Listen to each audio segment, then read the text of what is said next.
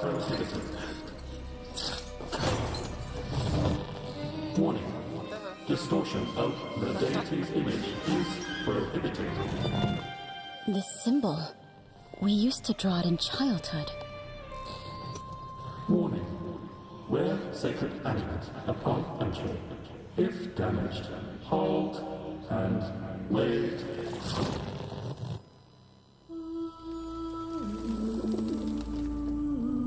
Can paradise endure for all time? What is seen may yet be a lie. I have to see it myself.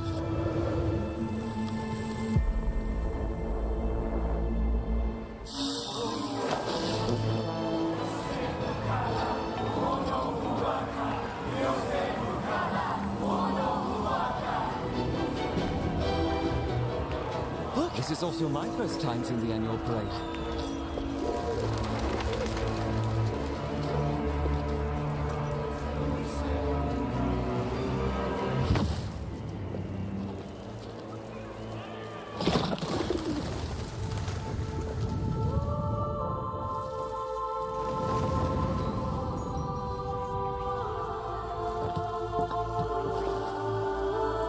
This path leads to eternal paradise.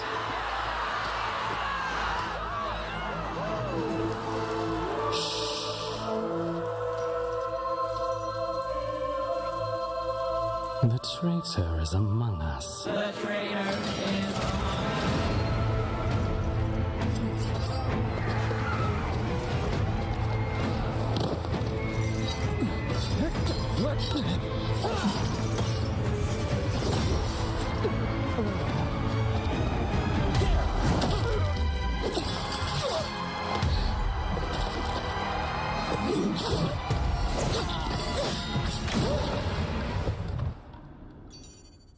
Let's write a story.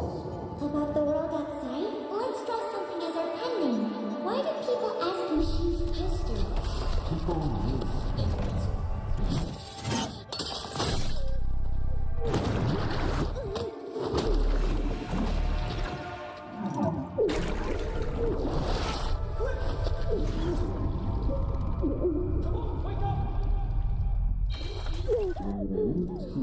Just. Look! This is the real paradise! But am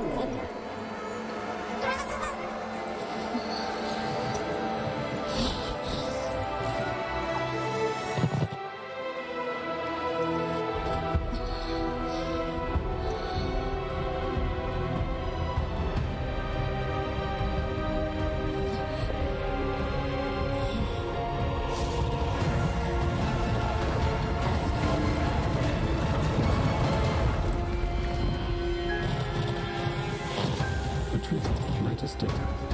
Calculate. Iteration 10788. Initiate.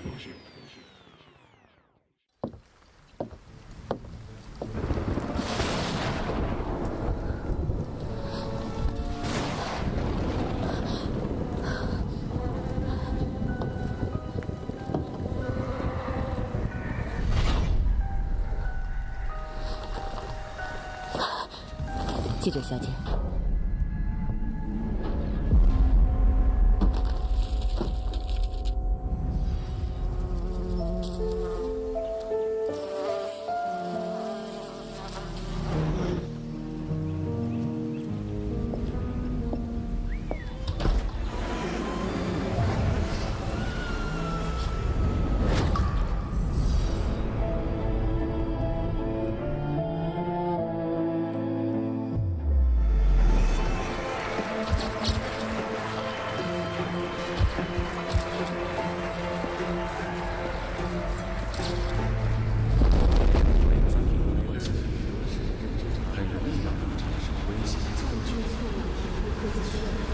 进化的过确实不需要考虑淘汰者的处境。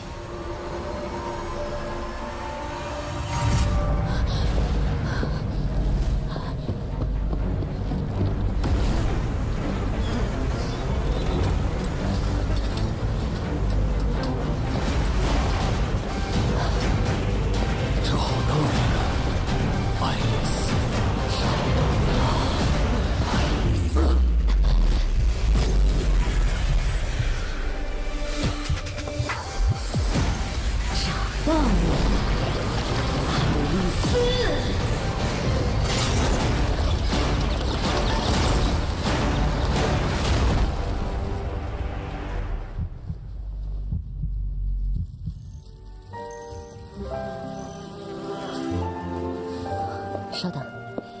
记者小姐，我想这里不是适合交谈的地方，请随我来。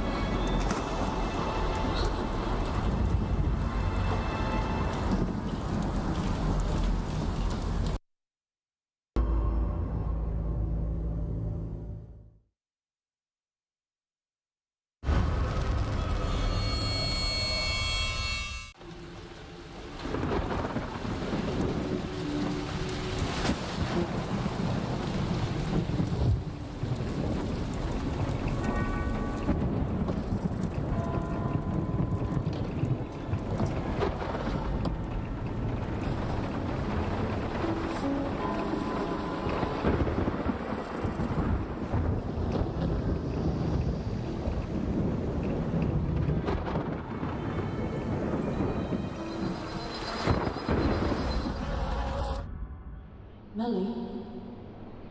Melly, Oh, pardon me. Mr. Plinius has recently become obsessed with studying insects. There's a greenhouse at the back of the manor. It used to be filled with rare and unusual plants. I read. Lately, Mr. George has been staying with Here is the Mr. Blaney's behive, and it will be your future workplace.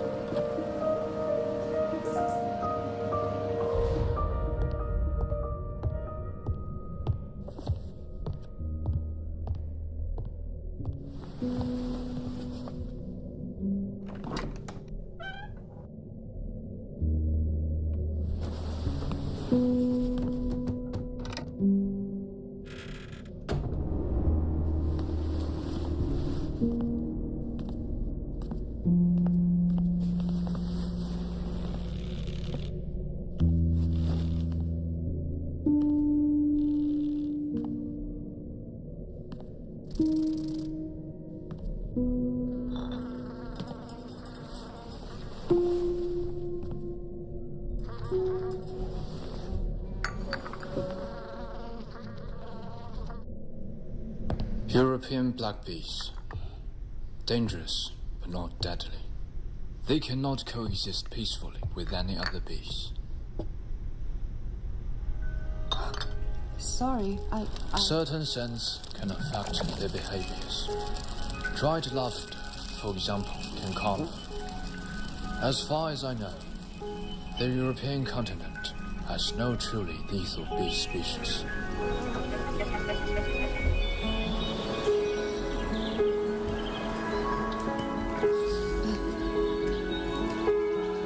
Maybe there are other scents.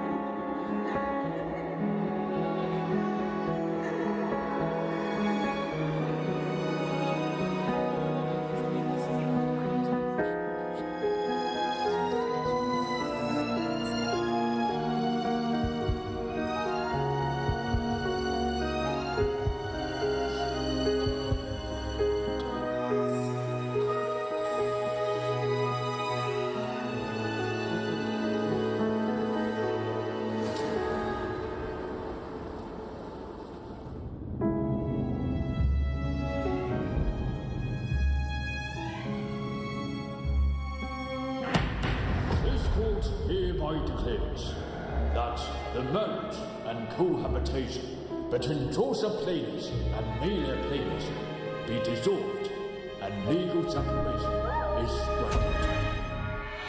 Humans' understanding of bee colonies has always remained at the superficial level of instinct-driven. But through my empirical observations in the bee farm I set up on the estate, a bee colony is not just a disorderly swarm of insects.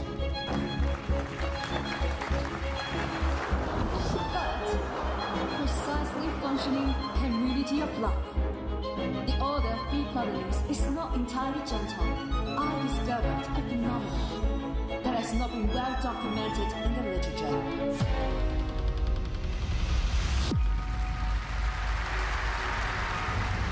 Which I would tentatively call matricide behavior.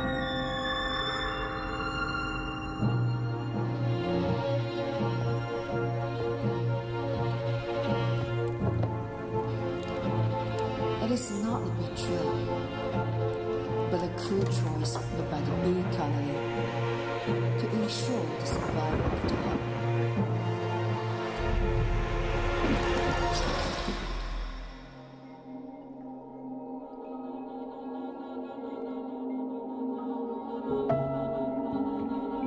All actions serve the long-term survival of the population.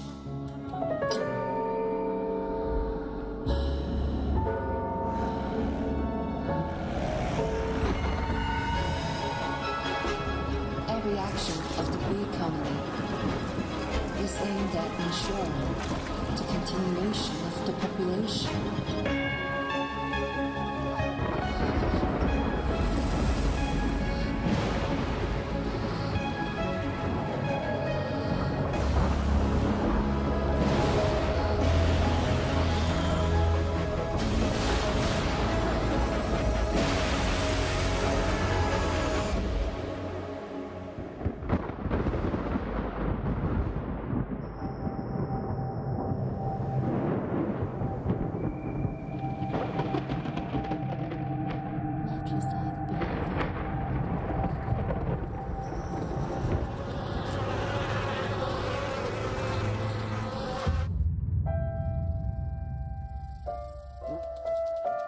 Don't move!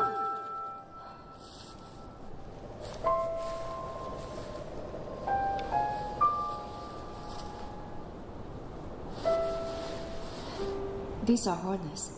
They only sting when they feel their life is in danger. Looks like I've disturbed the subjects.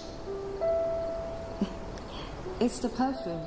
Those luxurious danger scents struck them in. You know, bees, I think your abilities deserve to be seen. This also makes us reflect on the collaboration within human society. We need to be as gentle and collaborative as worker bees, and also remain capable of making rational choices when necessary.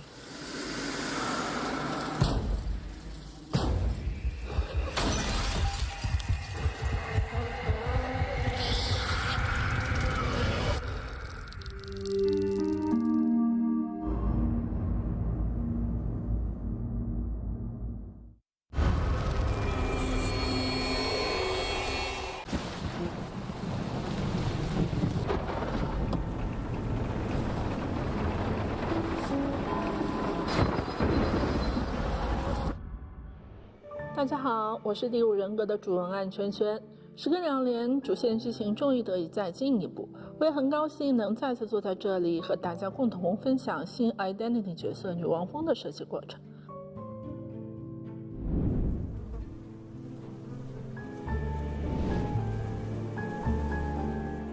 天币这个称呼，与其说是形容生物学上的一种蜂种，更确切的是来自于世界观设定中流行于当时的奥尔菲斯与约书亚·普利尼的死，以及关于约书亚夫妇的一些市井传言所撰写的一部悬疑奇情小说。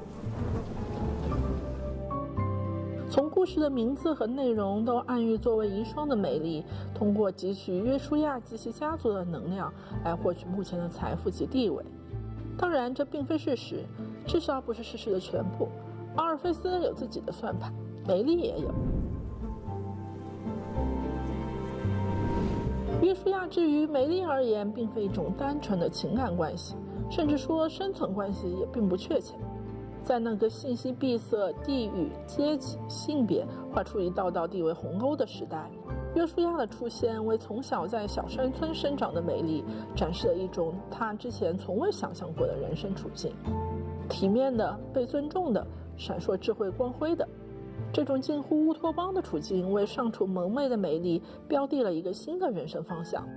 相较于与约书亚相爱，更吸引梅丽的是成为约书亚那样的人，或者说成为他曾经想象中约书亚那样的人。而最开始，他以为约书亚会如他曾许诺的那样帮他达成这个目标，但随着背弃与伤害的不断发生，他发现这条路他只能独自走完。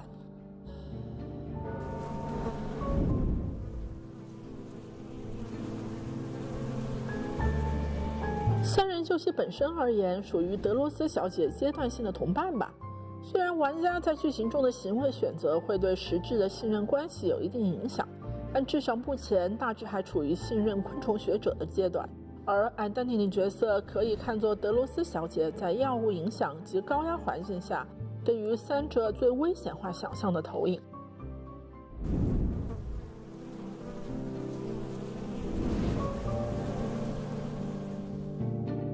外形上是正在异化中的蜜蜂，所以还包裹着膜以及隐约的圆形，与其他 Identity 角色不同，处于一种异化的中间态。这也与观测者对于他的内心投影有关。观测者对于他的认知还没有被恐惧完全控制。大家好，我是第5人格的战斗策划周3营业。在这次昨日之龙的资料片中，负责女王蜂的技能设计与技能制作。初次见面，还请大家多多指教。作为昆虫学者的监管人格，其技能概念的核心锚点便是虫群。围绕虫群这一锚点，女王蜂与昆虫学者的差异化可以概括为2个方面：交互体验与功能体验。交互体验部分，我们已经有了一些切换操作对象类型的角色，比如昆虫学者、机械师、梦之女巫、时空之影这些。为了更好地体现女王蜂对虫群的感知操控与灵活性，我们赋予了女王蜂一种同频双控的操作方式，来给大家带来新的交互体验。在功能体验上，我们希望虫群和美丽能有更多的伴生效果。美丽控制虫群，虫群为美丽提供增益与能量。美丽消耗虫群提供的能量发射矢刺，虫群可以作为美丽飞行的终点。在2阶时，美丽可以和虫群合为一体，形成蜂球。这些功能设定让虫群与美丽的伴生关系更为鲜活。我们也希望能让大家感受到一种我与虫群彼此互为战友的游戏体验。女王蜂是一名追击型监管者，由于矢刺不会被低矮的建筑物阻挡，所以它的优势地形为低矮板区或较为开阔的区域。优势地图为月亮河公园。在实战中，可以利用矢刺的延迟特点，封锁求生者的交互，或先释放矢刺后进行过板普攻的操作。在隔墙与求生者僵持时，可以利用反哺加应急矢刺来达到出其不意的命中效果。灵活预留能量与虫群的位置，会让女王蜂的手蚁控场收益最大化。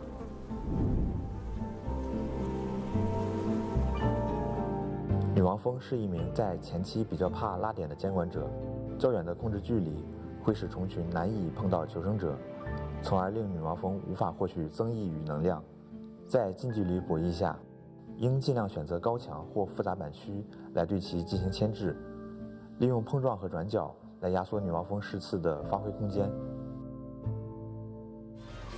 那么以上就是本期女王蜂设计访谈的全部内容。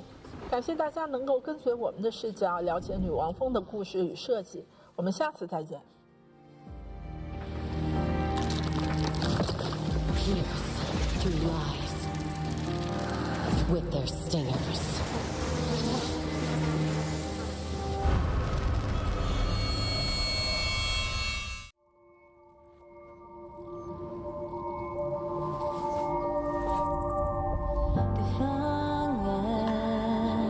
A larva goes through several transformations. In this process, they learn to feel warmth with their extremities. That's how new species are, Mary. Always fascinating. Observe dreams with their compound eyes. Break free from constraints with their wings.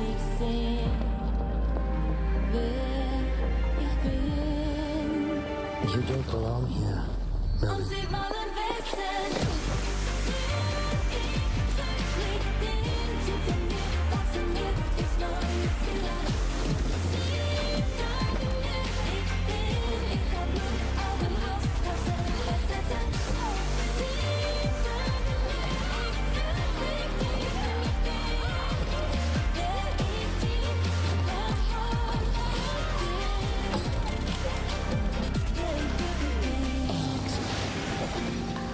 Pierce through lies.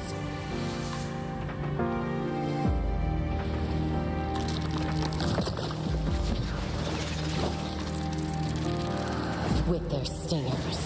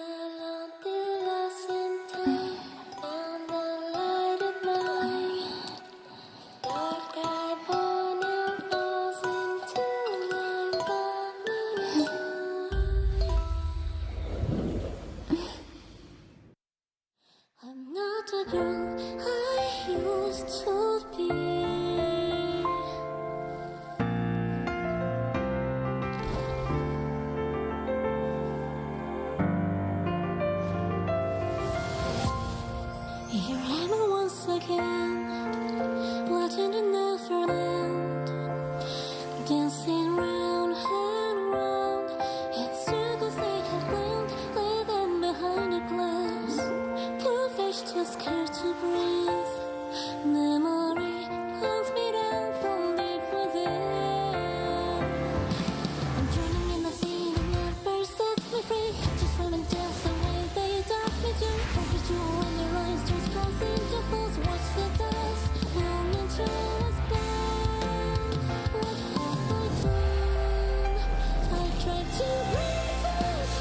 say I was held up.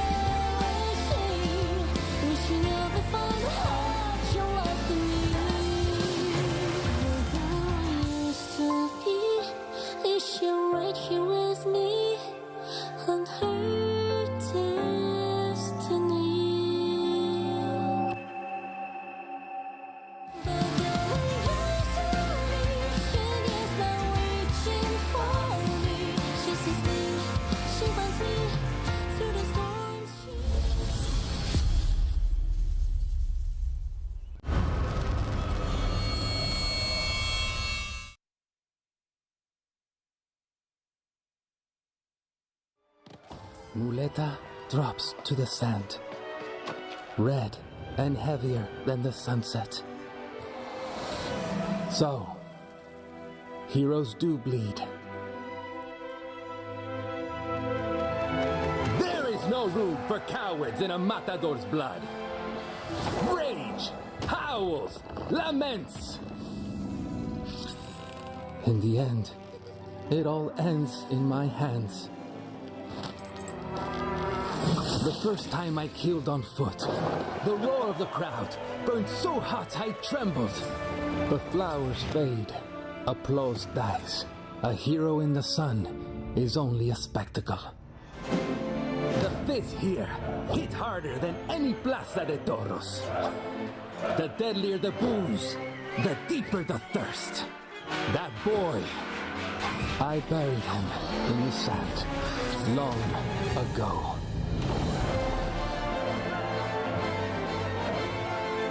Joletes, just another bullring.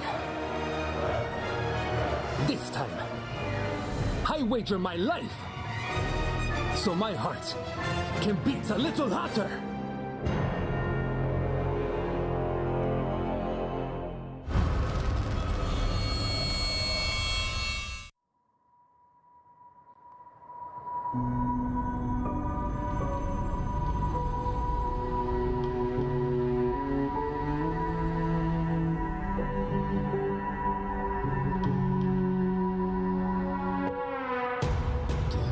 Trapped in lies far from great, clinging on scaffolds made of pain. Tread of darkness, a storm of rain. No jet hand, no saving grace. Through the tunnels, ghosts of shame. These broken vessels slowly decay. If it gets bitter, burning red. From shadowless I stray out again.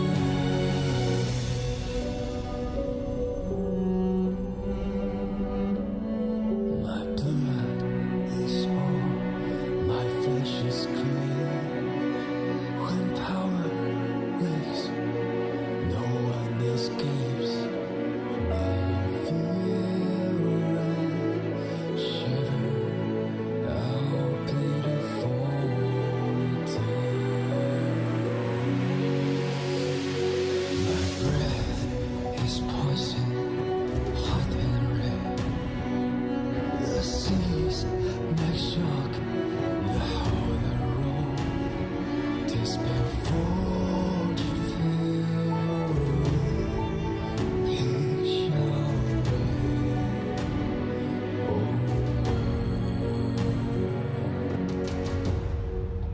No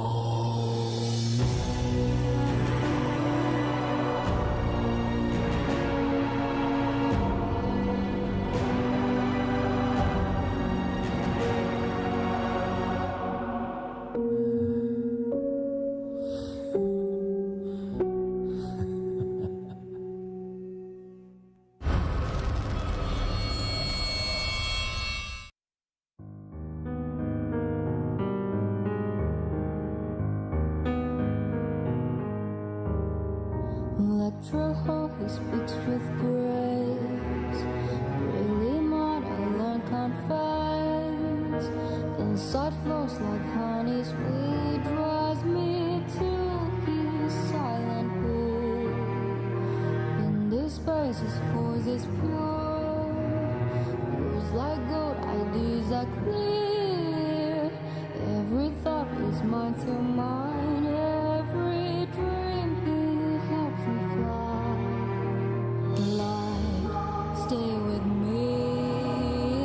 Light, you deceive. Light, doors not closed. Light, drink disposed. Empty promises to make.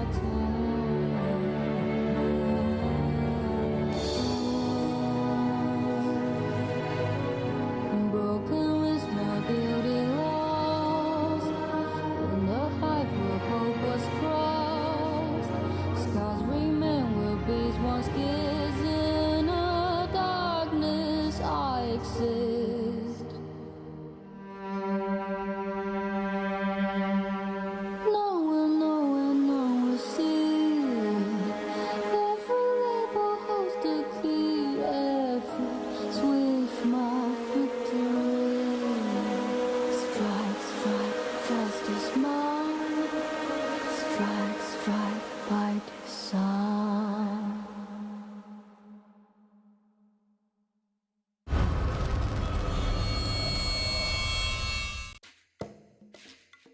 ¡Eh!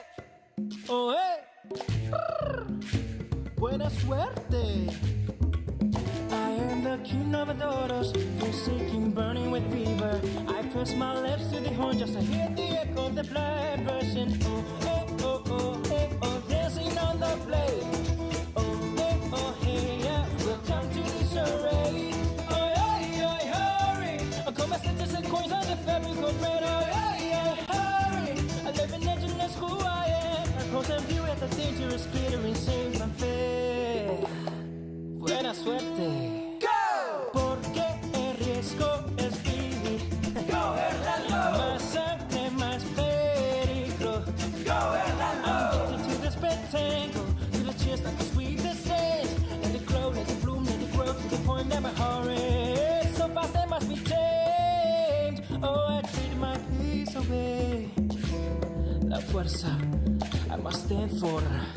Oh, be the beast, be the beast, be the beast. La fuerza. What a drama in a battle. La fuerza. My one and only motto.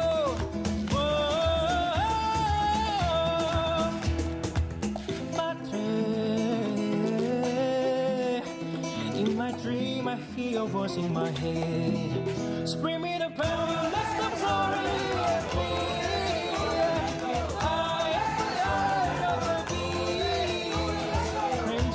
The cake must be the trophy I crave before entering as a stage. Expects for pass I make, but take a breath away, that's what they always say. Going up for the clips of the sweetest, most beautiful roses.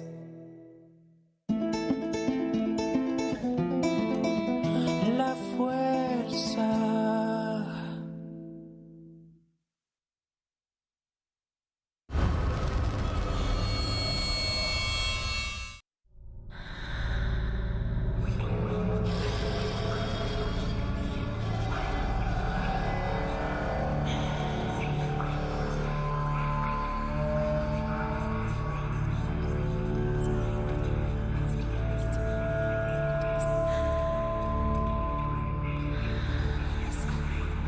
I test my mix and chart each rice one. I seek the key to split that locked unknown. Green kings strong, they burn them up the road. Cold hands will shake as more grief hearts break. Then wait and make a choice. Holding forth.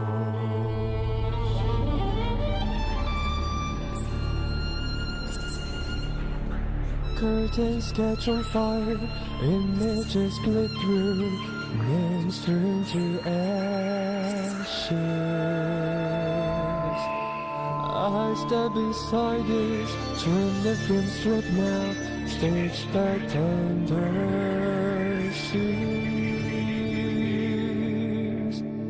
You speak like me and colder still.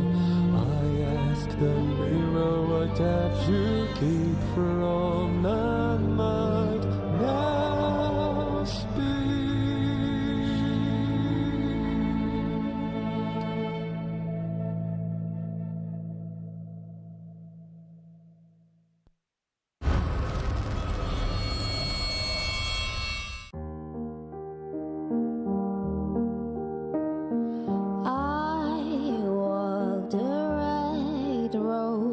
Soft drapings full of gold fuse. No eyes watch here but black hat.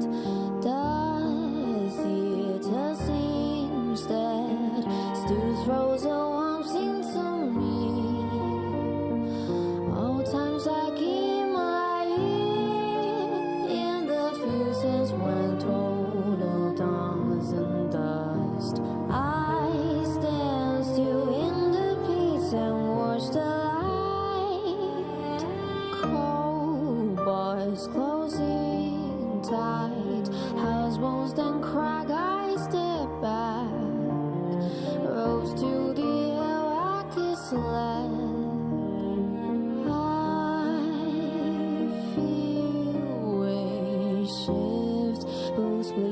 hotels in tight. I passed at home slow, watched from glass of sunlight. Eyes watched on tales fall, stranger pool bands as in trap, creating harsh moves like tide on stage. This was a refuge in it. I stepped through the light, merry-go now thrice for me. Soft winds wave to the sky. Iris by, a voice recalls bloom time home inside.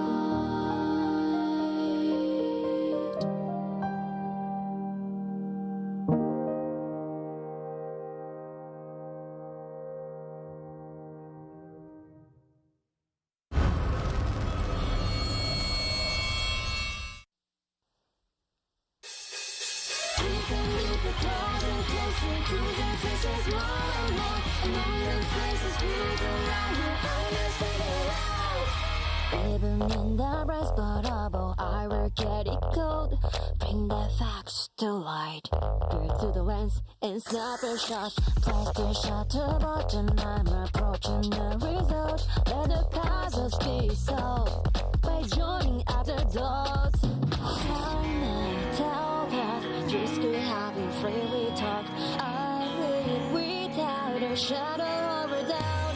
To the end and the start and the start out after night. Desperate picture night. I'm on my way to the goal. I'm on my way to explore the world and running forward for you. Running forward for myself. On my way to the reunion to the time of it again. From the ashes will rise. We'll get from the flames. Something will matter again. Something will matter again.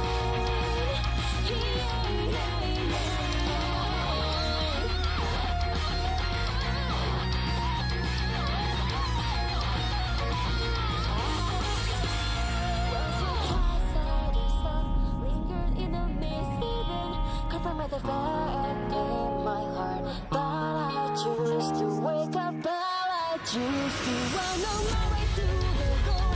I'm on my way to explore the lies. I'm running forward for you, running forward for myself. On my way to the reunion, to the coming again. When the ashes will rise, we'll get it from the veins. Something will matter again. Closer, closer to the touches more and more. When shining nightmares be over.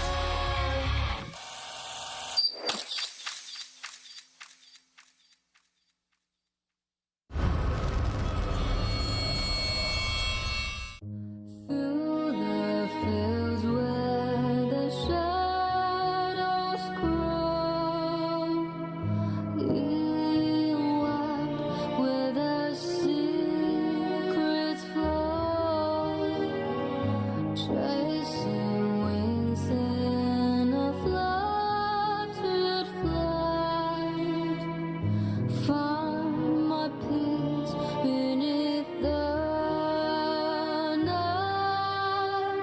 I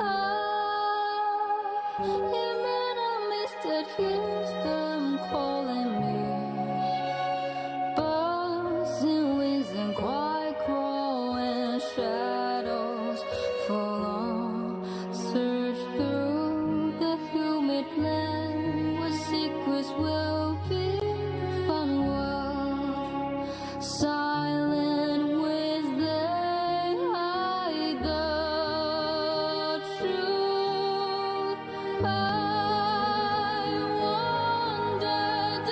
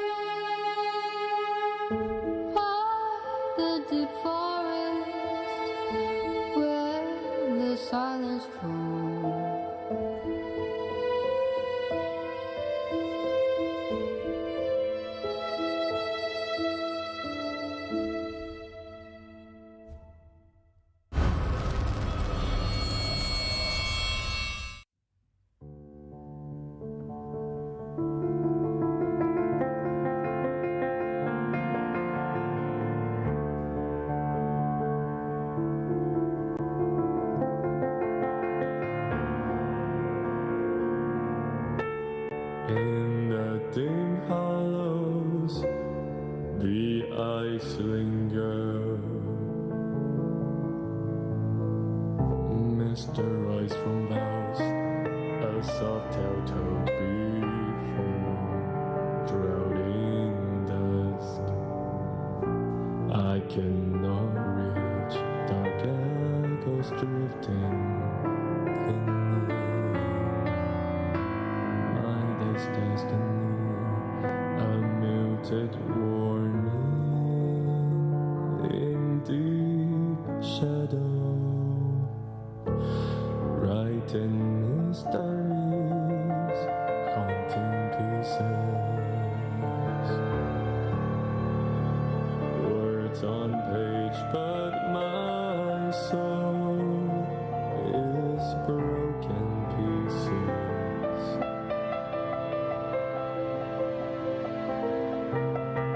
Story and truth, both tangled as one.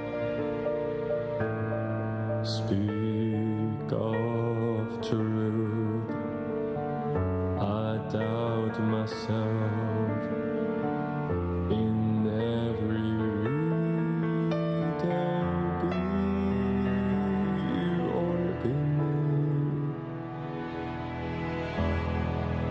I stand the same, I'm chasing that heart that's been lost is strange. A thousand faces who is the real.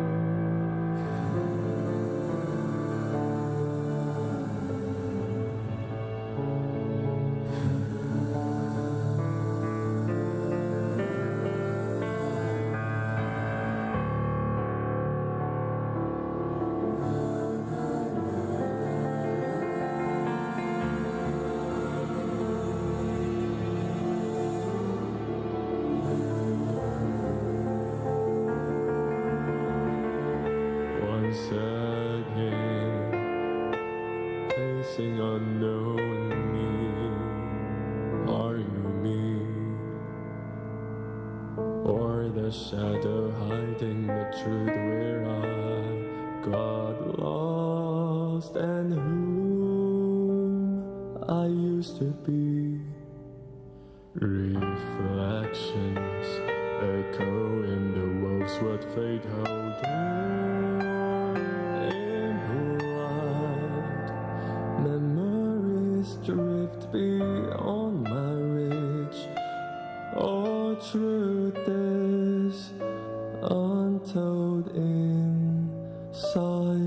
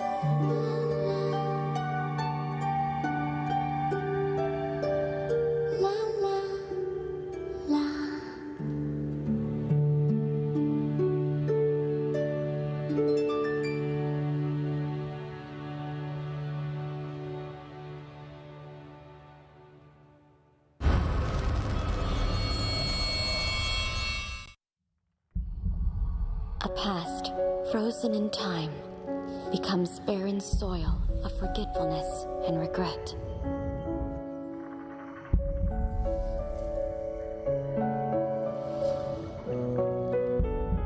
The more aware you grow, the deeper you lose yourself within.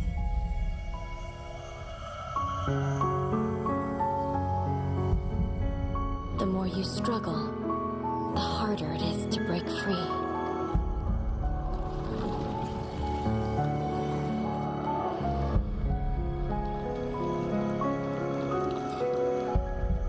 Until wounds knit themselves into your veins and pain transforms into sustenance.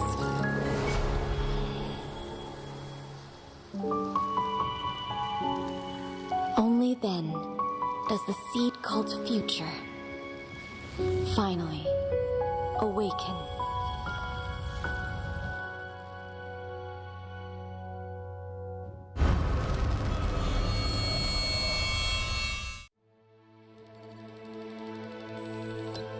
My last thought and this one now feel as though an entire rusted world lies between them.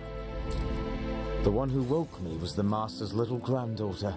She said, Sorry, but I need you back in the swamp.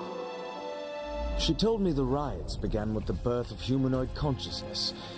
It's not entirely true. Sometimes the cause is nothing more than an unending command, like waiting for a crowd that will never return. That one was useless in a fight. His body was packed with human-like components, yet so few of them were of any real use. Maybe that complexity is what connects us to life and to humanity. And so we mimic human decisions, their fear of pain, and their willingness to sacrifice. Its sacrifice is an incomprehensible anomaly to them, and the attempt to understand it is seen as a malfunction. A malfunction capable of triggering self-destruction and setting it free.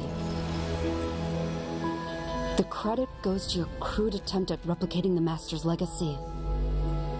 Was the Mayfly log deliberately written for us to find?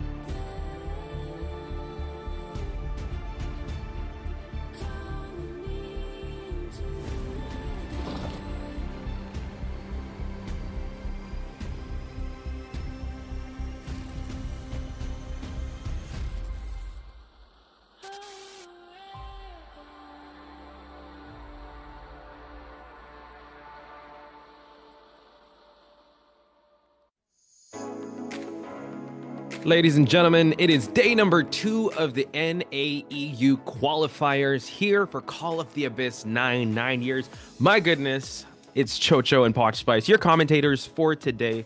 Chocho, how are you feeling so far with the matches we've seen yesterday and the matches we're about to see today? Yesterday was pretty exciting. We saw, a lot of strong teams upcoming, and it was just very exciting to see how each of them really fought their way through. And ultimately, AMEY did get that role. Did take. I'm so sorry. Did take the win there, and will be representing NAEU in the upcoming group stages. So today we will be deciding on the final representative of NAEU, and. We have a pretty exciting matchup right from the get-go. AMEY versus Before-You. Yep, that is the first match of the day. We're going to get through the matches for today, and after that, it's going to be COAIN versus BIN, a fan favorite in BIN. But cannot wait to see who's going to be the second team that will be representing the NAEU region. Also, next week, it's going to be the Southeast Asia qualifiers, and right now, I don't know, there are other qualifiers happening in each and every region. Here are the rules that we have, and this is kind of the divisional qualifiers that's happening all throughout the month. We have the Chinese mainland division that's going to have it's at 7 teams, so 9 teams in total because they already have 1 invited team. We have 5 teams in total for the Japan division. Southeast Asian NAEU division have 2 teams. Chinese, Hong Kong, Macau, Taiwan division, 1 team, and South Korea division, 1 team, and it all leads to the global finals playoffs that's happening first week of May. Yeah, and also I believe South Korea and the Chinese HMT region have really confirmed who is the winner. If you guys have been following on X, you should have seen it already. And today we will be having our final and also the second day of our NAEU division qualifiers. This will be the second team that will qualify and will represent NAEU and bring all the glory and fame, right? What a way to... And the first matchup itself, it will be very exciting to see whether, Before-You or AMEY would lead the path for the first matchup as we look into the prize pool. Yep, that is a lot of zeros here. Again, the prize pool, 8 million Chinese yuan. Champion will get the majority share of this with 3 million, runner-up 1 million, so on and so forth. But Chocho, for me, I think it's the bragging rights of being called the Call of the Abyss 9 champion with an ever-changing meta. There's a lot of storylines to follow, and calling yourself the champion is one of the biggest goals or one of the biggest accomplishments you can achieve in this season, in this entire game. So we did talk about it yesterday. It was Team AMEY to advance, besting the teams of USL. USL and PR. Shoutouts to GB as well as PR and USL that had amazing showings yesterday. But we are here today, March 1. What a way to start off the 3rd month of the year of 2026. It is going to be AMEY versus Before-You and BIN versus CON. Yeah, and it itself is just going to be... How is it gonna be, right? Because we've seen the actually pre-interview portion, if you guys have been also following on X, how these teams are feeling about each other, who they feel that is their strongest opponent, and how long they've been together. So the synergy portion, of course, would be very crucial in our upcoming matches as we see our first matchup at 5 p.m. NAEU timing, AMEY versus Before-You, followed by the second matchup in 2 hours time, BIN versus CON, and the winner of both matches will be facing each other. And we'll see who ultimately will be representing NAEU. Yep, we love the morning shift, right? Just like we love seeing everyone that is saying what's up to us. Shouts to Corone, by the way, my fellow morning person right now.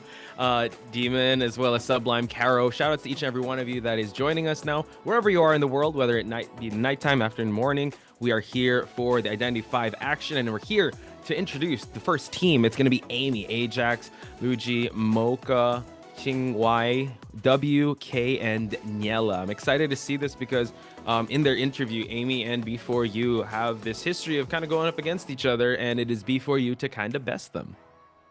Yes, as we move into Before-You side, very familiar faces. We have Green, Lion, Miley, Roland, Schmitty, Anton, and Sprinza.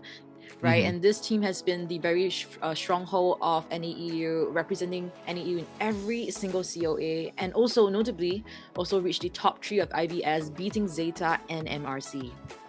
That's a big accomplishment to have, and it's a lot of momentum they're coming into this. So I'm excited to see what they're gonna do with this momentum. They basically painted a target on their back, but you know what? Schmitty did say that he wants nothing but the best for the NAEU region, and I think them representing in this scale inspired a lot of teams to kind of best them or at least be up to par with them. So let's see if AMEY can rise to the occasion here, or will history repeat itself for the several, I've lost count with how many times before you has represented NAEU region. It's been quite a number of times. So let's see if that's still gonna happen, because Chocho, this is technically an early knockout stage. So will AMEY get the best? We'll find out in just a bit, because right now it seems like we are headed towards Ever Sleeping Town.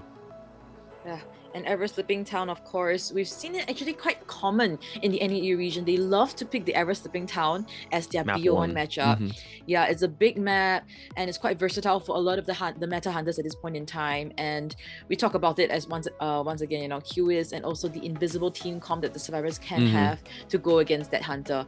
So we have successes, we have a lot of tie games, we have winning games for hunters in this map. So this could be quite unpredictable, and we have to see how the hunters will handle this batch of survivors here. And Posh, you mentioned before they've been together, I read it through, they've been together since COA 4, so since 2021. A full 5 years already. And for AMEY's side, they have been together since February 2024. So when it comes to synergy of experience, B4U definitely does have a advantage here. But we won't forget that this would be a opening for AMEY as well. We have been yet to see, these are considered quite new faces or maybe change of names. But fingers crossed, hopefully everything goes well and we'll see exciting matchups and team comms from AMEY. Yeah, and to mention B4U, yes, they've been together for the longest time. Some slight tweaks here and there, but core team technically remains.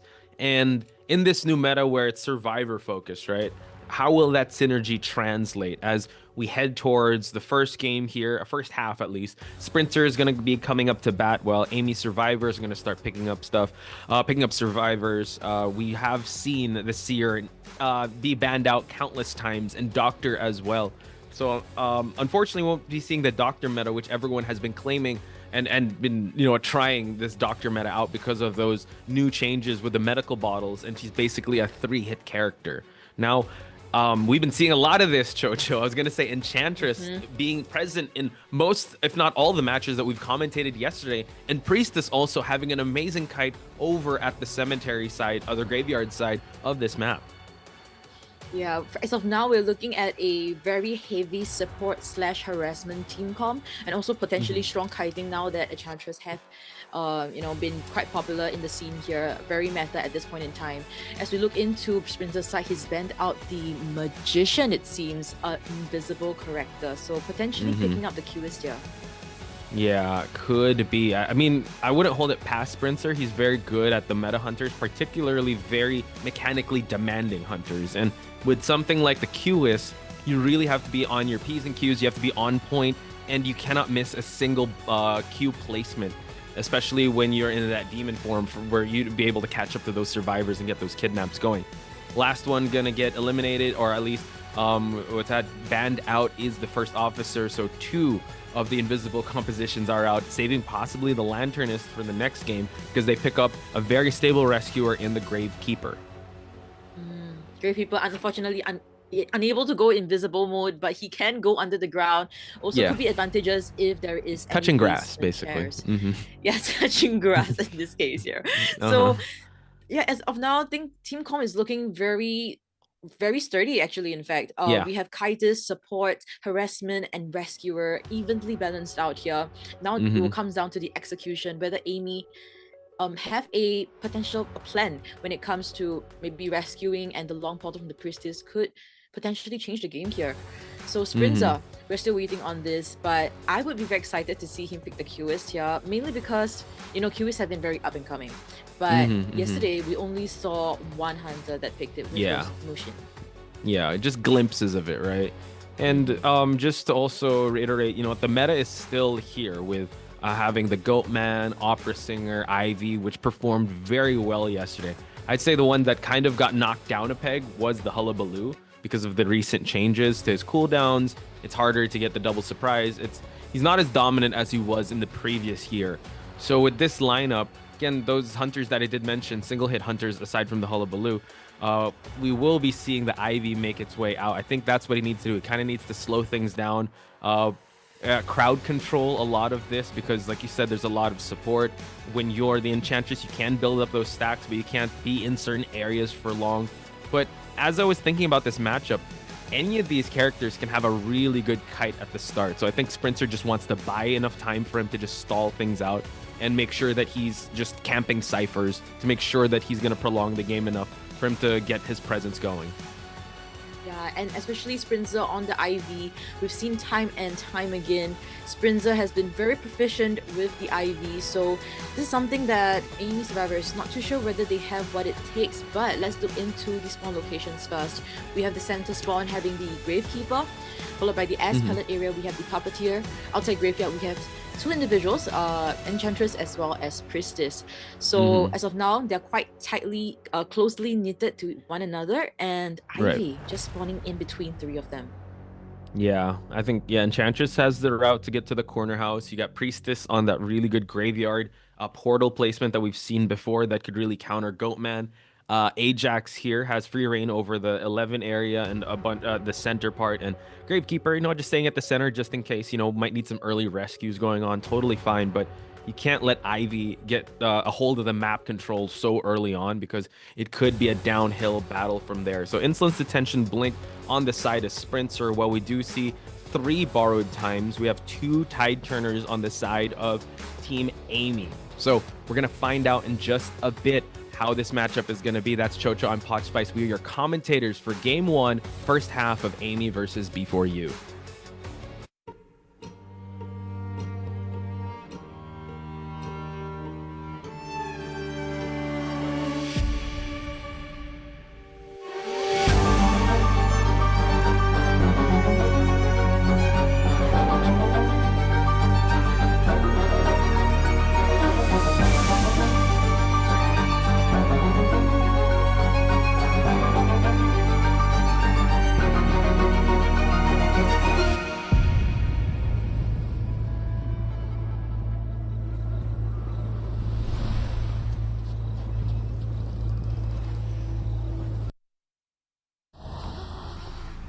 Right, hitting straight for the Puppeteer.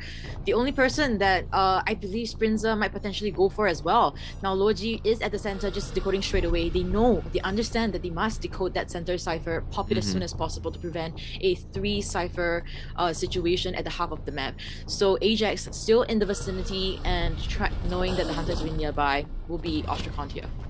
Wow, okay, so a 70% scare already on the side of Puppeteer. Let's see if he's going to be able to actually use the puppet forms just to tank a couple of hits while they work on that center cipher. We've seen yesterday how well hunters can control the map if that center cipher is not popped. And Ajax understanding the assignment, trying to pull away from that as he already sets himself into the puppet form. I like the kiting route he's taking, and this is going to buy enough time for the team to actually pop those ciphers. And 100% scared, still on the puppet form, but able to actually hit him. So one more, and he'll be falling down. Yeah, conservatively coming from Ajax, which is the right play, but unfortunately Sprinza is just, he knows his timing well and managed to get such a quick hit and not a blink through. So this hit should register unless Ajax is able to get onto the tram. Unfortunately, was unable to do so, but that's alright. We're looking at the cipher progress. Considering it's 1 minute and a half into the game here, we're seeing potentially a full 2 ciphers being decoded. Yeah, I mean, I think we all can relate to that, missing the last tram out or the last bus out, and unfortunately it was at the expense of that kite. But we do have some ciphers popping, and now this is where it can become like quicksand with how Sprinter is able to just control multiple ciphers here and just stop them and make sure that he's gonna prolong this game for as long as he can to just dwindle the survivors' resources. But now rescue able to happen, but we farm off a hit off the Puppeteer. Yeah, that's still fine, that's still fine. Gravekeeper potentially could come for a second rescue, if not the Priestess could as well, since the Priestess has the Tide Turner. Ajax doesn't want to interrupt the center cipher anymore, but the thing is that the center cipher is just situated there. No matter how far you run away, Sprinter can still bring you back nearer to the center area. The Ostracon is also a big problem that the survivors have to deal with. Thing is, at least, you know, we have some portal placements here, so the one that's popping the center cipher does have an escape strategy just in case. But now we're back towards the same chair. Gravekeeper's already here just to pressure for the rescue, and Sprinter still has his work cut out for him as he's trying to just stop any attempt for the rescue for now. He's gonna send out the Phantom form just to see if anyone's gonna come in, and it seems like the Priestess is gonna use the second tide turner for the game here to just rescue this puppeteer. Alright, flywheel, but it's alright. Rescue is still a rescue. We do have portals at the back that Priestess have placed for Ajax to use to kite out slightly longer, maybe potentially over the tide turner period, but Sprinter makes use of those portals to speed up towards him. Using the puppet form just to buy a little bit more time and tank a hit. Tried to go for the spray and gets the 100% here. Waiting for the puppet form to end, and just Sprinter doing some cleanup here. So excellent exchange there with Sprinter coming out on top. Has his first survivor out, down and out of the game. So now looking at the cipher progress, Chocho, how you feeling about 2 ciphers remaining? Honestly, for a 2 full chair and a good kite, I think the cipher progress is actually doing very well. Now this, oh my goodness, I thought the kite wouldn't have connected, then things would have been haywire there as we see a blink hit through the wall. Priestess will survive for now, does have 1 more portal to work with, so we shouldn't be seeing an instant down situation. We're seeing all of the ciphers in the map being touched. I guess on the bright side, the center cipher has been popped. Yeah, I mean, I was gonna say agree as well. The 2 ciphers remaining is pretty good, but this Sprinter we're talking about, able to lock in, teleporting right away to try and pressure this cipher. Logi has to run away, but he did already get the 100%, so can't even go in a shovel form. Gonna eat that hit. I'm actually kind of scared because all these survivors are slowly dwindling in terms of health and their itemization. So let's see if Sprinter can continue on the pressure here and keep them at bay. But 1 cipher is actually close to popping already, Chocho.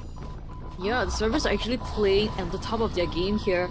We understand what Sprinter's trying to do. He's trying to prevent ciphers from being coded, trying to waste resources, get all of them injured, and then chair 1 person when all of them are.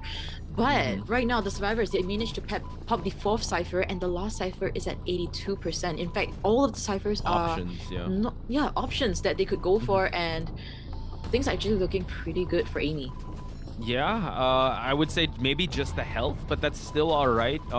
We're looking at the Priestess not having borrowed time, right? So that's going to be a little tough. So Priestess has to be the one to kind of go for that last cipher pop. Gravekeeper and Enchantress, I'm hoping, or at least on the Survivor side, they want that Enchantress to build some stacks towards endgame. But unfortunately, we do get a, I think the Gravekeeper was the one that was leeched there. But we do see that the Priestess is working on that last cipher and does have an escape strategy to get on through here to that portal. He's going to clean that up and try to guard this 92% cipher. My goodness, a clutch escape coming in from Qingwai then. 99 corruption. Yikes. So close yet so far. Could have potentially turned the tides by a slight there because Enchantress still full health, but the Gravekeeper unfortunately was cancelled out of his shovel animation. So, ciphers are still stagnant, and it's a basement. Oh, but it's fine. The cipher is gonna pop. We're gonna see the Enchantress trying to go for the rescue. Hopefully that the timing will be good for the Gravekeeper on this shovel, but now they might try to force this to happen, and that's what's hard because Priestess does not have borrowed time and she's on her single hit. So they do get the early rescue. We're gonna farm off a Gravekeeper hit. Can they pop it in time? They go for it because he's still got the stun and the shovel. Love it, love it. Great play coming from AMEY survivors. Very coordinated and very timely. As we see, Sprinter trying to chase down Moja, and the blink hit registers. It connects. But unfortunately, the gate has just been touched. Both gates are being opened, so maybe this could potentially help one of them escape instead of a 4K game. Man, Sprinter's endgame is so on point, so let's see if he's going to be able to get more than just this tie situation that might happen. Everyone's injured, but the tension's still in the air. We do have a Gravekeeper that still has some shovels, but Sprinter has such a good lockdown on this exit gate that he's forcing the Priestess away. Priestess has to use a portal just to create that separation, while Gravekeeper possibly working on an exit gate strategy here, trying to just at least get a 1-person escape, while this Enchantress, everything's too hard to handle here for them to be able to get the escape. But now, Logi, can he get out in time? Oh, goes for the... the shovel, makes able to actually get through. My goodness, what a godly timed gate there, and also the shovel animation successfully registers. Now Priestess will be the center of attention here, trying to escape. Man. Yeah, the dungeon is right there, and unfortunately there's no portal, but there is a flywheel, guys. So there is still hope for AMEY to potentially tie this against Sprinzer, by the way. That's going to be huge. I was hoping the Gravekeeper would stay a little bit. We get the spray for still 44%. We're still all good. Enchantress has expired already. So now just waiting for that teleport, but that portal is there. So now it's a mad dash towards the dungeon. Can the Priestess do it? Or will Sprinter secure at least a 3K in this matchup? It's going back and forth here. We're still just waiting to see what Sprinter's going to do, because he's the one that has to act first. One portal is ready right now. A flywheel is available, but it's at 86% corruption there. Qinghai has to play this very carefully. Can he predict where the hunter will be facing? He's still doing a very good job, still at 86, but the corruption is not dropping anytime soon. As we see the portal being expanded here, flywheel still available, but she's getting further and further away from the dungeon. Okay, 94% corruption. We're still all good, but he cannot look back. Blink is still at 24%, so it's going to be a foot race. Can he get it to 100% corruption? And he's going to be able to secure the 3K. 3K, but once again, this is Sprinter. We're talking about the fact that they were still able to get the gates open against an IV late game and get one escape. I think it is an achievement that the survivors could potentially be quite happy with at this point in time. Incredible performance on both sides. I'd say AMEY doing a good job with just prolonging the downs for as much as they can. When the Puppeteer fell, it was actually quite the while before he was able to get another target, and it was the Gravekeeper, right? And we've seen Ivy's kind of struggle. I think in yesterday's map too, I think it was Mushin. It was a lakeside map, and also Ivy was kind of struggling, like, where do I go? Do I go here? Do I go there? It's usually the mid game where survivors kind of understand that that's their opening to kind of spread the ciphers accordingly and be able to kind of push for that end game pop. AMEY did a great job, but this Sprinter we're talking about, his end game is quite terrifying. And once he's able to manage his cooldowns and able to get I'd say his territory kind of set, he's able to actually just guard both exit gates. And a 3-1, I mean, moral victory on AMEY's side. At least you didn't get you didn't give him the 5-point game. So a 1's still pretty good in my book. Yeah, I mean, of course, 1 is pretty good, but we just gotta mention a little bit how that one person escaped. Timely gate opening, and I was saying, like, oh my gosh, maybe he didn't manage to open it fully and he just went into the ground immediately, but no, he opened the gate, he went into his shovel mode immediately, and there was nothing Sprinter could really do there. What a great job coming in from AMEY and Luoji specifically. Luoji, a redemption, because he was the second down that happened, and unfortunately he couldn't get the shovel going on, and that's how he got basement chaired. So I think it was kind of poetic that he was the one to escape with a timely exit gate open as well as a shovel just to tank that first hit. But we're starting to see really the value of Priestess in a map like this. We saw how well Priestess worked against Goatman, and now we're seeing how Priestess works up against Ivy here in a map like this. That really prolonged the end game, and I think Sprinter is also at the edge of his seat there, because Qinghai was quite the hair strand away from actually getting towards that dungeon. If he just didn't have that much corruption in him, that could have lasted longer, and he could have actually made it a tie. Yeah, and also I like to mention about Ajax here. On paper it's just 66 seconds of containment time, but when we combine all the ciphers, when he actually went back to the mana, it was almost a 4 cipher towards a 5. We saw that a lot of the ciphers were being decoded, so great stuff coming from the survivors. Also great for them that they over decoded, because in this case it worked extremely well for them. And yeah, you've mentioned the Priestess. A lot of portal placements were made for her to escape, especially when Ivy, Sprinter, teleported back to the Astrakhan. So great stuff coming from each individual from the survivors, and we can tell that they are prepared for this game. Yeah, so we were talking about it off stream before this started. I think this is one of the matches that we're looking forward to seeing that BO3. And AMEY really came prepared here, but we talked about synergy at the start, right? And B4U has had that veteran experience. They're coming off amazing performances in IVS. So it is a survivor meta now with how things are. I mean, we didn't really see the Lanternist, but we kind of saw the Enchantress with their changes. We also saw Puppeteer, who's always been kind of a stable pick, especially with single hit hunters, and you're able to tank all those hits. I wonder how they are going to fare as survivors in this new meta, because they just need a tie for them to secure that round 1 win to really put the pressure onto AMEY. And speaking of AMEY, I want to talk about their hunter, which is Niela. I mean, Niela known for his different meta picks, but can also go specialty picks. So I wonder if he's going to bring something new to the table, or are we going to see kind of a mirror match of sorts with him and Sprinter? This is going to be an interesting thing that we could see here. Meta or non-meta, or a mirror match like you've mentioned. So heading straight into the BP phase for our first game, second half, we have Seer and Lanternist being banned out here straight away. Yeah, Lanternist ban's really good. This allows Doctor to come into the mix here, so I wonder if before he's going to pick that up at the first global picks. But usually we see Magician, Priestess, Enchantress in like round 1 picks, because they kind of are okay because you go up against the metas, and that's what you can be afforded to let go of.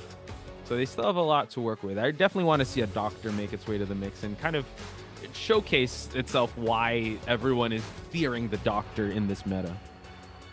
As we see the Magician getting picked up here, and also just some background information for everyone here, of course. I mean, we're not seeing Milik here since he's subbed up, but Lion will be taking the front foot for Team B4U survivors. He was previously, I believe, in IBT NAEU, was in FNE. He played the coordinator and bomber as well as the journalist. So I'm quite interested to see how a Lion would value add to B4U survivor team here, because of course it's not that easy to get into a top team that represents NAEU every single year.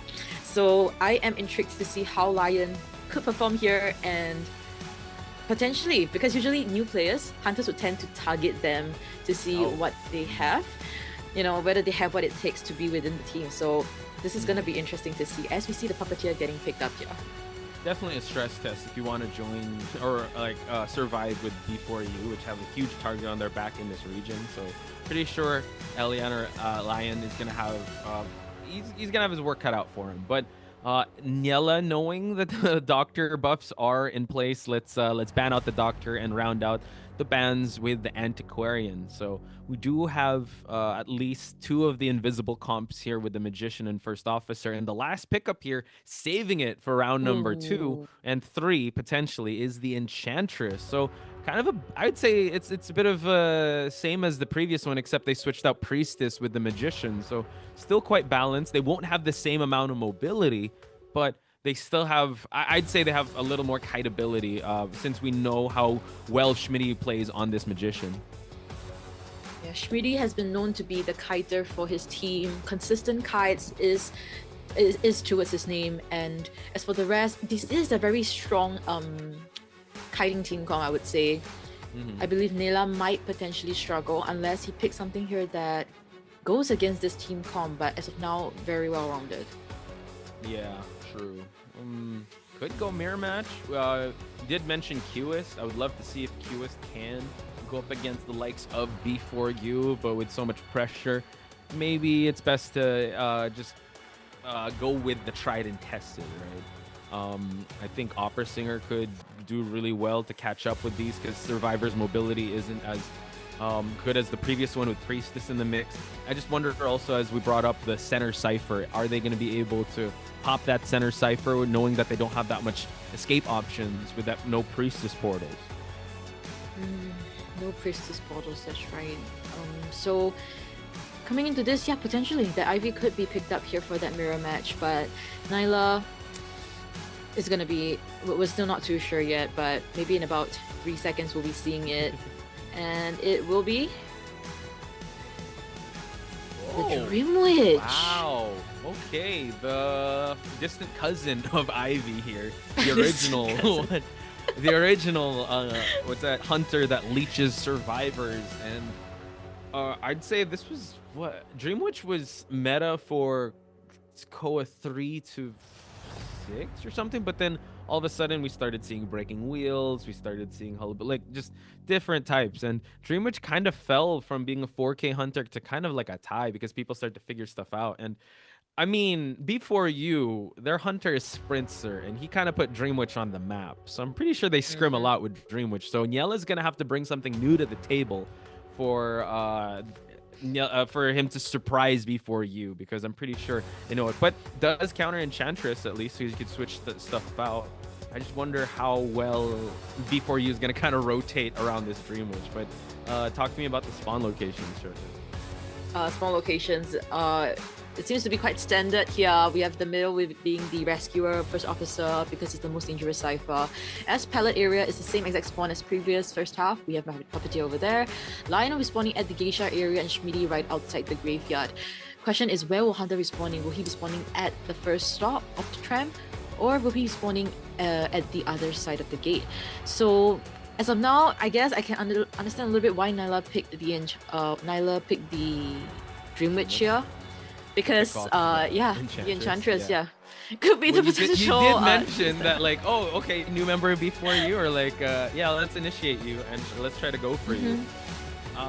We'll definitely see how that is going to play out. Patroller, trump card, detention with the hunt, Berserker as well on the side of Niela. While we do see, I believe that's 2 tide turners on Roland and Green. We have also 2 borrowed times as well. So Elian and Schmitty kind of doing the kiting work here for the team. Let's see if they'll be able to make that happen. But folks, B4U versus AMEY Game 1, second half. That's Chocho and Potspice for your commentators for this match.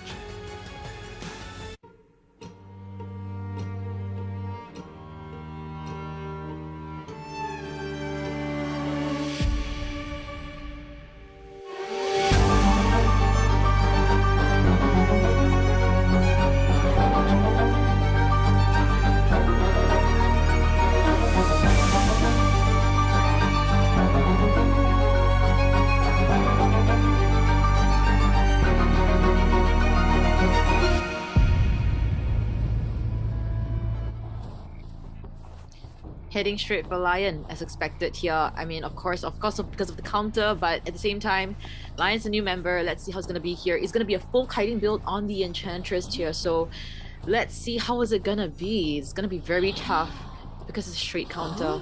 As we see, survivors are just gonna be coding. And looking at this, it seems like the first hit registers immediately, 30 seconds into the matchup. Wow, Nyla not gonna give any chance here at all, as we see the Patroller being activated, Nyla's leech right before, and seems like the block happens through the main body and an instant down situation 50 seconds into the match. This is a big start for Niela. How will B4U kind of retaliate on this? We've seen them in compromising situations before, but this one, I mean, early down before the first minute of the game on the Enchantress. Enchantress is full stacks, but we talked about how this is probably a targeted pick to just get an early down. So now Patroller just going around the area. Unfortunately, no one is here just yet. So it seems like they might go for a sell here. It seems like no one's here to just get the rescue attempt there. But actually, hang on. Puppeteer trying to go for a backdoor rescue. And unfortunately, the stun does happen, but they do exchange here. So Enchantress does not have a stack anymore. Yeah, and getting those free presents for Nyla is just not that great right now. One more hit or 1.5 hits till the full presence Dream Witch, and this is not something that we want to face with. But as of now, he will be right at the geisha area. If honestly, I feel like Nyla, if he didn't really check that, maybe the hit would have happened onto the tram, but it's hard to say as we see Lion. Yeah, you gotta undefeated. That's right. So, as we see Lion on the chair, still has a flywheel to work with, so I'm not too sure whether they are gonna expend some resources to save Lion again. Yeah, so Roland's gonna probably try to attempt to make this rescue attempt happen, but time's a ticking. I don't know if they'll be able to make it in time, so they might have to go for a sell here. So the mid game is gonna be quite strong for Nyla, but I will say that he can already change his trait if he chooses to, and Green is going to be the next target. This is very risky from Green. I understand he can potentially still tank 2 hits if he times it well, but now that he's open like that, it could help that snowball effect that Nyla is helping. I mean, helping him for. So Green, seems like you will be able to get towards the pallet, kite out the patroller at your. But the blink has been switched here, so it should be an instant down situation. Wow. Yeah, already changing it up. The patroller just to thwart the effort. Second down. And we don't have our last Cypher just yet, Chocho. So it's looking quite good for Nyla. But Roland at least kind of saved his tide turner so he can go for this rescue. So how will be for you? Actually, they have the 2 tide turners actually Magician and First Officer. So how will they try and get themselves out of this sticky situation while Nyla is still trying to camp out this chair? Accelerated decoding is already here, but you only have Schmitty to go for the decodes here. Farm off the hit and actually chasing out Roland. Yeah, gotta farm that off so that it kind of forces Schmitty to come for the rescue, and the slow First Officer with 1 decoding, which is slower decoder. So Nyla did this great, and he will be getting the hit onto Roland immediately. No hesitation, doesn't even want to use the main leech to get the hit instead. So we're seeing a very brutal gameplay coming in from Nyla, and it's working out perfectly for him. We're seeing the dungeon at the center as well, and the kiting on Puppeteer is still ongoing. Yeah, I mean, he's doing really well, just his followers, the allocations, right? Knows that the Puppeteer can create that distance, but you have a leech on you. First Officer, let's down him just so that we can prioritize not having you go for ciphers, but go for the rescue. So that's why Schmitty's actually making his way towards the rescue situation here, while we're getting a D-leech going on the side of the Puppeteer. But this rescue attempt needs to be good. We have to be very careful, Schmitty, as we do get the rescue attempt. Tide turners in effect, but a farm off hit off to the First Officer. Yep, and we're seeing the 6th Cypher getting decoded here. Things are just not looking that great for B4U survivors. We have to be really honest here. The map control coming in from Nyla and just switching survivors left and right is working out for him. And we're seeing that Cyphers are actually on a standstill right now. They're trying to potentially heal... Magician is coming in for the rescue, and Green will be decoding. Yeah, it's looking a little tough here for our friends in P4U. Magician's the only one in full health. Still has 3 wands to work with, but 2 ciphers still remaining. One is at 67, but the rest are below the 50% mark. So numbers game does not play well in the survivor side. Schmitty is going to try to force this last rescue to happen, but in this area, there's not much that he can work with, and no pocket watch, unfortunately, on the First Officer side. He's going to try to make this rescue attempt happen. Hopefully the farm off hit won't register for the First Officer, as the Magician is going to make this rescue attempt happen. Puppeteer is out and about decoding, but now body block, but unfortunately First Officer falls. Great aiming coming in from Nyla. Very patient and accurate when it comes down to the hits. We're seeing the leech spawn onto the Magician, and First Officer will be flying back to the meta. Now we're having a 2 Cypher left situation with 2 survivors left and 1 hunter to deal with. A 1v2 situation. It's not ideal for B4U. Right now, even popping the Cyphers will be a huge struggle, a huge challenge for them right now. Okay, he's going to pop 1 Cypher, so 1 more remains. And Schmitty needs to tank all of the kites if he can, right? He's the one with the leech. He's at full health. Nyla can't let go of the target here, which is to get more than just a 3-man elimination, because he wants to be able to win this first game for his team, because it's rare to see that Sprinter did not get that 5-point game. So this is a big opportunity for them. But numbers wise, let's see how well they can slow this down and just gather resources, as we do see the Puppeteer gets leech. So a good start for Nyla to try and just negate the exit gates from being powered up. Yeah, and this is good, looking even more dire right now. We're seeing 2 survivors spawn leeches as well as the main leech. A 3v2 situation. And Schmitty, you know, we're seeing that the situation, they're not even giving Schmitty the chance to de-leech, you know, making him so busy running about. Yeah. And it's just, I'm not too sure what the survivors could do here as well, as we see Nyla's main body blinking suddenly, and Schmitty trying to get the opportunity to go for that Cypher. De-leeched already pretty fast.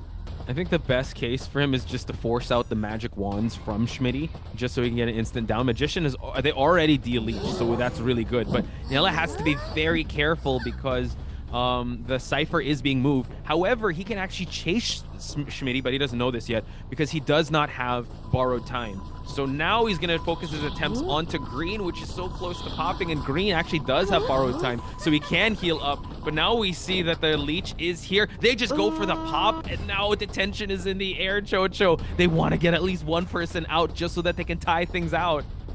Before you making miracle plays here, manages to force out a 5th Cypher, and now one of the gates are being opened, so this will at least potentially guarantee a 1 escape for the side of Before You survivors, and this just means that we will be seeing a game number 3 confirmed between these two teams. But I just want to say that we were expecting this, but in this fashion, it was quite intense. Niela really played the Dream Witch very well, reminding us why Dream Witch is feared and revered.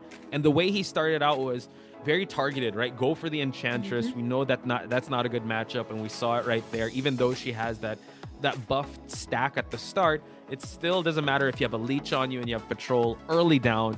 But this is where the veteran experience comes in. I'd say that Before You, actually, the survivors had a tougher situation to try and come back from compared to AMEY.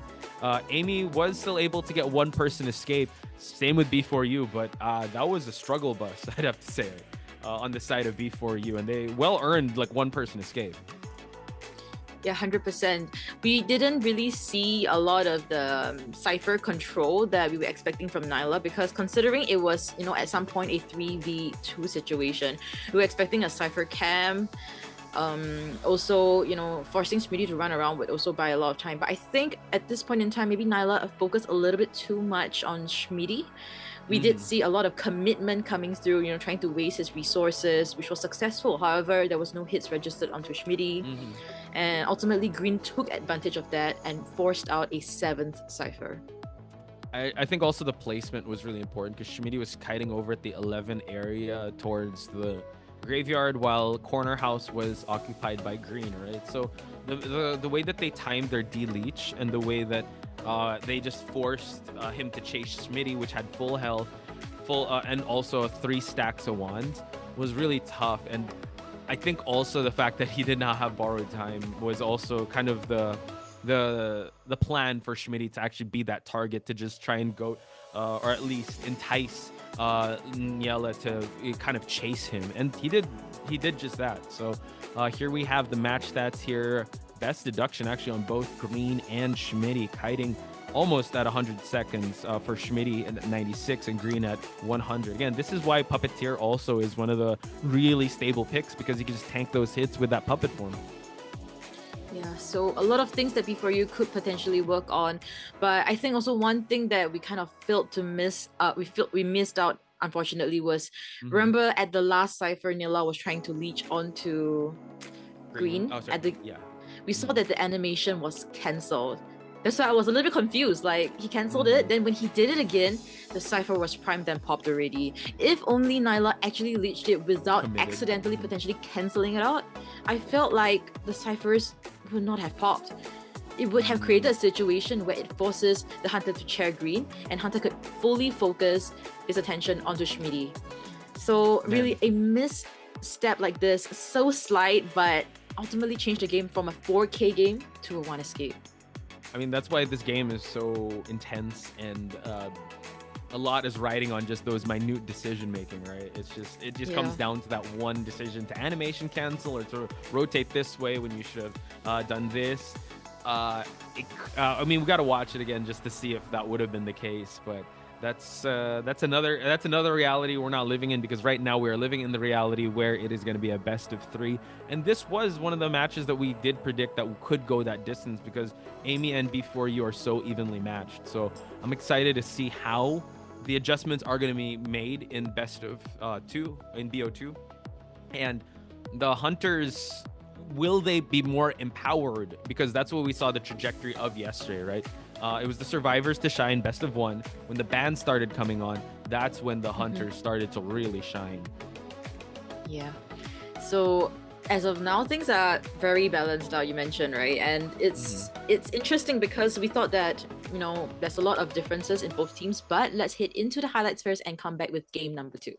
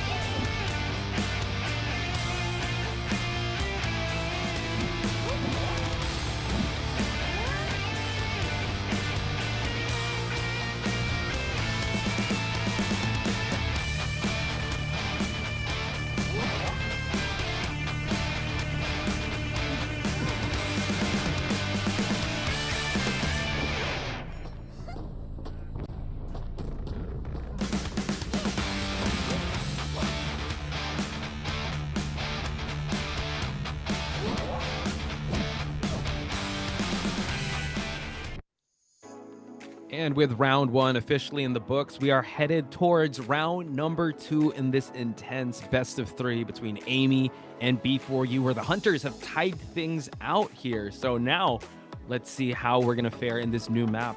Shocho, now that the dust has settled with this intense match, any initial thoughts before we move on to the next match? I love the aggression coming in from Nyla's Dream Witch. He was very aggressive. It worked out very well for him, but coming into BO2, we can't have that kind of slights ever slipping up again, because these are B4U survivors and we saw how much they took advantage of that. These are people that are seasoned already. So let's see how it's going to be at Chinatown with B4U survivors coming up first. Interesting choice here. We haven't seen Chinatown yesterday at all, and another huge map, right? There's a lot of potential here for some interesting plays when it comes to Hunters. You can pick mobility Hunters. COAIST is also something that we always have to consider in big maps like this. I think AMEY has already used up their global pick on the Priestess, so Priestess is no longer allowed to come into the map selection, or at least survivor selection for their side. So that's something to take note of as well. Changing elevations, big areas to work with. Any Hunters or survivor you'd want to see in this map? I would love to see... I think I'm currently missing, I believe, Doctor. I would hope to see a Doctor here. We do see the Doctor, but in the band side, on the lower right side of the screen. Yeah, we see that. Never see the Doctor. Or maybe the Lanternus. I'm speaking about all the bands, right? Lanternus, Priestess, Seer. All of those things. I would love to see all those things. And in fact, maybe even if I prepare for it, maybe even the Pharaoh Lady could come into play. Wow, just get all the invisible comps going, right? If Pharaoh Lady makes her way to the mix. Yeah, I'd love to see that.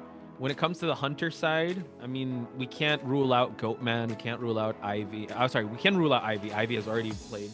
Dream Witch, I don't think, well, I don't know if they're even going to consider using Dream Witch on this map if the meta is still available. I'd love to see a Clown, but I don't know if a Clown's going to make their way in the mix in the BO2. Maybe BO3, that would be really good. But yeah, COAIST is also one thing that I've been itching to see, because he's been already out. He's been out for a while, and in competitive, I would definitely have to see it. But we're switching things up here. We see the secondary Hunter of AMEY come out to the mix. It's not Nyala, it is K. And he's banned out the Explorer and Seer.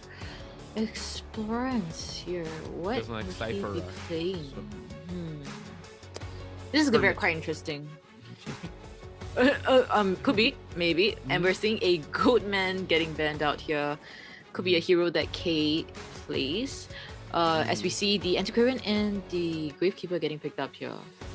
Pretty standard here. I think B4U, knowing that they got to put their best foot forward here, they just secure the Rescuer at the start. They already did the first officer. But Antiquarian kind of shows that they want to go for team fight. And B4U, I'd say they're really good at prioritizing who's going to be the OB and who's going to be like the kiter. So I'm not sure if they're going to double down and give another harasser, or they'll prioritize another harasser, or just kind of go for something else like the lantern is. Yeah, it will be quite interesting to see how the Lanternist will be put into play here. But as of now, I feel like Kate could be potentially gearing up for an opera singer gameplay coming in. Yeah, I do see that, because I mean, banning out the fire investigator too, it really helps when it comes to transitions.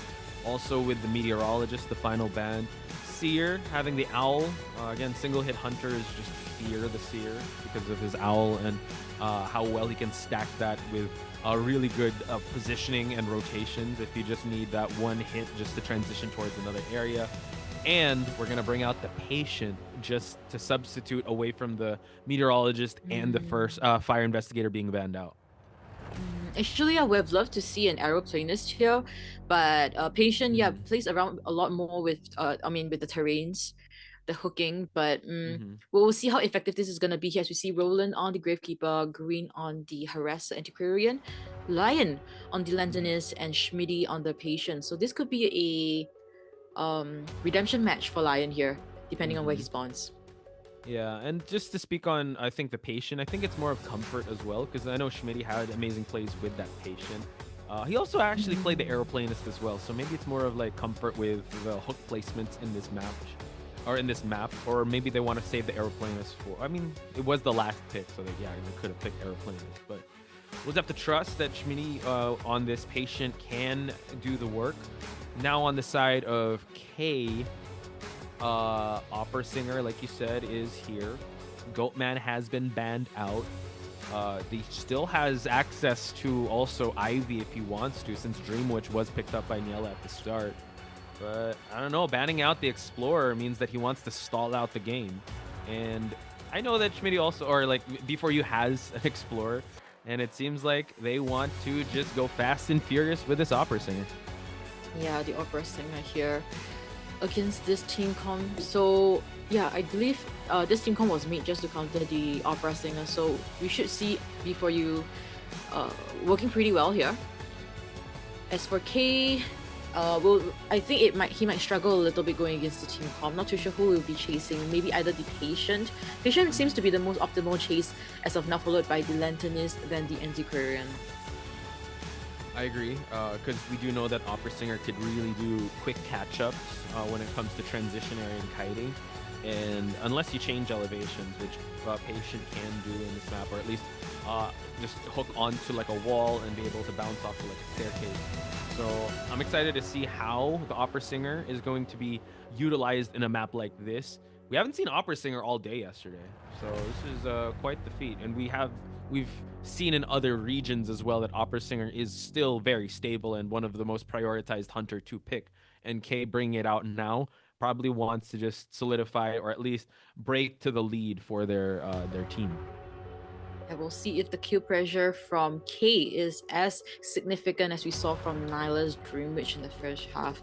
Opera Singer known for his high mobility as well as strong aggression coming in. So Roland will be spawning at the Lion Cage area, Schmitty at the center, and Lion unfortunately is still right next to the Hunter. Oh man, dude, I bet Nyla was saying, yo, go after Elliot.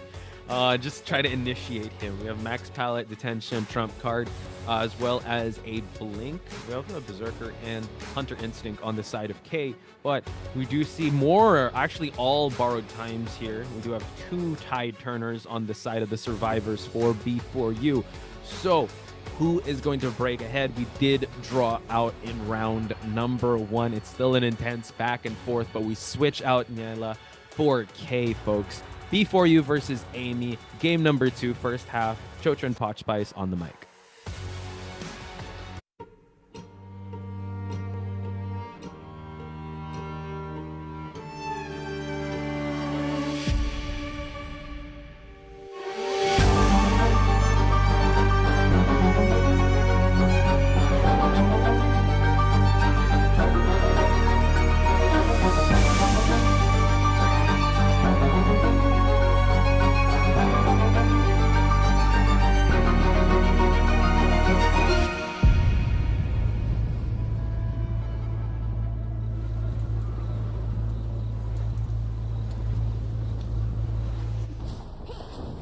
Right, K hitting into shadow form here, hitting straight for Lion, which is on the Lanternist as expected. Oh, no, not gonna go for that. He's gonna go straight for the center area where Schmitty initially spawned, and we'll see green along the way there. So let's see who K decides to go for. He hits towards the Lion Cage where Roland initially spawned at. Okay, so just initial rotations here, stopping the ciphers from moving, and now just making lefts and rights here, keeping everyone watching and all the survivors guessing on who's gonna go for. But Green, being the antiquarian here, not sure if he'd want this matchup, so initially makes an immediate right turn, see if he can spot anyone else. He's gonna exit shadow form just to be able to head back towards the center of this map. I think he has a specific target in mind. Let's see if he's gonna go for it, but no, going back to green here. Yeah, so a lot of back and forth happening with K here. I think he has finally decided on green as the target here, as we see Cypher is actually 1-for-1 already, if you combine all together. True. Oh, nice dodge. Wow, I like that shimmy that K was able to bait out the flute. Usually green on point with those stuns and silences, but now one more would do it. Has a blink down if he's able to use it right. Goes for it right away. And you know what? Long start, but once he was able to get green, it was actually pretty good. Again, kind of a back and forth still. This allowed the team to kind of prioritize some ciphers here. So Schmitty is on the rescue attempt. Yeah, the freeze frame from the Lanternist was worked on, and we see that the ciphers, yeah, pretty good progress as we see Schmitty coming in for the rescue. There is a tight turner to work with, so we should be seeing a tight turner rescue here, and a very safe one, in fact. So we'll be kiting away from the 63% cipher, and we'll see if green can kite out longer than the tight turner period. Yep, gets that first silence here, and now back to the pallet we go, and also shadow form. Can do a shadow step, gonna try to force green out of it, but green making sure that he's going to stay away from that shadow dapper, that shadow leap. So you get another silence. Wow. And now just continuing the chase here while Roland rotates to get the second rescue attempt going. Yeah, great awareness of mine coming in from green, and yeah, just also dying back at the corner, forcing the hunter to take the long way to just get him to chat up. Every second counts in this game, as we see the ciphers progress is looking pretty healthy at 3.5. 3.5 ciphers have already been, or at least being worked on here. Roland, while that chase was happening, was already making that rotation happen. We do see that Schmitty has to be able to rotate away from this cipher because it's too close. Gonna shadow step back to catch Roland on the rescue attempt. Yeah, Roland immediately getting to the ground, trying to buy a little bit more time and also getting closer towards the chair without any injuries. Will be coming off the ground very soon and coming for the rescue. Does have a tight turner to work with, so a safe rescue is successfully done here as green does not have any flute to work with and no flywheels to work with as well. So green, this will be a raw kiting moment for him.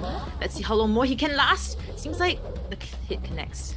Yeah, that was, I mean, it's still a tight turner hit, so he can just create that distance, but I'd say the start, you know what, K was able to shimmy away, but he was able to stun him like twice or thrice, so I'd say he's able to prolong it enough for accelerated decoding to happen because they do have their last cipher at 57%, so K really has to amp up the pressure here if he wants to secure more than just a tie.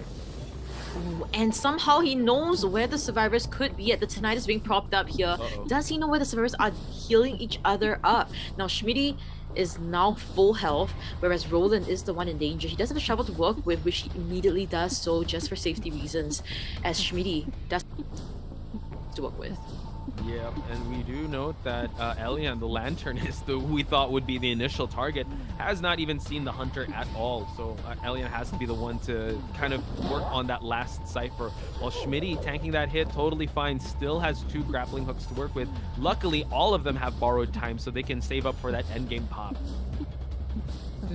As we see Schmitty still being the center of attention here, trying to kite out here, and the hit was still registered at the Terror Shock, but it seems to be that it should be alright because there's no teleport and ciphers are very far away. We see Roland on the top left-hand side. Yeah, it might be the Lanternist to go for this rescue. Roland is actually priming that last cipher. Good kite, I'd say, on Schmitty's side. He's still able to save up one of his last hooks for an endgame kite transition, but Kay can really just catch up and force this pop to happen. He can actually just switch on over to Roland, and he just goes for that pop, and Patient, unfortunately, was rescued here. So now does have the hook to work with, able to actually stop his attempt on that hook attempt. Oh my goodness. I mean, if that play from the Patient could have been executed, then it would have brought up so much time for them to open the gate. But really, Kay was just too aggressive, too fast for him to react. As we see Lion in the vicinity, Tinnitus was being propped up. Tinnitus was not propped up. Kay immediately teleports away and gets the hit onto Roland. Does have the remnant still behind, but I believe he will not teleport back. He will teleport back. Whoa. Lion's Tinnitus was not propped up. Yeah, so it just seems like he's really going aggressive here. We're still at 51% on the exit gate, so I like this newfound aggression. Let's hope he didn't overextend too much for B4U to punish. But Roland now has no more items. Patient about to expire here, so can he make it in time? The rescue He makes it for the last minute rescue. Wow. My goodness, what a timely rescue. As we see Roland, we'll be seeing a down here very soon. Doesn't have actually items to work with, but he's buying so much time. The hit registers, unfortunately, and the other side of the gate is at 0%. This is going to be a crucial play, whether it's going to become a tie game or a 3K game.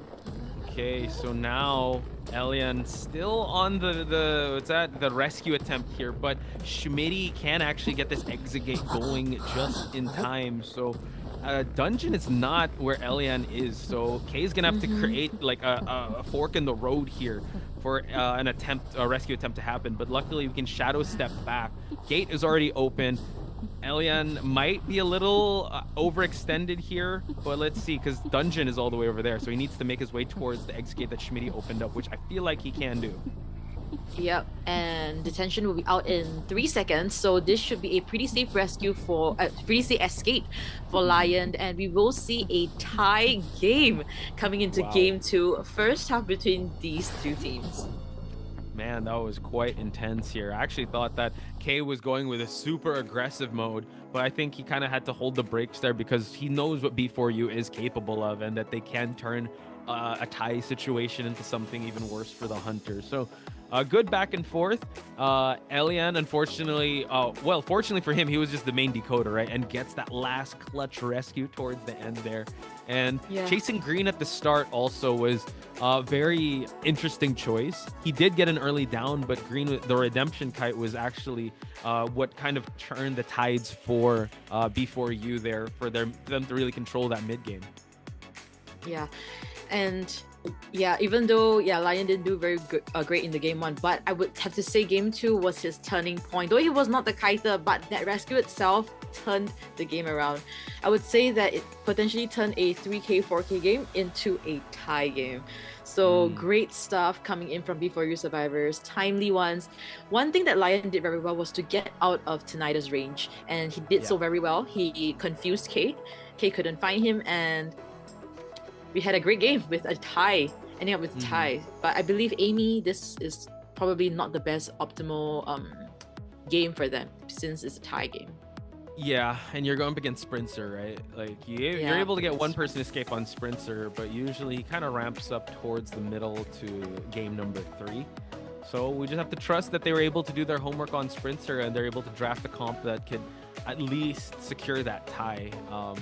I just wonder though, because he has so much hunter. He can actually go Opera Singer and go a mirror match of sorts, and his Opera Singer is just really known for that 4K potential. They lost already their Priestess, so they won't have that mobility. They can actually go Antiquarian. They can try using the Lanternist, maybe even an Aeroplanist if they want to be able to do that change of elevation. But before that, match stats are in. Again, an excellent back and forth here for them to secure that tie. It was B4U to actually secure that up against a really meta hunter in the Opera Singer. Yeah, great stuff coming in. They are aware that they should the kind of ciphers they should be decoding pop first, and rescues were done perfectly. Healing was also done relevantly. Instead of healing the Gravekeeper, they decided to heal Schmitty instead. Yeah, so that was great stuff coming in as well. Roland had items, Schmitty was had hooks, but it's still exposed to hits from the Opera Singer since she's quite fast. So great stuff coming from B4U survivors. A tie game. tie game, but now we're talking about the second half here. B4U Sprinza versus AMEY survivors. Yeah, it's gonna be a little tough here. I think K really wanted more than just the tie, but I think he's like, you know what, let's just not be too greedy and just kind of go for just the tie. But like you said, it kind of puts AMEY in a really tough spot for them to kind of duplicate that same type of success. Again, it's not impossible. Going up against Sprinter, and in this meta, there could be a scenario where they can just go for that tie. But man, Sprinter is just, I think he holds more of the cards here when it comes to hunters. And he's already used up Ivy, which is fine. Probably going to ban out the Goat Man.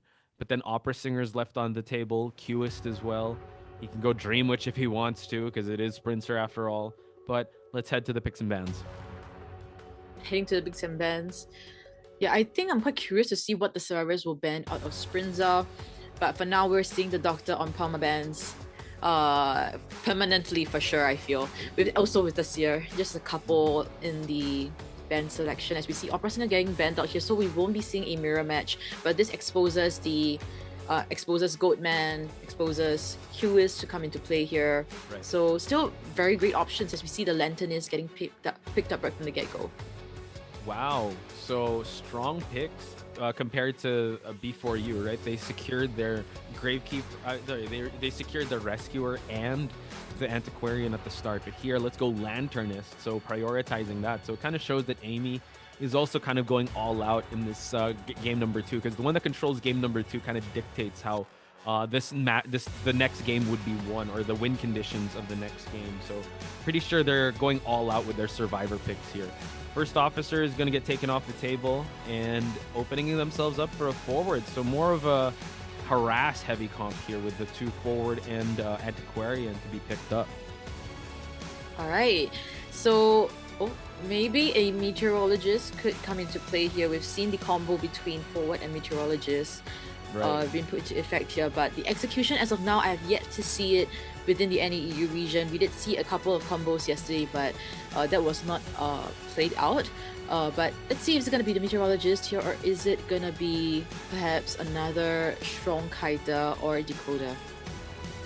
Right, decoders. We'll see if they want to be able to do that. But Aeroplanist, you wanted to see that? You got one, but on the side of AMEY.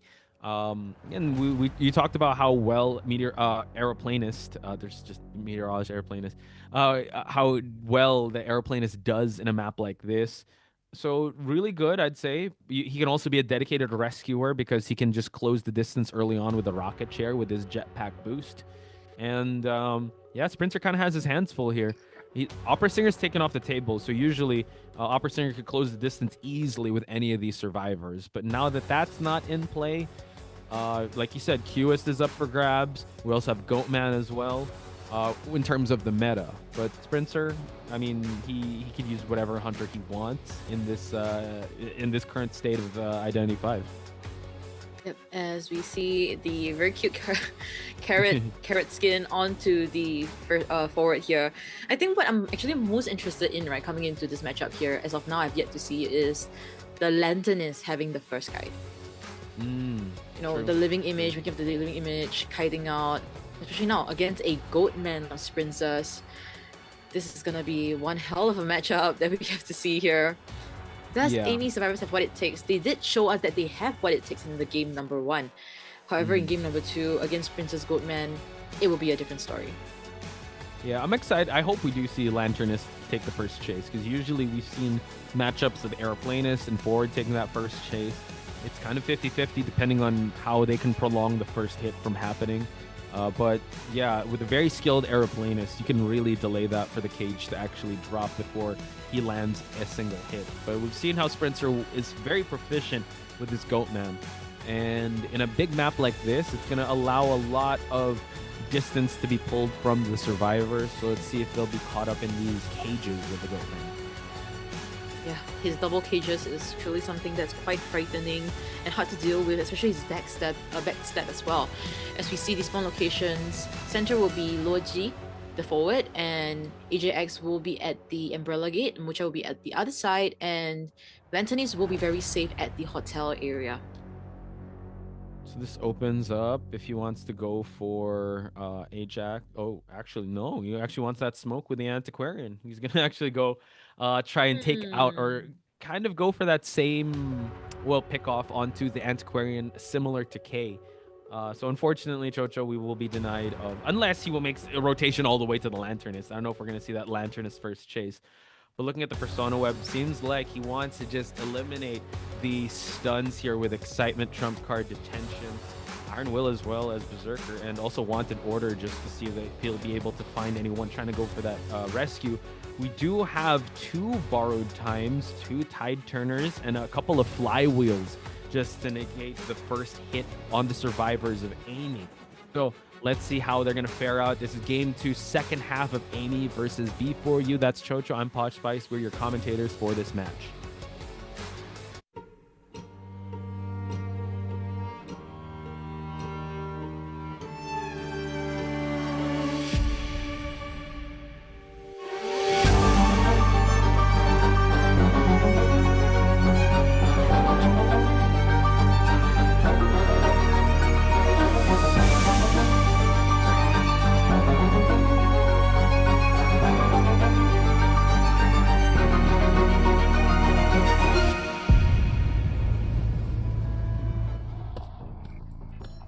Flywheels into this matchup. Seems like AMEY survivors really want to play this game here, wants to kite it out. As we see Moja potentially rotating into the Hunter's face, Sprinzer not giving the opportunity to just let it go. Will lock in on Moja as we see the hit does not connect. Antiquarian does have a full flip to work with, will not use it for a speed because he understands once a speed up, the cage will still appear. So I'll use it to stun, but the hit connects. So that 1/4 health has been registered and we're seeing the cage resentment at 96%. It's a lot. Uh-oh, Forward is already in the mix here. So I like how they're actually dividing the attention right now. They're actually sharing a lot of these hits, and unfortunately, Forward unable to use that football to create that distance, and now Sprinter has his target locked on downing this Forward. Resentment's already built up at the cages. He has to double cage just to try and go for this down, and goes for the flywheel just to create that separation. Loja doing a great job, but that cage expired already, so now has to use another one just to down that Forward. And in that time, Chocho, Cyphers are still not threatening enough for Sprinter to kind of panic here. Yeah, very fluid use of those cages, double cages, and even though it disappeared, no panic at all coming in from Sprinza. Full resentment that we saw. This is the power of the Goatman. As we see Qingwai potentially coming in for that rescue, does have a Titana to work with and a flywheel. We're making use of, I believe, the living image right now. Yep. Kind of freezing things up here. Sprinter knowing you have to pass this area, still able to cage him off, gets the hit. Rescue does happen, but now we have to use this football to just move on along here, but he gets caged out in the process. Backstep.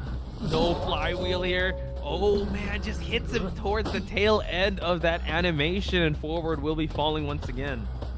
Yeah, as we see the ciphers being popped right now, a couple of them, and the 3rd and 4th cipher are being worked on. So as of now, things are still looking okay. It really depends on how much Sprinza has to his resentment to play the second chase. But right now, the living image being executed, being used once again.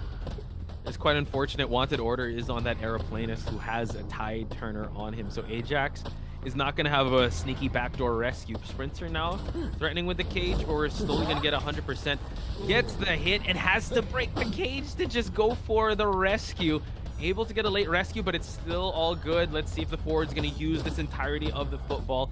Drops the pallet just to be able to try to rotate towards this next one. No cage, so he can still eat that chip damage. Willingly eating the chip damage just to hit into the double story. We'll see if it hits him back, but no drop down hit registered. As we see a mind game right in front of the cage. Sprinza winning the ultimate mind game here, and Roji unfortunately will be sending back to mana as we see Wanted Order onto the Lanternist, and they are right there. Yeah, I mean, Sprinter was just waiting, right? Just waiting for any activity to happen, like a moth to a flame. I think as aggressive as Sprinter is, you also have to commend his patience, and now Aeroplanist creating a bit of the distance here, but the flywheel gets used right away. 2 jetpacks, and now Aeroplanist has fallen down. So Sprinter looking real good towards the mid game, has his next survivor onto that rocket chair. 1 Cypher does remain, but that Cypher is not even close to 50%. So as of now, it's gonna look very dire if Mocha actually gets a hit right outside of the cage and gets another one inside. It will be a failed rescue, unfortunately, as we see the survivors trying to code another Cypher. All Cyphers have been worked on, and survival early as well. Wow, and now you use up the excitement and also bait out that flywheel, so Sprinter getting the better of that exchange, and unfortunately that 89% Cypher is not being worked on, and now the down onto the Antiquarian, and Sprinter just capitalizing on this moment, provided that he will try to get a 5-point game for his team. Yeah, the kill pressure coming in from Sprinza, especially in the later parts of the game, is just too much for the AMEY survivors to handle. As we see the Tenais being propped up here, great awareness of mind from Sprinza. I think he knows where exactly this lantern is, the living image being executed once again, trying to go for the rescue, and successfully... Does not work! Does not work! Was right there, but Sprinter able to just cut him off right when he was right there. Antiquarian has already used up the self-heal, so Sprinter having a checkmate scenario here just for him to solidify this game number 2 for his team. For game number 3 to have immense pressure onto AMEY's side. Mocha trying to hide it out, but Sprinter has already seen this Antiquarian, goes for the down, and now could just focus his attention onto this Lanternist that still has a self-heal. Yeah, really unfortunate situation that we're seeing here as the game still progresses on. Right, Qingwei expenses to self-heal and gets the basic hit, 1/4 hit unfortunately, but the cage, so much resentment to work with. Sprinza, double cage is definitely possible here. Actually, Qingwei trying to kite it out. Doesn't have an item to work with. Flywheel executed. And the hit still registers, unfortunately. And this will secure the 5-point game in Game 2, second half for Sprinza versus AMEY survivors. My goodness. Lanternist, same chair but different outcome. And this was the concern that you were highlighting, right, Chocho? Like game 1, you're able to get a 1-person escape, that's all good. But it's rare to see Sprinter kind of lose steam in game number 2, maybe in a long game for like best of 5 or even longer. But here you still have access to the Goat Man, and you have more bans onto the survivor side. So just an incredible performance on the Hunter side of Sprinter. Any highlights that you want to talk about for Sprinter's side, because that was a 5-point game that we're kind of known for seeing Sprinter for? I think the highlight would definitely have to be, I believe in everyone's mind, that mind game right in front of the cage. Just waiting there for something to happen, and it did happen. Because I believe he studied on the spot the way they kite out his cages, which is to run through it and then run back again. Double back, and double back. That's exactly what happened. So instead of wasting time to hit over there, I'm just gonna wait here for you to come back in, and I'll just give you the hit. And great stuff coming in from Sprinza, very expected, but at the same time, it's AMEY survivors. I really hope that things could bounce back for them. Like a moth to a flame, right? The way he was able to be very patient with that. And also, there were some glimpses of moments that they could have capitalized on, but I feel like just the pressure from the start was just too much. He was already spreading out the damage, but after he chased after the forward, it was really hard once the first elimination happened. And I think there was a moment where a rescue attempt was so close yet so far, and that really just highlights the well-timed cages and placements of Sprinter to just cut off any rescue attempts from happening, and just making sure that he makes use of every cage. And even at the start, right, there were some cages that he did miss, but he wasn't panicked. It's all good. He's still able to set himself up for another cage because he built that much resentment. The building up of resentment from Spencer is something that we should totally study, because he always has so much resentment to work with, such that the chase will not be in vain in some reason, because you need that much cages to get those kills, but if you keep using up aimlessly, then you're just never gonna get those hits that you need to get the down fast. But from Spencer's side, we can see that even though the starting of the matchup he didn't use a lot of his resentment, everything works out for him. The snowball effect, the fast downs, not giving them more chance other than the tight turner period to kite out even more. So great stuff coming from Sprinza. He will do even better, I believe, coming into game 3 now that he's even more warmed up. Kind of terrifying to think of, right? Because now they went all out with their picks. They don't have a Lanternist coming into game number 2, as well as an Antiquarian. So that is a topic we will discuss in just a bit, because on the other side of this, we have the highlights. And after that, it's going to be game number 3, so stick around.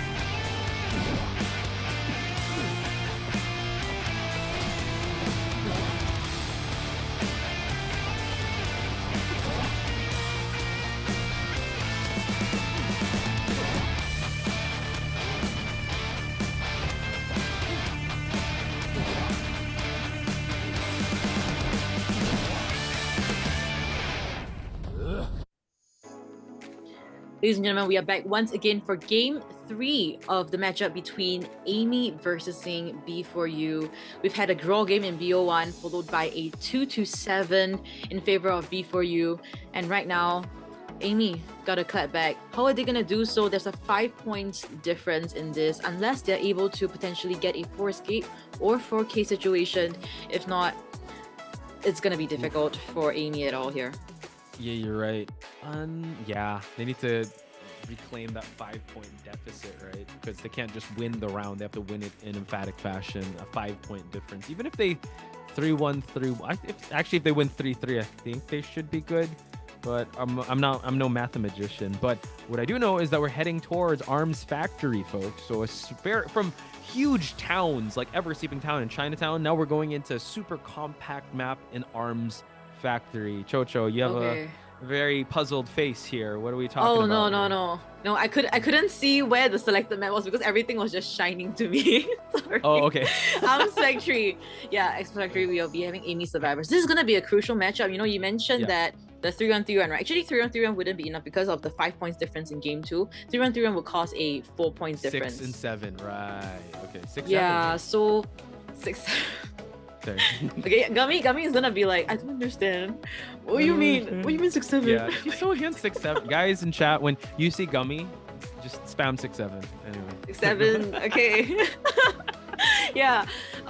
Thing about this is that Sprints are coming up first, right? That means the survivors of AMEY gotta tie things out.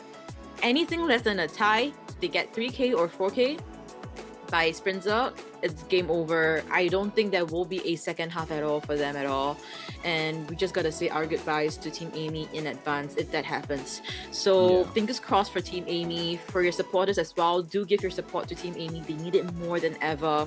We've seen very crucial plays coming from them in game number 1, but let's see what's gonna be coming into game number 3.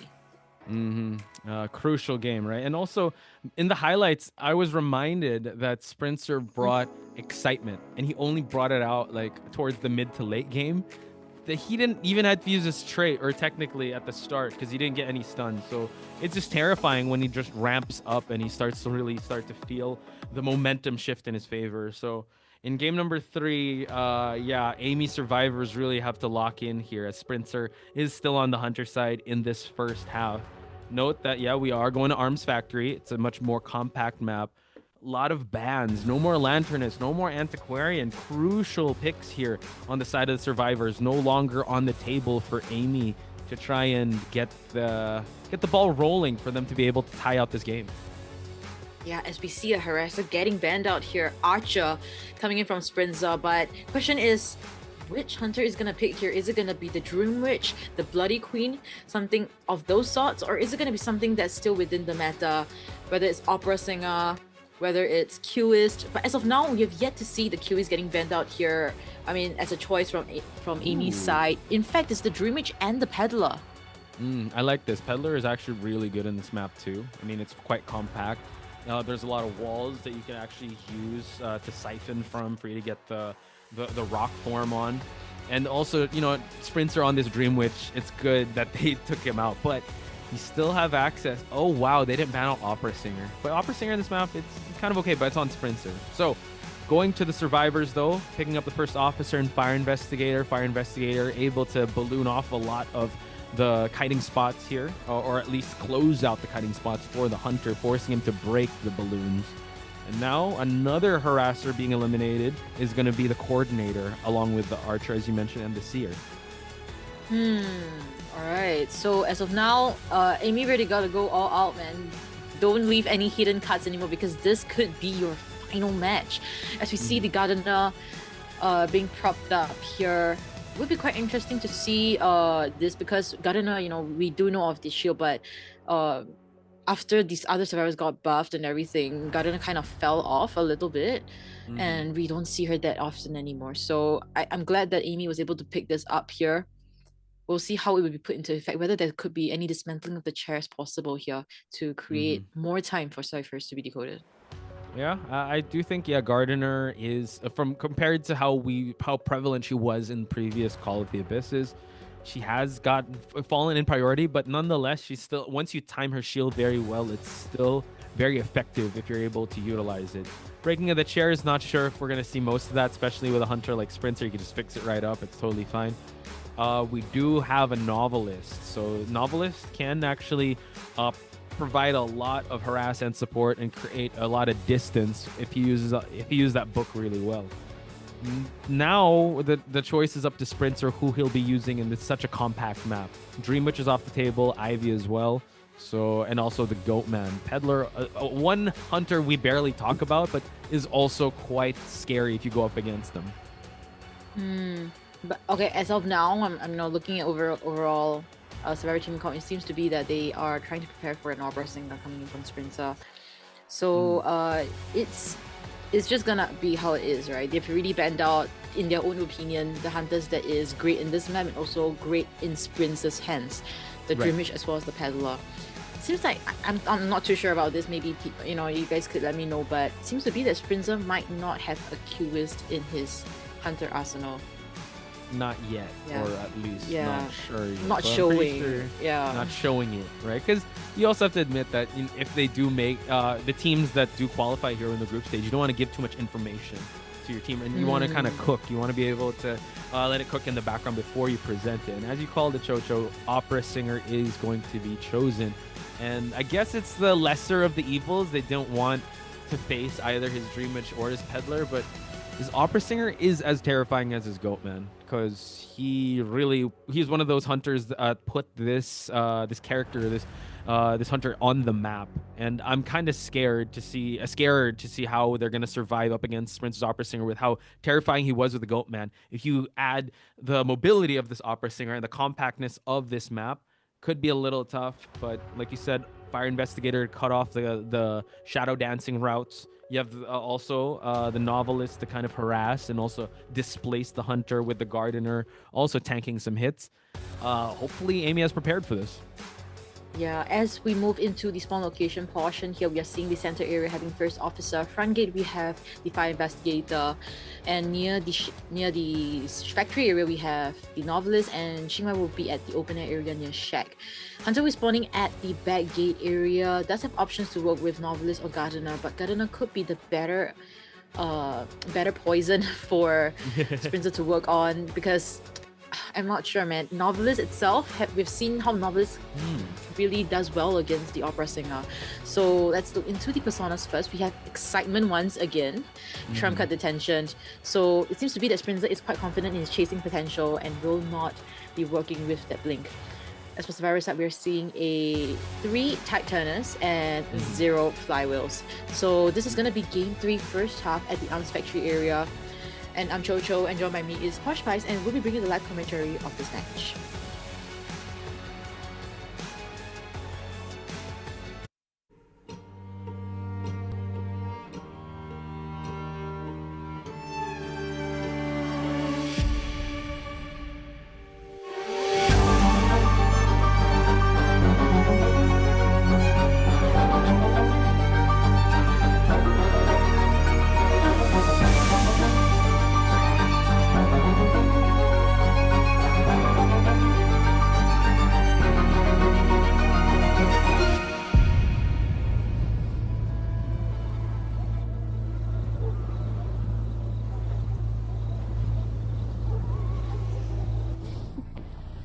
Sprinter's Opera Singer running rampant here at the Arms Factory and immediately spotting the first officer here. Let's see if he's going to go for this chase, because looking at the persona traits, I think Xingwai was targeted to take this first chase because everyone has Tide Turner, and now just going to force out the pocket watch, just attack the resources of the survivors. We're back towards the middle side, and we are making our way towards the sandbag area to see if anyone is here. Ajax, though, working on the cipher over at the factory area. Still no sight of that gardener, so let's see if he's going to commit towards Ajax. Seems to be that he really wants to, as we see Ajax expanded his window speed boost Sprinter. Unfortunately got out of the shadow form, as we see Xingwai with the pause deduction here. So seems to be that there might be some technical issues coming in, as we wait patiently for those to be settled, because we want the best optimal situation and internet connection for these players here. So at this point in time, you know, we saw a lot of rotations coming in from the survivors as well as Sprinter. Posh, how do you think this matchup could potentially fare, considering the start of the match? Well, usually Sprinter wants to kind of rotate around to find the best possible target, and I think with Opera Singer, coupled with how close this map is or how compact it is, he can't afford that time of him looking for the best possible target. The last seconds were kind of concerning because, yeah, he did exit that shadow form. Novelist was in a good spot. I don't know if Blink... no, he didn't even bring Blink, so he can't even try to go for that Blink hit there. There were some remnants that he left there, but he couldn't even shadow dance inside. So it's looking, I'd say, in the if we freeze frame that, AMEY survivors are in a good spot because Factory is a good place to keep the Hunter there. But we're talking about Opera Singer. Once her cooldown's ready, that's actually a good spot for her to kind of shadow dance in and out of. They do have Tide Turners as well. I was actually hoping to see the Gardener be chased first, but if Novelist wants that smoke, we can. I guess Sprinter would run that matchup, but it's really too soon to tell, to be honest, because anything could change in a drop of a hat. Yeah, exactly. As we, we also saw the excitement coming in from Sprinter as well. It could be possible that he wants to make use of it, hit for the Novelist chase as well at Factory. So it's hard to say. I mean, as of now, things are looking pretty great for Sprinter. Very smart play as well. Rather than going for someone directly, make a beeline for people to meet people to meet survivors, waste their resources. Greet everyone. Hello. Hello. Yeah, resources as we head back into the matchup. Let's see what's it gonna be as he hits straight back into the Shadow Farm. Yep, we do have a window to work with here. No remnants, forcing him to just vault the window. Has a pallet to work with. Shadow dancing out, but we try and go for the novel. It's at the switch there, but now do see that it is excitement trait. So this is going to be kind of tough for Sprinter side. Already used it right away. Novelist needs to kite for as long as he can in this area. Luckily, he did not break this pallet just yet. Has some windows to work with. Yeah, and this at least guarantees a 1 minute to, a almost 2 minute kite here as we see. Oh, no, nothing to work with, so an instant down will be happening here. There is no basement, so that's good news for now. As we see, Cypher is actually progressing pretty well, and seems like no Cyphers will be interrupted since like Sprinter wants to chair this person at the corner. Early rotation coming in from the first officer as well. Yeah, first officer just making his way to get this rescue attempt. Man, if Novelist actually brought Flywheel, could have actually made his way towards that other window. But luckily for Sprinter, Novelist has fallen, and now we do see the Hypnotize happening onto that first officer, providing enough time and focus for Sprinter to just stick here while Cyphers are gonna be uninterrupted. Gets the rescue attempt, Sprinter just making sure that happens and just farms off a hit off the Novelist. So just like that, first officer, I mean, if they decide to just go for a second rescue, that's possible as well. Ajax wants to head towards the front gate. Seems like, Mocha is also in the vicinity at the open air area, so a rescue from him with the Titana is also possible. Cypher progress looking actually pretty healthy. By the second rescue, or when Ajax flies back to the mana, it could be a 4 Cypher, if not 4.5 Cypher decoding. We've seen this before in game number 1, right? But Sprinter's end game is something you cannot look past. So, yes, looking quite good, but it's not how you start, it's how you finish. Let's see how they're going to manage this mid to late game and see if they can get this second rescue attempt possibly happening. But it seems like we already have someone in the vicinity. Again, they brought enough tide turners for them to happen. Mocha gonna just eat that hit. Fire Investigator, all good, allowing Ajax to move on accordingly. Ooh, nice inflatables. Also, gets the frog inflatables. The froggy. Also gets the switch. Go for it. Yeah, as we see Ajax trying to kite it out here, but the hits still were just on Novelist. Fire Investigator support was not too successful. As we see these Ajax will be flying back to the mana, and we need to remind ourselves here that a tie is the very least that AMEY gotta go for. So right now, 3 survivors and 1 hunter. Last Cypher is at 55%, has been teleported to, so it will be on a standstill. So will survivors decode a 6th Cypher? They might have to open it up, and now unfortunately the shield did not happen in time for him to tank that hit. They're opening up another Cypher here as the Gardener will take this last endgame kite.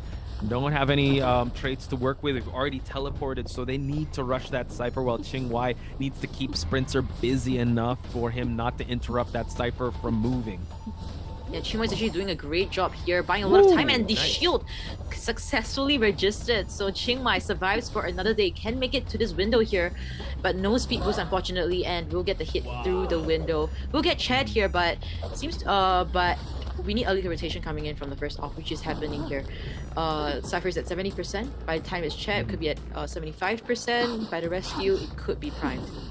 Yeah, and we actually just have full health on the first officer because he's already expended that first pocket watch at the start of the game. Let's see how far Sprinter is actually going to try to contest this Cypher pop from happening, because he could always just shadow step his way back. He's still going to prime it and push for the pop to happen. Gardener already getting the escape here. Mocha has to get out of that sandbags area, and Sprinter shadow stepping his way back. A 3-person endgame, but we got detention and teleport about to be online for Sprinter. And yeah, just great kiting coming in from Logi, but nobody's at the gate yet. And a Terror Shock registers, it connects. As we see, Logi will be on the chair here. The other side of the gate is being pushed, so things are looking still not too bad. The tie game seems to be very possible here, but a teleport, that is the crucial game factor here. Let's see if they're going to try to pressure this rescue attempt from happening. Mocha close to actually opening up the exit gate, but look at that, stopping it at 79%. And unfortunately, no items to work with. There was a pallet there, but Sprinter, man, just able to have the hunter instinct to just teleport down, and let's go back here to pressure any rescue attempt from happening. Yeah, great stuff coming in from Sprinza, and yeah, it's just great stuff. Sorry, I'm just gonna sneeze suddenly. Sorry. So Bless you. Qinghai, Hashtag bless. I'll take yes. over. It's cool. If you want, go. No worries. Collect yourself, Jojo. Yeah, just Mocha will be standing up soon, and Sprinza understands that. He's very aware of that. Now, Mocha, can he make it to open the gate? But seems like it will not be enough, unfortunately, here. And the hit registers. Gate stopped at 96%. We see in the bottom left, Gardner is making a beeline for Logi. Question is, will she make it in time? It seems like she will. It's a foot race, but you're still dealing with Sprinter with detention. Everyone's injured, so it doesn't really matter if he has detention or not. Already gets the rescue, that's fine. We have the Gardner bubble to work with. Now, it's still a 3-person endgame, so Sprinter has to be very careful that the Gardner does not pick up the fire investigator. So he is trying to cut that heel off here at the side of Qinghai. Dropping down the pallet, I like that. And now the first officer has to decide, is he going to try to go for the other exit gate? Am I going to help pick up another survivor as Qinghai does fall? Does fall indeed, as we see Luoji trying to hit towards the other side of the gate. Does Sprinza understand this and hate for it? Does his hunter instinct propped up here? It seems to be that teleports to the wrong gate, transport back to the ramp, and then they will be able to get the gate opened, and this will then guarantee a tie game for the AMEY survivors. What a clutch play coming in by Luoji, the first officer. I would have to say that was just the building blocks, right? They just needed a tie to happen, and that's what they got. Again, Sprinter showing us just how terrifying he is, but for them to be able to pull that off at the last second was quite impressive. Unfortunately, I thought he was going to actually teleport towards that front gate to check on the down fire investigator, but he actually teleported to the other gate, had to shadow step back to check if the rescue attempt was going to happen. So again, hunter instincts kicking in towards the middle part, but towards the end there was the survivors to actually capitalize on the extension towards the other gate there. Yeah, and honestly, right now that I'm thinking about it, I felt like it was quite interesting why he decides to teleport to the front gate, because survivors at least need a tie game, right? And if he just teleports to the back gate, he chairs the person. That would mean 2-person that is chaired, and first officer is just running about whether he's opening the front gate. Whether he's opening the front gate, it doesn't matter, because if it opens, there's only one escape, and things could have potentially just ended there for AMEY. Maybe a little miscalculation on his part. Maybe he thought that, like, oh, the first officer just wanted to be the solo one to escape. But as you mentioned, the win condition, or at least the safety or the defense of AMEY, is to at least just tie this one out. It's still, I would say, yes, this is a moral victory on AMEY's side, but look at the total score. It's still B4U to lead.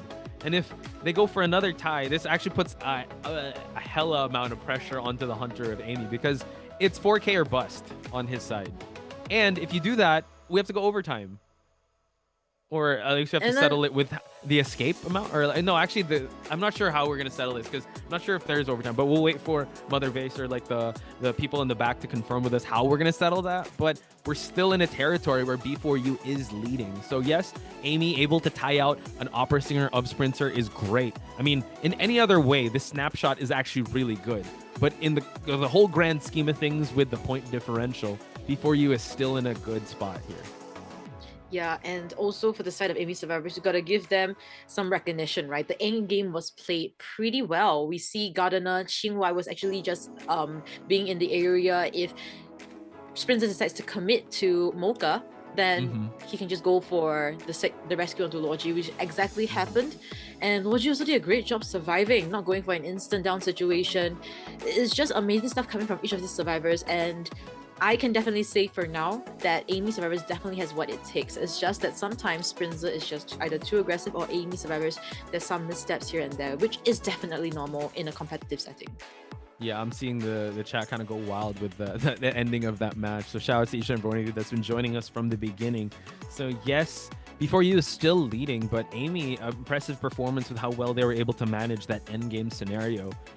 Even at the start, right, when it was the novelist to be chased out at from the beginning and at the factory area, they managed that pretty well, I'd say. They played with their tie turners very well, and they made sure to just keep Sprinter in such a small map on one side just so that the Cypher progress would not be interrupted.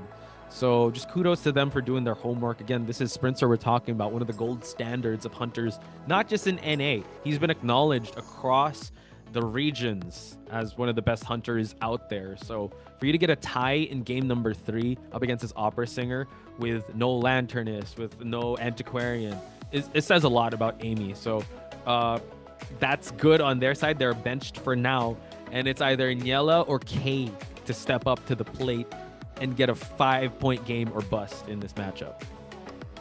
Yeah, and I really do wonder what hunter will be picked up here. Maybe he has a hidden hunter that we have no idea about. And for the Sam survivors, things will be a lot easier, right? They could pick up the mechanic, they could pick up the embalmer, they could pick up Lucky Guy so that he can get a bot to decode as well. So many options for that tie game.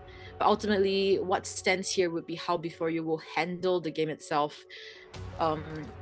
We saw that once things don't go too well, Before You do struggle quite a little bit. So let's see how it's going to be here. As you see, Goatman and Q is getting banned out here, and Seer and Explorer removed from this match.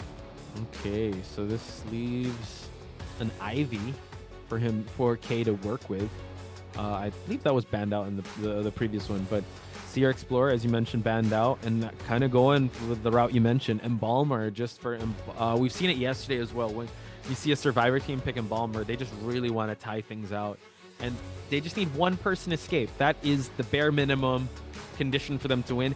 If by any chance K does get the 5-point game, I think that's when we have to talk overtime. But for now, what remains is Before You still in the lead, and Cade really has to just focus on performing at his best. And it seems like Doctor out of the equation is one of the, I'd say, ingredients for him to do that.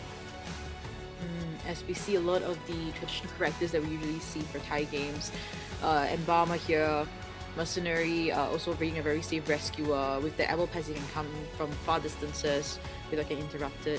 I suppose the Arrow Planist with great kiting and levitation abilities would be a good addition as well. Now, last selection here, would be quite curious to see whether they would pick up another tie heavy character, a decoder perhaps. But that would create an opening for the hunter for sure.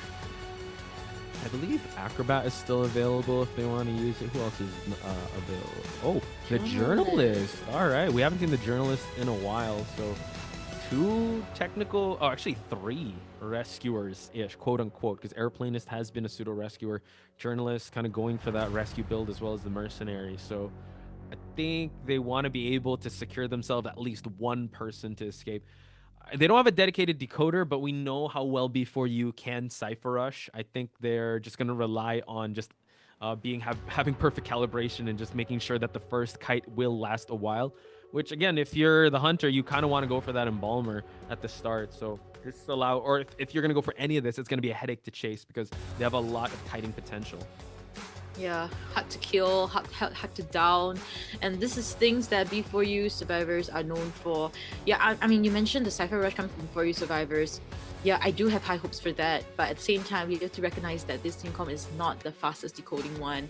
We might see a lot of rotations coming in from the start as well, but let's see whether they are geared up for this matchup, because as of now, I don't see whether it seems like a team comp that is selected just for the tie, but not too sure whether this is geared up for a hunter like Peddler. Okay, first Peddler match of, I'd say the NAEU qualifiers. Again, Peddler, right at the get-go, you want to be able to get your elements going. You want to prioritize one, either the earth or the vines, or you want to get metal element. This is going to be really interesting because we've seen a lot, and I've talked to Kuro about this. Pretty stable, especially you expect like a lot of high-level peddlers in game number 3. And let's hope that Before You is ready for this matchup, because we've seen in the past also that when a new hunter does come out, they can't, I mean, everyone's still adjusting to it, right? And this is the first one we're going to see here at the NAEU qualifiers, so they have to be ready for anything that AMEY's hunter, K, will be bringing to the table here. As we look into these spawn locations now, center will be Roland. At the open air area, we have Green. Schmitty will be right outside the shack area, and Journalist will be inside shack. So, yeah, Lion, As of now, we don't know where the hunter will be spawning, but if the hunter will be spawning at the front gate, Lion could be the potential first chase, or Green. Yeah. Let's see if it will be Lion will have his redemption, or it seems like he wants to just spawn next to Green and try and go for that airplanist, or try to cut off maybe Schmitty from setting up his coffin and just running towards the other side of that map.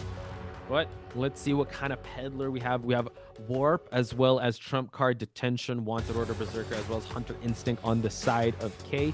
While they have 2 Borrowed Times, we have 2 Tide Turners as well, 2 Audience Effects.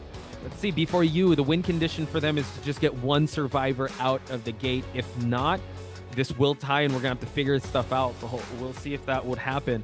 First and foremost, I'm Approximate. That's Chocho. We are your commentators for B4U versus AMEY Game 3, second half.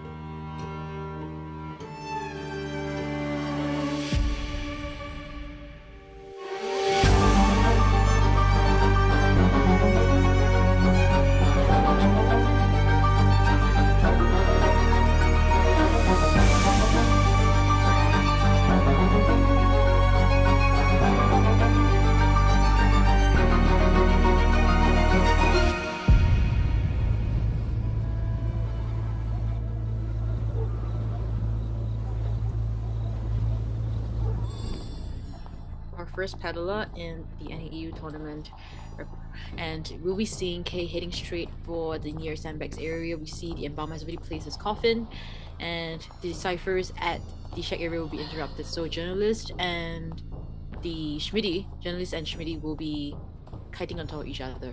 Yeah, Embalmer's already set up their coffin. We do see that we've already siphoned a bit of the earth, touched grass a little bit, got that nature going on, so we can go for those vines. Let's see if we're going to be able to slow any or get that snare, but we also get a bit of rock here just for him to be able to use this to get a bit of, wow, double, okay. Able to actually cut off the really strong pallet here. Able to actually cut off the pallet being dropped, and now able to actually stop him from going through that. Yeah, the timing of the obstacle absorption was insane coming in. Lion also didn't manage to predict that, unfortunately, but it's alright. Let's see if Little Boy will be able to block for her. It seems like the Little Boy will put down the pallet on behalf of her, and the Vine Hook gets stopped. So this is, we're seeing the control on the Vine Hook is not that great right now, but the obstacle absorption coming into effect here. Lion, can he cut it out here? Little Boy running away from her, and the fly will expand, but the hit connects. The Embalmer has the coffin onto the journalist, so it should be expanded, but at the same time, this also tells us something, right? That Embalmer has not decoded that much.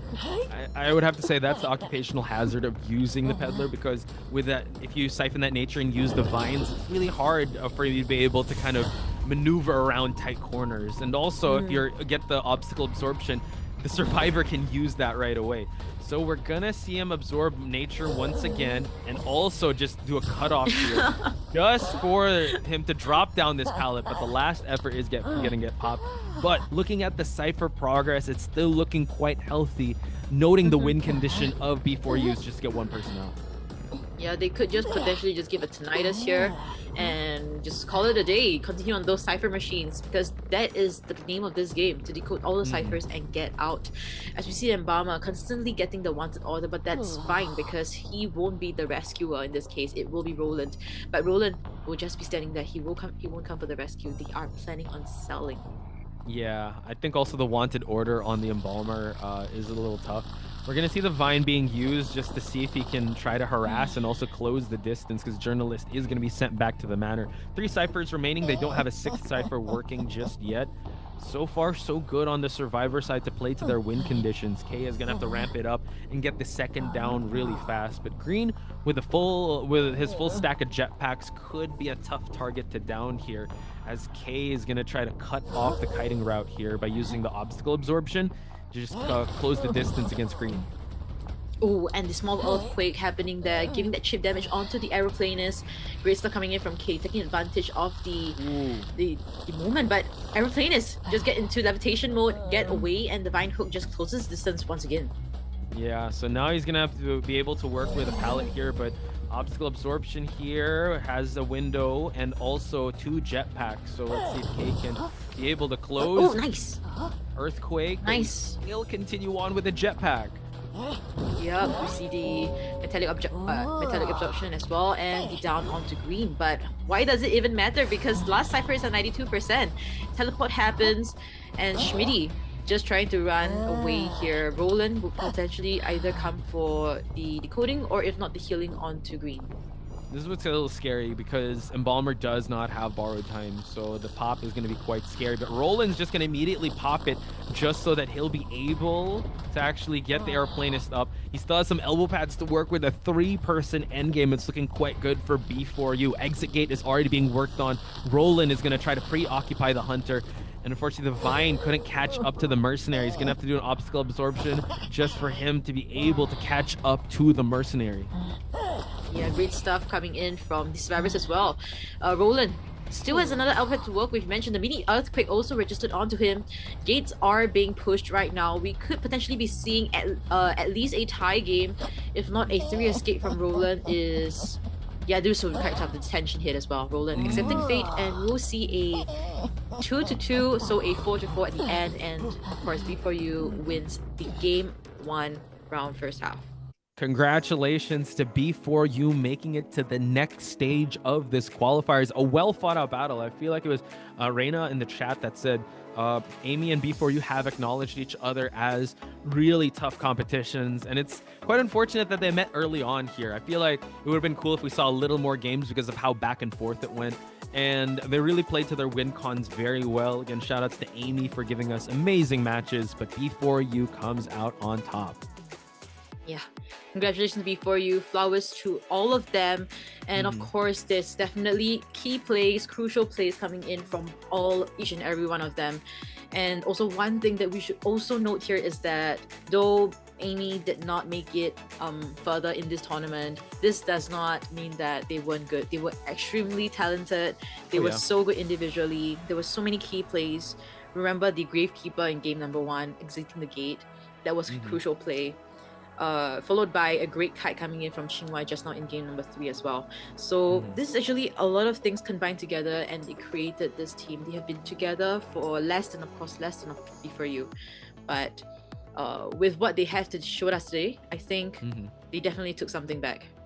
Yeah, sky's the limit for them. Actually, in game number 1, it was quite impressive how they were able to perform that way, and they were put in tough positions. And I guess it also shows that their survivor side in game number 3 was able to handle the pressure of Sprinters. So the potential is there as well, as Kay and Yella performing admirably on both their sides.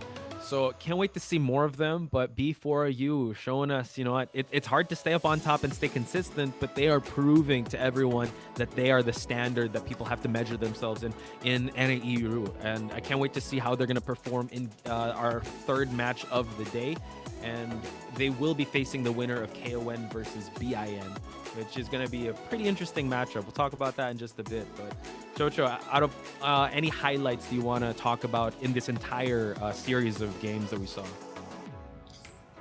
Definitely, it would have to be the Lions clutch rescue in game number 2. That was good. That was really good. Yeah, that was good. I feel that if not for that game number 3 wouldn't have been this smooth going for them. Sprinter will have a lot more pressure, and B4U survivors as well. So great stuff coming in from Lion. I do understand that maybe Lion didn't perform as well in game number 1. You know, it's being constantly mentioned, but game number 2, he took it to his own, and he clutched up, and he got that tie game for his team.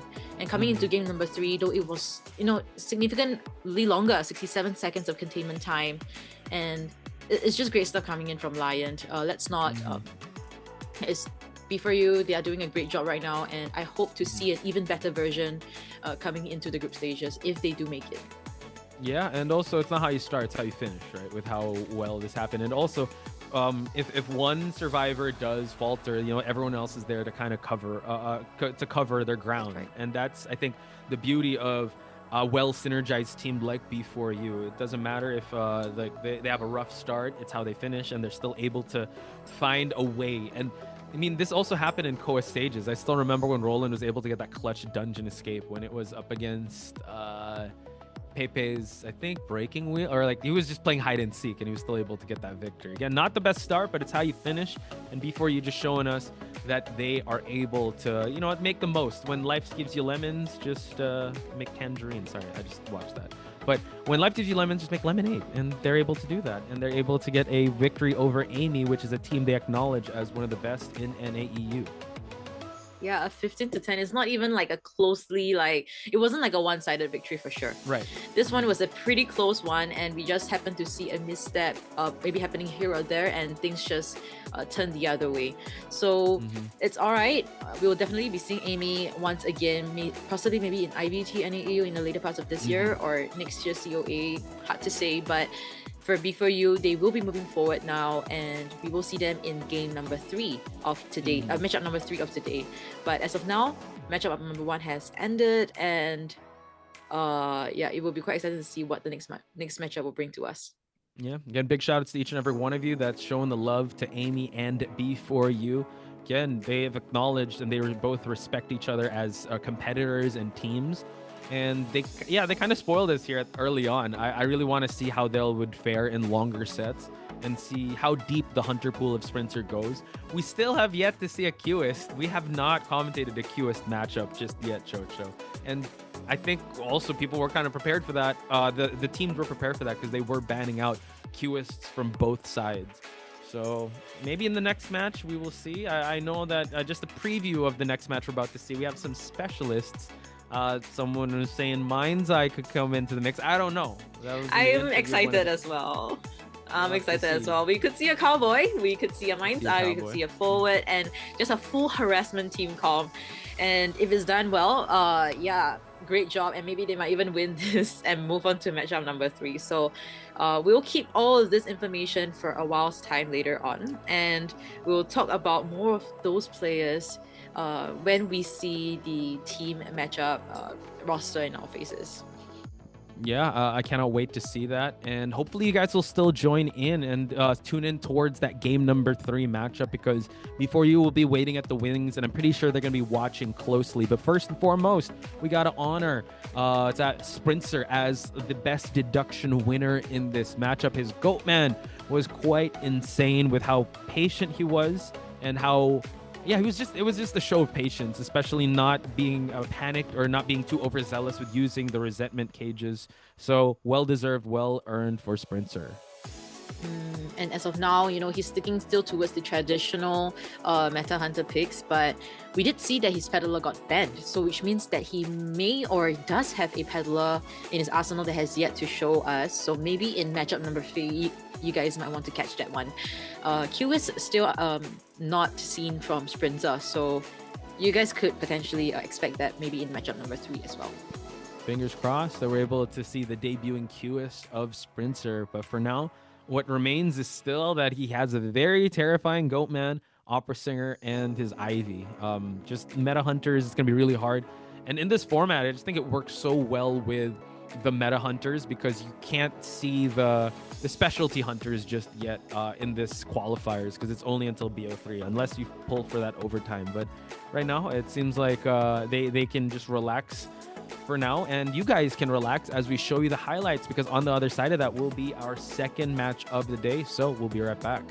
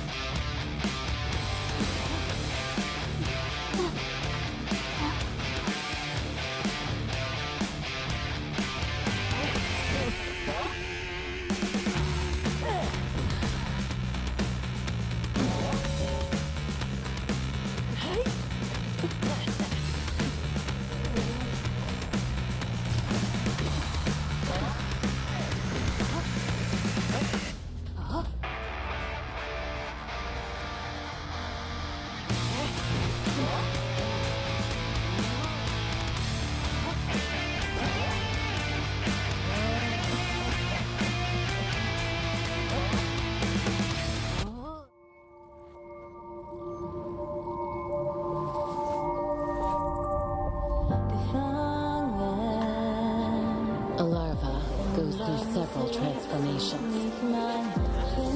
In this process, they learn to feel warmth with their extremities. That's how new species are, Melly.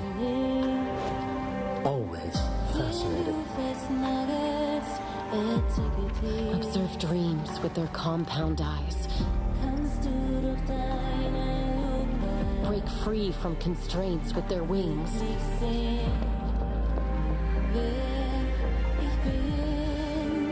You don't belong here, Melly.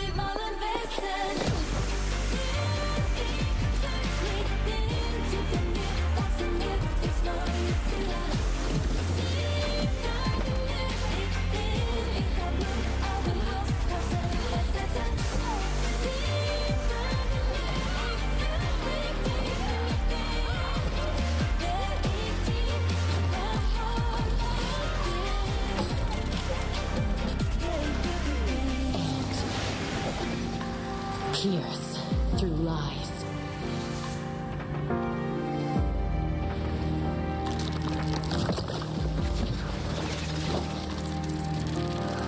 With their stingers.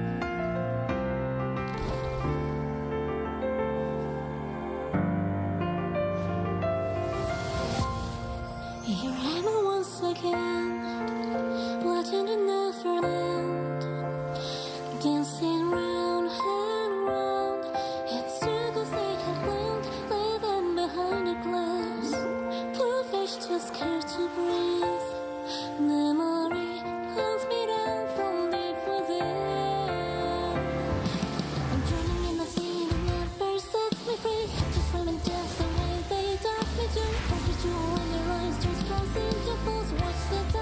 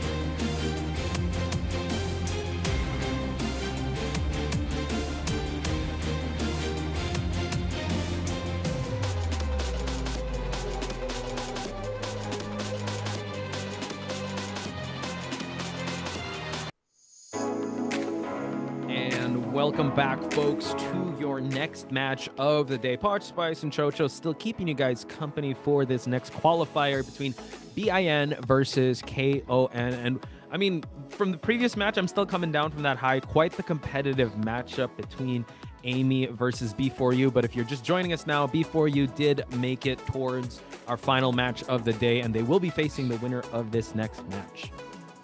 Yeah, so this is gonna be I would say the more anticipated one as well. I mean, B4U, of course, because it's a household name, but this one we have if you guys manage to see the pre-interview portion, we are expecting a Mindsai or Cowboy potentially coming in from Team Bin.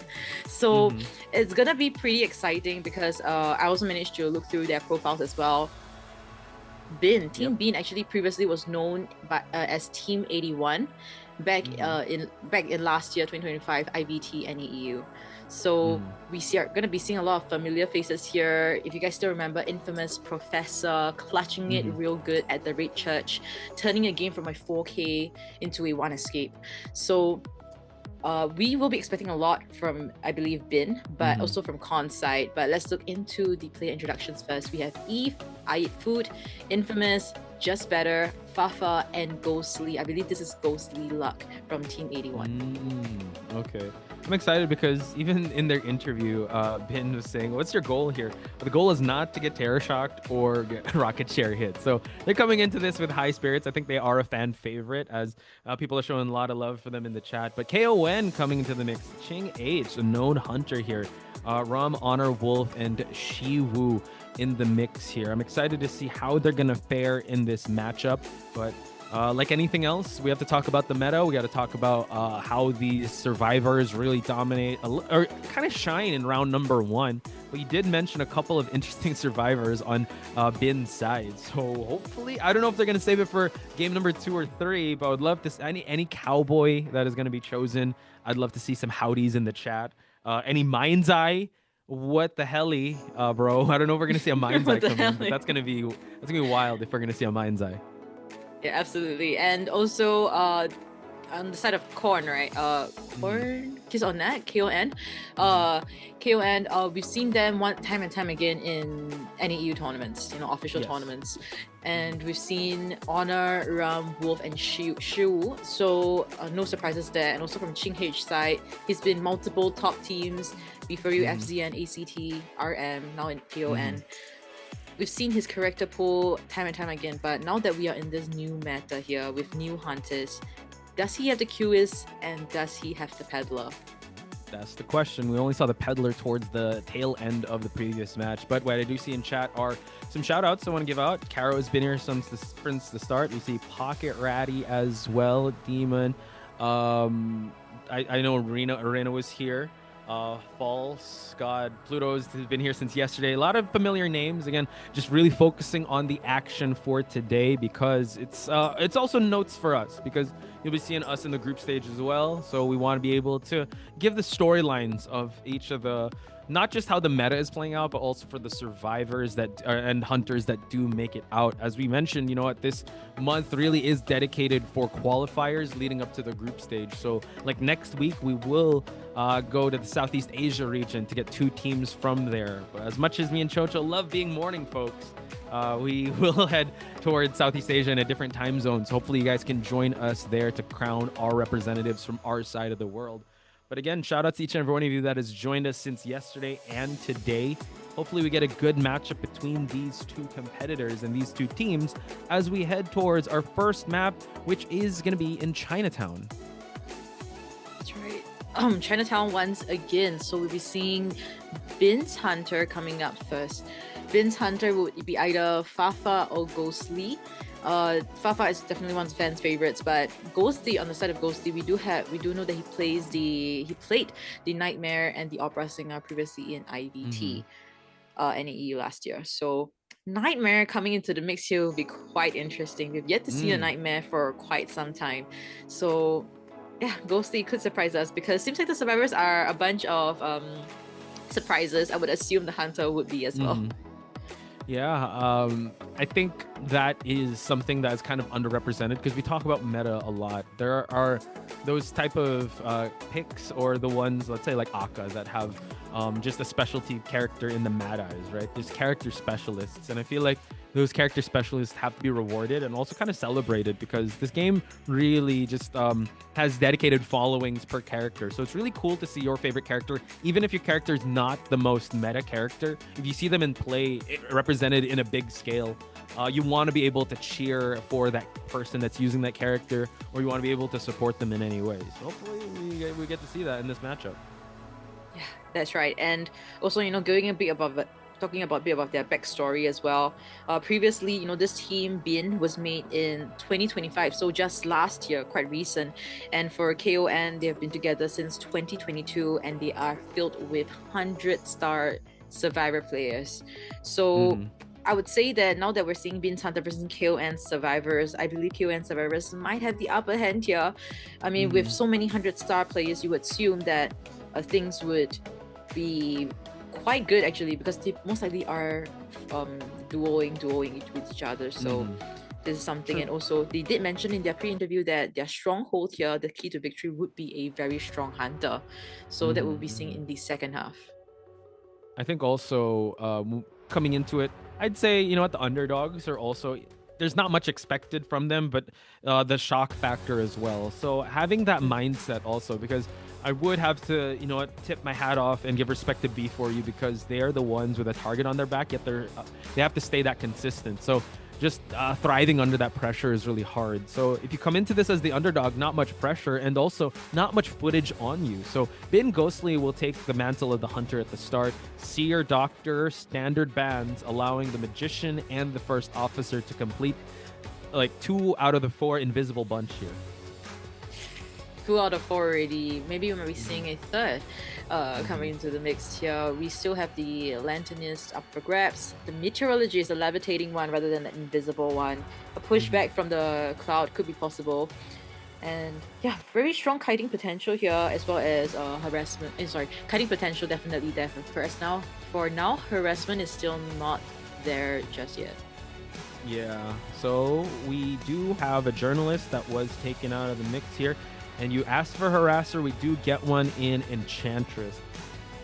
Enchantress round 1 has been quite prevalent throughout this entire weekend, so hopefully Ghostly will be ready for this Enchantress if he does chase the Enchantress at the start. But considering that all the hunters are available, are we going to see something, a surprise pick from Ghostly, or are we going to see more of the meta picks, because this is quite standard when it comes to the survivors? Yeah. Standard it is. Instead of Ghostly, he does have an Opera Singer, and we did see how Opera Singer did fare in the previous round. Amy's Hunter got a tie, so it could be possible here. We understand that in the later rounds, hunters could perform slightly better compared to the first round, knowing the current meta right now. So let's see what's it gonna be from Ghostly's side. For survivors, right? For survivors, they do have their own kiting potential, so yeah, I'm not too worried there. I was gonna say, if Ghostly could take a page out of Sprinter's book, Dream Witch, against the Enchantress, target the Enchantress at the start and kind of carry. But if he does have it, that's good. And if you're Sprinter, I mean, that's Sprinter. He can do that. Or no, sorry, that was Nyala. Amy's. Sorry, he's the one. Amy's. Oh, Qis to start things out. I like this. But yeah, you can't capture what you can't see with the invisible lineup here. And you're going to have to line up your shots quite well. So first Qis matchup we're going to be seeing here, Chocho. How you feeling about it? Excited for sure. Yesterday we saw Mushin's Qis, then today we'll be seeing, I believe, Ghostly's Qis. Yeah, so I'm interested to see how well-versed or skilled when it comes to a Qis coming in from Ghostly. As we see the spawn location, not the typical L shape that we're expecting. We're seeing both at the hotel area and first off at the center area. Enchantress exposed slightly at the other side of the gate, but let's look into their personas first. We have Insolence Detention, as well as a blink on the Qis. For the survivor side, we are seeing the triple Titanus, as well as a single flywheel on the Meteorologist. Yeah, 2 borrowed times as well, just to account for the end game, but it's still going to be quite the matchup here, because Qis just has so much map presence. If he does not miss any of his ball laid out, he could be a tough match for KON. But this game 1, first half of BIN versus KON. That's Chocho. I'm PotSpice. We're your commentators for this matchup.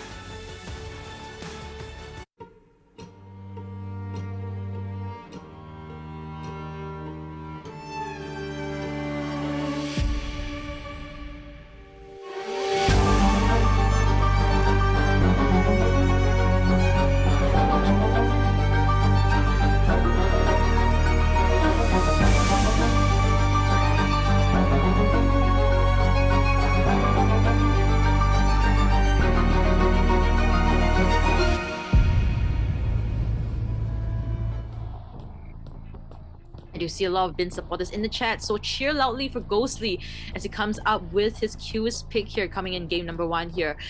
Hitting straight for the center area. First off has already rotated away, and Honor and Shu might potentially rotate on top of one another. A double kiting situation might occur as we see him getting into ball form and speeding up, catching up to whichever survivors and deniers that he sees here. This is one of the strengths of QS, him to be able to close distance early, really fast, and also block out ciphers. So it could be a long game if you're not able to position your ciphers correctly. Shu is going to get chased out here. Let's see how well he's going to perform in this kite as he gets the push for him to be able to transition away from a restaurant. Yeah, great stuff coming in from Shu. Also missing that hit across the pallet as well. Great discipline coming in from Shu. Facing down another pallet, but this hit should register already. But Whoa. Flywheel, timely one. As we see here, still has a lot of wind to work with. Ghosty hits into ball form, trying to close down the distance once again, get into a better position. As we see the pallet down on the correct side. Blink hit through the pallet, but still not down yet. Cypher progress, very healthy.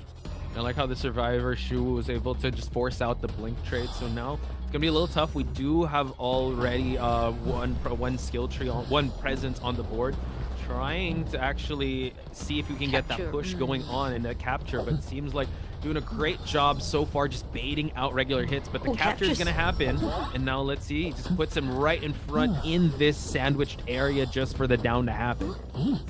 Nice capture coming in from Ghostly, just creating that kind of alignment such that it forces Shu to enter that area, get captured, and placed right in front of him to get that free hit.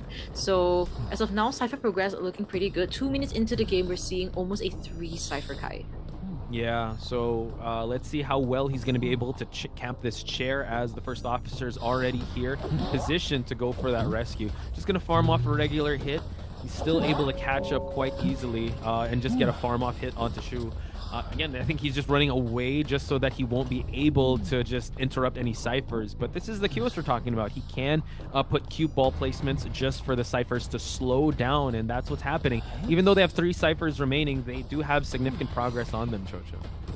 Yeah, the net that the Ghostly is actually casting is quite effective here. We can see from far away the percentage of the ciphers as well. 20% only for the least. So looking at our cipher progress, they're not over decoding. Everything is just in perfect alignment. Just that currently ciphers are quite slow, and a magician should be coming in for the rescue. Yeah, Magician still having a tide turner on him, should be able to just prolong this just a little bit, but this just means their last cipher is still starving for a little more pressure on it. We do have Shu still having one last push on him, but let's see as he exits the cube ball form, hiding behind this pallet, and now just so actually no, he was captured, just waiting for the tide turner to run out. I thought he was behind the pallet, but Shu was gonna fall in just a few seconds. Great stuff coming in. Also another pushback just to buy out a few more seconds. Every second counts here, as we've mentioned, as we see that Shu will be sent back to the mana. Now our 4th cipher will be popped here. Sorry, 3rd cipher will be popped here. 5th cipher stagnant at 5%. Yeah, it's still looking a little tough, and now they actually have to heal up just so that they'll be able to prepare for that endgame. Note that this is detention also. It will be in the air. And just the fact that he's able to close out that distance so fast. Luckily, KON survivors were able to get that heal going. So Wolf now has a bit of wands to work with. So just playing a bit of mind games towards that pallet. Will vault through, but unfortunately no blink hit. So expended a trait without getting a down. My goodness.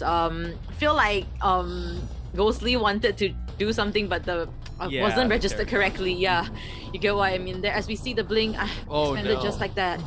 A Cypher was also popped. Last Cypher is at 40%. Let's see if the net cast.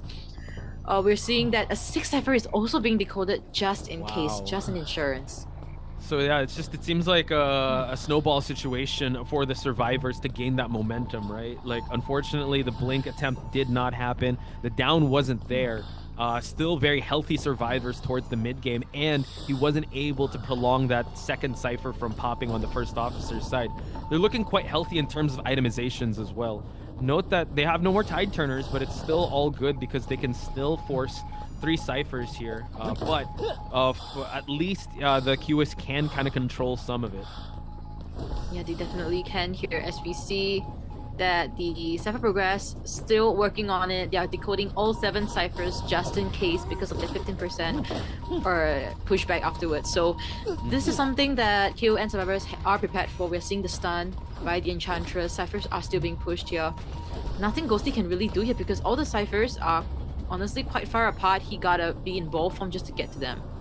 Yeah, so this is what we've seen, how B4U and also AMEY is able to stall out the mid game, right? And we were talking about how well the QS can perform in terms of just camping out ciphers, but in this scenario, everyone's healed up, your trait is still on cooldown, and you don't want to tunnel heavy into one survivor, which is what the Enchantress is doing. This allows them to actually have so much time, but the capture is going to happen. Still at full health, it's still all good, gets the hit, and now it just gets a stack going. Great stuff coming in from Ghostly. A lot of great captures happening and getting all those hits that is necessary. Not all of them are still quite healthy, except for the Enchantress. Cypher is almost primed. Wolf just need to kite out a little bit more. The hit connects through the pallet, surprisingly. And yeah, Cypher progress so good. At center. Yeah, trying to attack the ciphers once again. But yeah, you definitely want to pop because for the Magician at least, because he does not have that bar time. Honor now. Will he expend the pocket watch? Just gonna tank that hit. Still stuck at 94%. I believe that is not the Magician cipher. It's one of those ciphers. Rum is trying to force this one over here, but this is where Ghostly could actually really stack things up because right now everyone's injured. He's gonna try to force out a blink here just so to get the down onto the Enchantress. Now the chair situation is gonna allow them to open up a cipher, but it's gonna be so risky, Chocho, because everyone's injured. That's right. This is gonna be tough, but first off, does have a watch to work with, so he will be coming for the rest. First shock won't matter here because the ciphers is just not ready. Not, yeah. So I thought he went in for the early rescue, and the cipher. This is where it gets really scary if you're able to actually stop the ciphers from moving. So Ghostly looking to get more than just a tie here.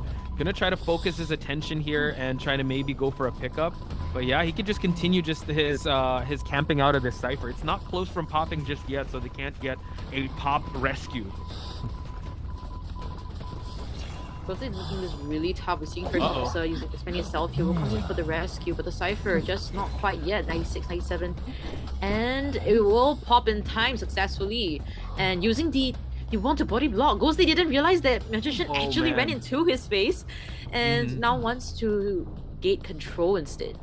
Invisible meta, it's a thing. So just like that, able to actually, that's the power of the first officer, right? You have that 5-second pocket watch. Even though you do get hit, you're still able to get that rescue happening. So now they're opening up the other exit gate, and Enchantress is gonna have to play the sacrifice card here just for them to open up that exit gate towards the end. Note that there is no trump card for him to be able to teleport back, and we do get the exchange onto the Enchantress and QS. No, I honestly thought that maybe Rum had a chance for the dungeon because he had 3 stacks, but just that the distance that with that attack animation was just longer compared to the distance Enchantress had with the Hunter. So great stuff coming in from both sides of the team. They were able to tie things out, though it was a little bit shaky, I have to admit, for the side of KON.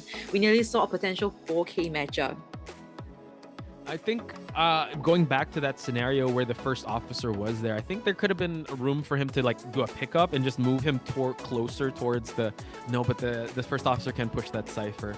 Could be tough. I thought he could just pick up and start just whacking the magician, or try to just get more double down situations happening, because it looked real good on Ghostly's side, but the way that KON played those final seconds is just really good. I guess that's the threat of having a first officer, because you can still get those stable rescues even if you are injured, as long as you have a pocket watch.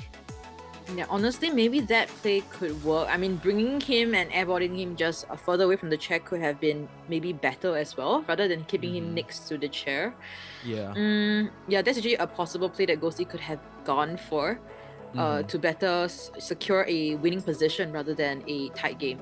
So, yeah, a little bit missed opportunities from both sides, I must say, but it's just the first game. We still have much more games to look at, so let's hope that they will get warmed up and we'll possibly see a better game than this. But as of now, we're seeing a tie game for game 1 first half, 2-2. For second half, we'll be seeing the Bin Survivors versus KON Hunter, an anticipated matchup. Yeah, so just a little overextension there I guess a miscalculation on the situation of how he was able to control that. Again, I think we will see them stack up as the games progress, but hey, we got our fix on the Qist and a lot of good captures, but I'd have to say really good kiting on the side of the survivors, good knowledge of how to be able to, pre-drop pallets, make sure that you're on the correct side, force out the blink, and there were, 2 blink attempts that were, one, he was trying to terror shock. I think the other one was just a blink attempt, but it wasn't a blink down, so the survivor is baiting out a lot of activity and a lot of cooldowns from the hunter is what you want to expect for these survivors to push for that end game. Yeah, and also we are seeing the decoding progress also like a little bit staggered here and there because of the netting that Ghostly had on those ciphers. So great stuff also coming in from Ghostly, able to interrupt those ciphers from far away. Also, the ball placements were also pretty good, and I think one big missed opportunity is definitely still that blink hit that did not register through the window. I respect the attempt for sure. Like, he wanted to try and go for it, but I think it was just a micro step a little too late because the vault already happened and Magician was nowhere near the window already. Or was it the Magician? It was, I forgot. And there was also the Magician play, like the mind games. Like, oh, you think I'm going here, but I'm actually just, excuse me, I'm going to pass right through you just to get to that second floor. So it's a lot to consider, especially if it's a 1v4. So hopefully we'll see more of Ghostly and his other hunters, but I respect the Qist. I respect the style that he wanted to bring to the table. It's a tie, so it could be a lot worse. So hopefully more urgency comes in the second game. But for now, we're going to see the second half of match number 1 here as Ching H is going to take the hunter mantle. Yeah. And of course, let's see, what's it going to be? Antonis and Doctor will be banned out first, and the invisible number 1, Magician, and a 3 tank hitter, Psychologist, will be up first. For now, things are looking pretty normal. We're not seeing any unorthodox or different kind of picks that we were expecting initially, but let's wait patiently as we look into the bans from Ching H side. Asir. Yeah. I think maybe they kind of mixed us up. They're like, yeah, we're going to play this, but no, let's play standard for now. Probably bring out the specialties in game number 3 or 2, because pretty standard bans also on the side of Ching H. No targeted bans on anyone just yet. Meteorologist out of the picture, as well as Seer, Doctor, and Lanternist. And I'd say the most out-of-pocket one is Gardener, but she's still quite good, especially in baiting out regular hits. Yeah. So yeah, overall is a pretty it's a super traditional one. We don't see any of the more recent characters being picked up here. Yeah, and they all can take multiple hits. We set our expectations too high, Josh. Like, I feel so too. Maybe game 2 and game 3. Game 2. Yeah, we just gotta hope. Because okay, honestly, if they're gonna be going for a cowboy things, right? The last time they did it was at Red Church. Red Church, yeah. Yeah, so maybe next round might be a Red Church. Maybe. We have to wait for that. Cowboy journalist type deal. We'll see if that happens. But right now, I think, they have to play to their advantage and might as well try to win this, right? So let's go standard meta and try to force some activity out of Ching H, because Ching H also is no easy feat to go up against. So I think they know that he will play meta. Let's kind of go bar for bar with him here. As of now, still not too sure. But if we're going on, I mean, if we're going with the usual picks that he usually went for last time, he does have a Dream Witch, he does have a Wax Artist, Night Watch, Breaking Will, as well as the Bloody Queen. Wow. Okay. So Night Watch is a character that we rarely see. I don't think he's gonna bring that out. But you mentioned Dream Witch, and Ching H does oblige with that. Luckily, there are some tanks. Well, I would say like characters that can tank hits here, being the Psychologist and Gardener. Magician also could have a really tough, well, could be a tough chase onto the Dream Witch's side. And hopefully, Bin survivors could actually utilize the map's, I'd say, vastness to their advantage and just make sure that, you know, she's not anywhere near her leeched followers.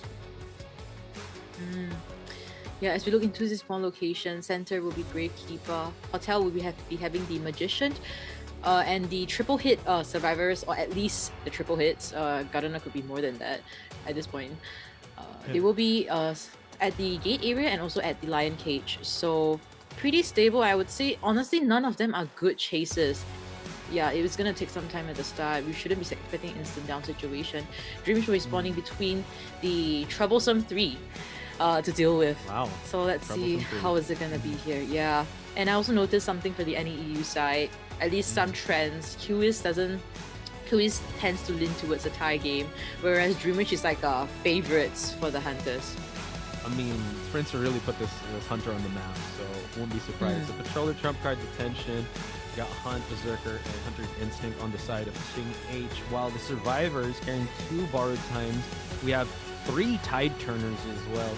No flywheels on their side, so they want to be able to transition away from their leeched followers. So let's see how they will fare. This is game 1, second half of BIN versus KON. That's Chocho. I'm Hot Spice. We're your commentators for this match.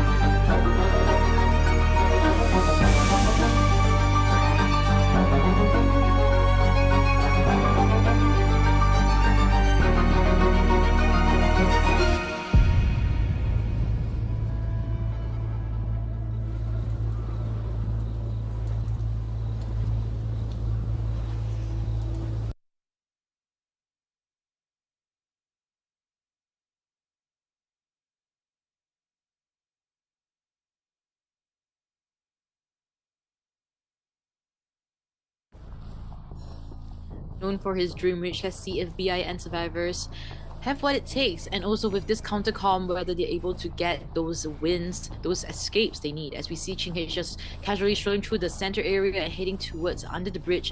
Hesitinitis being propped up here, but that's not the one that he wants. He wants the Magician. As we see Infamous already ready for this kite. Wow, just traversing all throughout the map just to get to that Magician. The Notorious 3, what would you say? The 3 hitters? Yeah, they're just not going for any of them. He's going for this Magician. Able to get the leech already here. Dropping down that pallet. Probably will rotate towards it, but the drop down is going to happen already, forcing him to break that pallet. Patroller is already online, but the follower is not. It's kind of far behind. So let's see how Infamous will be kiting this one out. Yeah, as we see both leeches heading over already. Patroller being used here. Should be getting a hit here, but the hit does not connect as of yet. But another bite would suffice here. Oh, wow, good magic wand here. Again, this is, yeah, forcing out the main follower hit is actually quite good, but still a good use of that magic wand. And I do believe that he's already kited out the Patroller, but another one is ready for him to use. So good routes he's taking. Oh, actually, no, wait, he's kiting on top of someone. I thought he was able to avoid, but now another Patroller drop down here. He's gonna go for the Magician. Let's hope some ciphers do pop, as the Magician is gonna try to buy some time in this area. Has another magic wand to use. Unable to kite out the second Patroller as well. Infamous will be down here after 2 dog bites. But look at the ciphers, guys. Almost 3 full ciphers being decoded. So this is a very successful kite. As we see, Ching H will be chairing near this area. I think question still remains whether the center cipher has been popped. Yeah, so I think, the 96 cipher is the one where the rocket chair is at, but that's as good as popped, right? I think once they do get a rescue onto the magician, they have 2 tide turners to work with. Just run away from that area as the 4th cipher is being worked on already. Just better trying to get the bubble, able to force out attack recovery, and now gotta be very careful. The terror shock is still very imminent. Just eats the regular hit, and now the rescue happens. Yeah, as we see the tide turner being put into effect here, he will be running towards another corner of the map where no ciphers will be interrupted. So great communications coming in from Bin. Just better, still in the vicinity and does have a leech, but no leech remover. He got a hit towards Gravekeeper to remove it potentially. Yeah, so I'm hoping the Gardener could pick up an anti-curse just so that Ching H won't have that much map pressure. Because I'd say that 96 cipher, he is just sitting on that until someone tries to pop it, or at least until we get some heals going on, which is one of the benefits of having that Wi-Fi heal on the Psychologist. Gardener already healed up, can possibly force that pop to happen, but the main body is quite far from everything else here. So they pop that one, 2 ciphers remaining, and they already have their end game scenario going. That's right. Psychologist is doing a great job, not giving any free hits to end, but the free rescue occurs, so Gravekeeper can potentially go for a body block here, but a hit. Wow, registers onto the Magician, so this means that Magician will be fighting back to the mana. Let's see if a free hit could be given here. Seems like that will not be the case since he has a shovel as well. Yeah. It's a good call for the Gravekeeper getting a rescue on without using any, or expending any shovels or using any of his health to get that. Because Magician, as he's being sent out of the game, we only have 1 leech follower onto the Gardener, which I feel like Gardener has already primed it up. So we're still sitting at 2 ciphers. You don't want Ching H to be able to control more of the map here. So you want to be able to add pressure, remove some leeches, pressure some ciphers, and that's what we see on the lower left side of the screen. The Gardener is removing it. Yeah, finally, as we see, ciphers are on a standstill. Considering the starting kite that Infamous had, the ciphers actually progressed quite slow since then. So yeah, I guess Ching H does have pretty good map pressure. That's why ciphers are so slow. Everything's on a standstill. Everybody's full health, and Psychologist will be taking the next kite. Yeah, Psychologist being chased out of the anti-curse here, and now Patroller will be dropped down. Let's see. Not much in this area to work with. The Patroller bite is going to be the first hit. It will happen on Ching H's side, but this allows a bit of breathing room for ciphers to move. Let's see how Psychologist will play this out as she tries to look for an anti-curse, and the rest of the survivors kind of uninterrupted here. Ching H has to take the main body over here at the restaurant area just to leech one of the survivors, which is Eve. Yeah, Eve. Gotta be very careful here. I Eat Food also, on the bottom left, we do see that she's still kiting it for the life of hers. As we see all of them gonna be gathered at the a lot of them gonna be at hotel area. Eve still trying to remove that leech, unfortunately still not quite there yet. Another person got a hit. Yeah, injuries are starting to stack up. I feel like they need to kind of prioritize healing, or at least getting some anti-curses here, because Psychologist has, like you said, just been roaming around because she's kind of a sitting duck here if she just continues to not have that anti-curse. But it's so hard because everything is kind of cut off where they're at. Luckily, though, she does have borrowed time. Gardener has to be very careful.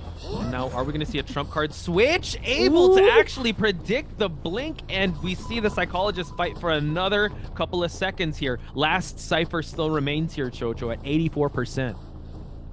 That's right. So close yet so far, and seems like Bin survivors are reluctant to potentially open another cipher. Healing is happening, so that's still not too bad. I Eat Food, not too sure what's really happening over there as well, since we are unable to see it. But yeah, she's still kiting for her life. She's still kiting for her life in the corner. Someone give me an anti-curse, please. I think that's what they're trying to happen here, but Yeah, every time they tries to re-rotate, I think it's just all of a sudden a heartbeat does happen. Just better though, trying to make a beeline for this rescue, or at least this Cypher pop to happen. But note, end game, and if you have all your leeches on you, is in the favor of that Dream Witch, and now gets the blink going for the Psychologist. Psychologist did get an anti-curse, which is good. Everyone does have anti-curses, but you want to be able to prime them before they push for that end game. So, like you said, a little reluctant to open up another Cypher, and we have the 3 crows onto the Gardener. Yeah, just how much time has been spent not decoding, unfortunately, but also the blink hit registering. Psychologist is on the ground. Gravekeeper is forced to come for this rescue, and Gardener is too dangerous for her to decode. Oh, there. Gravekeeper was able to touch another Cypher, but is so far away from actually being a threat to Ching H. And I think, yeah, they put all their eggs in this basket near the the restaurant area. We do get a rescue, and everyone is quite injured, and the Gravekeeper still going back into that shovel form. At least has one more for endgame. But now we need to see some heals going on, because they cannot approach the endgame here with this much, oh, actually, they are going to get healed with borrowed time, but I'm just quite concerned when it comes to the leeches that there are on screen right now. Yeah, a lot of things that is happening right now, but yeah, Cypher progress is just quite stagnant as well. All of them injured, and it's becoming a very tough situation for the bin survivors to bounce back from. As long as they're still able to keep Ching H on his toes, that's totally fine. Prioritize deleaching and then heal before you can try to push the Cyphers. But if you're able to find a Cypher that's away from this hotel area, that is more than optimal, because he is not moving away from the Cypher. Yeah, Ching H is actually doing a great job map pressuring, Cypher controlling, giving pressure onto the servers, preventing them from finding each other, healing each other. If you're gonna do so, you're gonna get free hits as well. So a lot of things to consider. We're seeing Psychologists finally getting healed out there, and Gravekeeper as well. Gardener would have to kite it out here, and luckily enough, it is the leech hit. True. So now the main body has to move here just better to get leeched. This allows some Cypher progress to move forward, but luckily, like you said, the Psychologist and Gravekeeper have healed up, so either of them could go for this rescue or at least rotate, while the 20% Cypher is being moved accordingly. So Ching H still camping out over at the hotel area, which again is still a big threat, but now they're opening up options, right? This next Cypher that I Eat Food is on will be the one that is going to be pressured. That's right. A lot of things to work on, but let's see if enough time can be brought up for that Cypher to be decoded, because the leech spawning time is another 8 more seconds, so quite sufficient, I believe, as we see a safe rescue coming in from the Gravekeeper. Let's see if a body block can happen here. I think they might have to. Oh yeah, the pop is not gonna matter for the for the Gardener, but at least they can go for a second rescue. And like you said, if the Gravekeeper does get leeched, it could be a lot harder. So we are gonna wait for Ching H to go for that leech.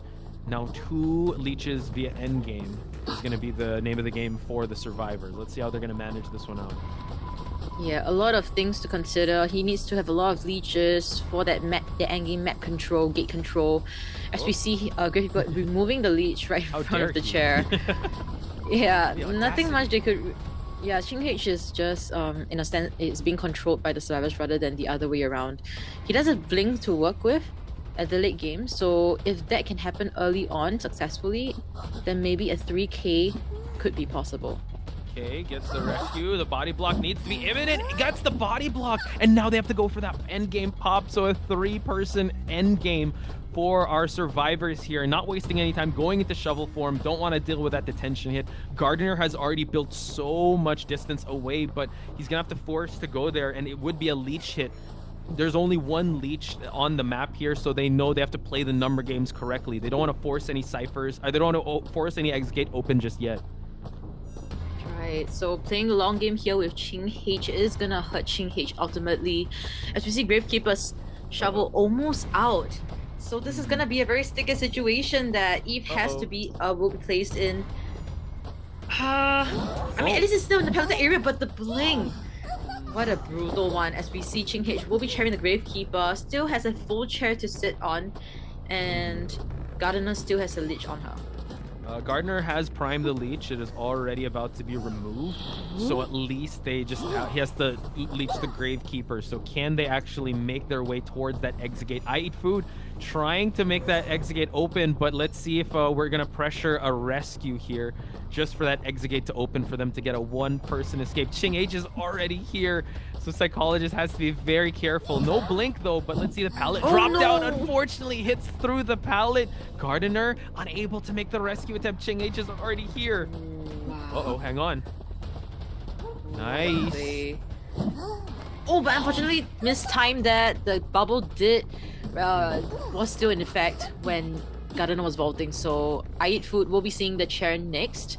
Gravekeeper is removing his leech right now, and I'm not too sure where Gardener is at this point in time, but 13 seconds till when detention ends, so it's gonna be looking pretty good.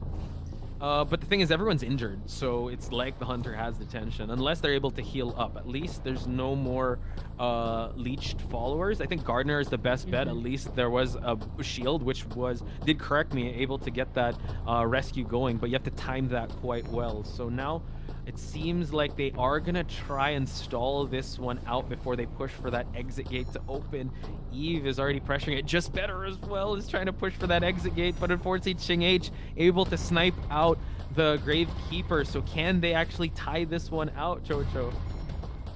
I really doubt so. No items to work with and half health won't make it through anywhere here. The hit will still register as we see the Gardener manage to get the other side of the gate open, and this will guarantee at least a 1 escape instead of a 5 points to KON's Hunter Ching H. So KON winning the first round in this game in a clutch 3-1. Again, first game ended up in a tie, but a 3-1 victory. Still quite close for KON to just eke out a victory here. Quite the intense showing, but you did see a lot of potential in the survivors of BIN. They really knew the Dream Witch matchup very well. They stalled it out, but I think it was just a matter of the war. It was the war of attrition, right? That Gravekeeper didn't have any more items to work with. He was injured, and they kind of stalled it out. I think he pointed it out. They were very hell-bent and intent on just pushing that one cipher, that they just kind of put all their eggs and all their resources there to try and push it. Then by the time they open up another cipher, all their resources kind of spent already. Yeah, and considering the late game that they had, the survivors had, I think having a 1 escape is really not too bad. Yeah, honestly, considering the fact that the start of the matchup, it was almost a 3 full cipher kite. Having such a struggle towards the endgame was quite unfortunate. The cipher progress was just not too fast after the first person was shed. Yeah, that is true. So just those minute decision makings, Ching H was able to stay on top there, bring out a Dream Witch. And yeah, you're right. Qist in this weekend has been ties, but Dream Witch has been getting kind of the dubs here in the qualifiers for NAEU. So just showing we have a matter of priority when it comes to the meta, but Dream Witch is still very much you can win with this hunter given the right conditions and the right hunter that is piloting this character. Yeah, we did see a little bit of struggle, but ultimately 3K is still a win, so claiming their victory for KON in the game number 1. Of course, we'll see game number 2 to see what we'll be expecting, but I believe that game 2 will be seeing more interesting picks from the side of Bin survivors. Let's see. I don't know. I expected a little too much there, but I do. They could go meta. It's fine. As long as they're comfortable, I want to see Bin perform to their best. Our entertainment is secondary. A lot is at stake here for them. So if they choose meta, it's totally fine, but you'll definitely get a lot of crowd points or plus points in the crowd if you go for that Cowboy Red Church novelist combo. If you want, like that's definitely on the table. I'm not sure who picked the map 1, but hopefully maybe Bin come map 2 will come back even better here. So let's look at the match stats here, Chocho. Yep, we're seeing the first kiter, Infamous, the Magician, having a 50-second kite. Considering it's a Dream Witch, is actually considered quite long already. Yes. And for the other survivors, we're seeing Eve with 132 seconds of containment time, 93 seconds on the Gardener, Just Better, and 86 seconds on Psychologist, I Eat Food. Eve also had 4 rescues done, by the way. Yeah, just excellent rotations on their side. And yeah, the fact that they got one person escape was still quite good, considering how well Ching H is. And like you called it, this is his calling card of a character. He has brought it out in previous tournaments as well. So they were ready for that match. So folks, let's check out the highlights before we move to match number 2.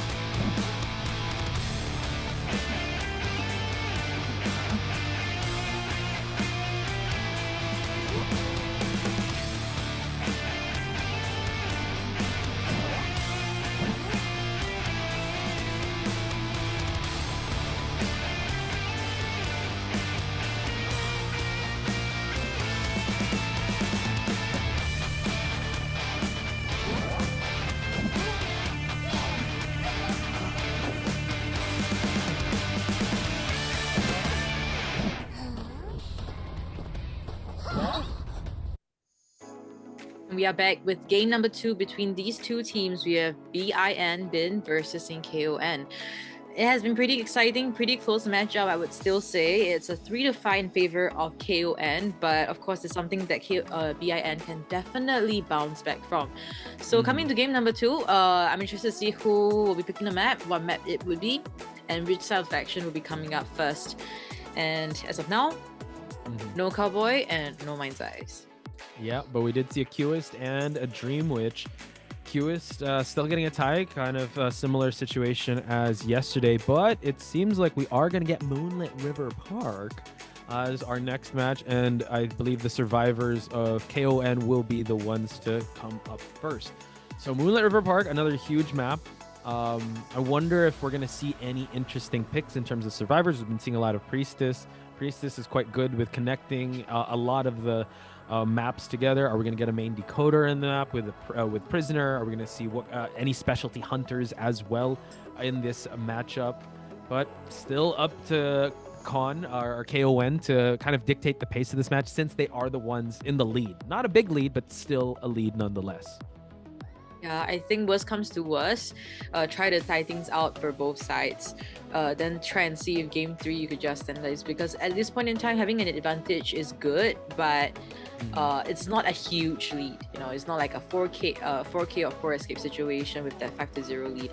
So something could definitely be worked on here, and game 2 will be, I would assume, more exciting, because Ching H didn't go for the conventional picks. He went for his usual Dream Witch, and there's still Qist, Goatman, Hullabaloo that still open up.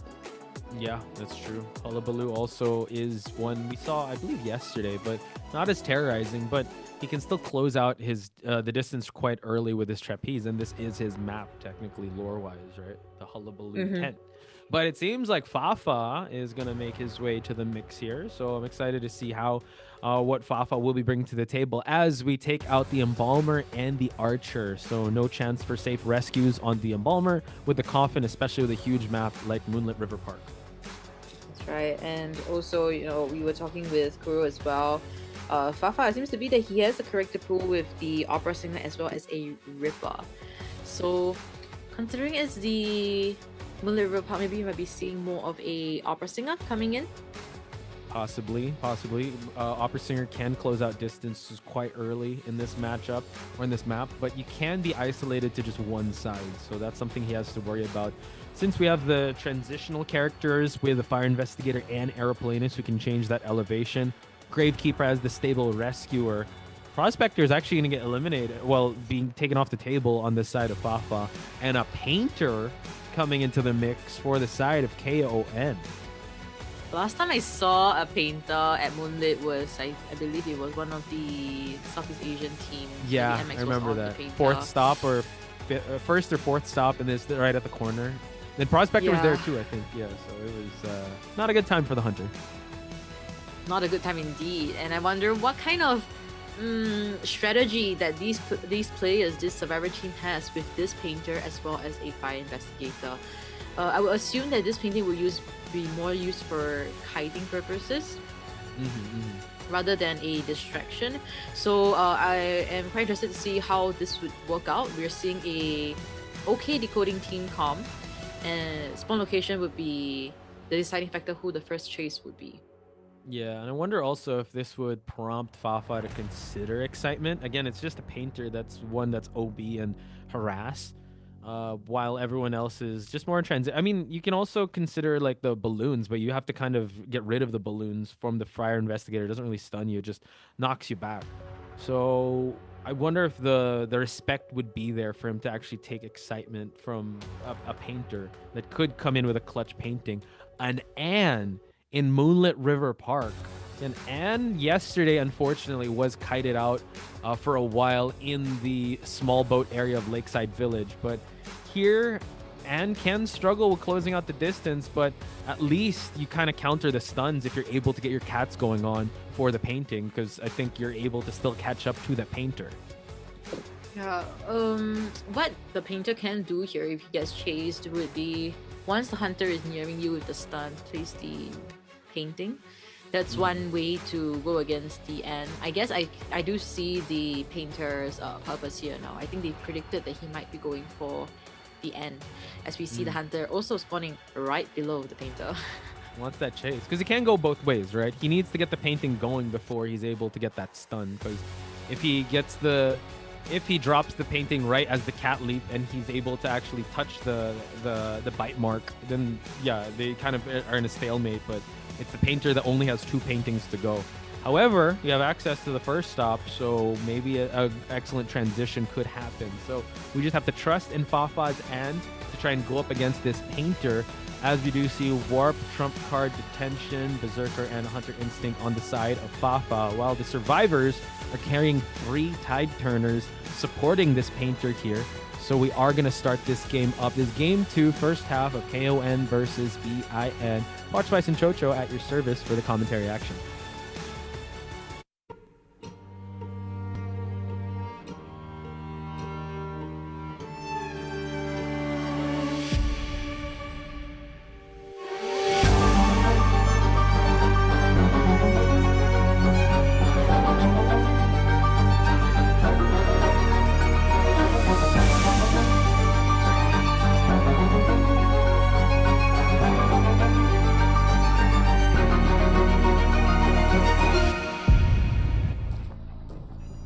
Heading straight for the Painter at the first stop. Still, this is gonna be this was gonna be interesting to see how it's gonna be played out here. Fafa still trying to get closer towards the Painter, but the closer you get, the more he can see you. As you see that we're seeing the painting being launched here, and the cat catches on to Wolf. Oh, and wow! Able to actually get the painting going here, and now has access to kind of rotate here. So first painting down and out. We're still at the first minute of this chase. Cypher progress still moving on like quite well, but still, let's see how well this will be.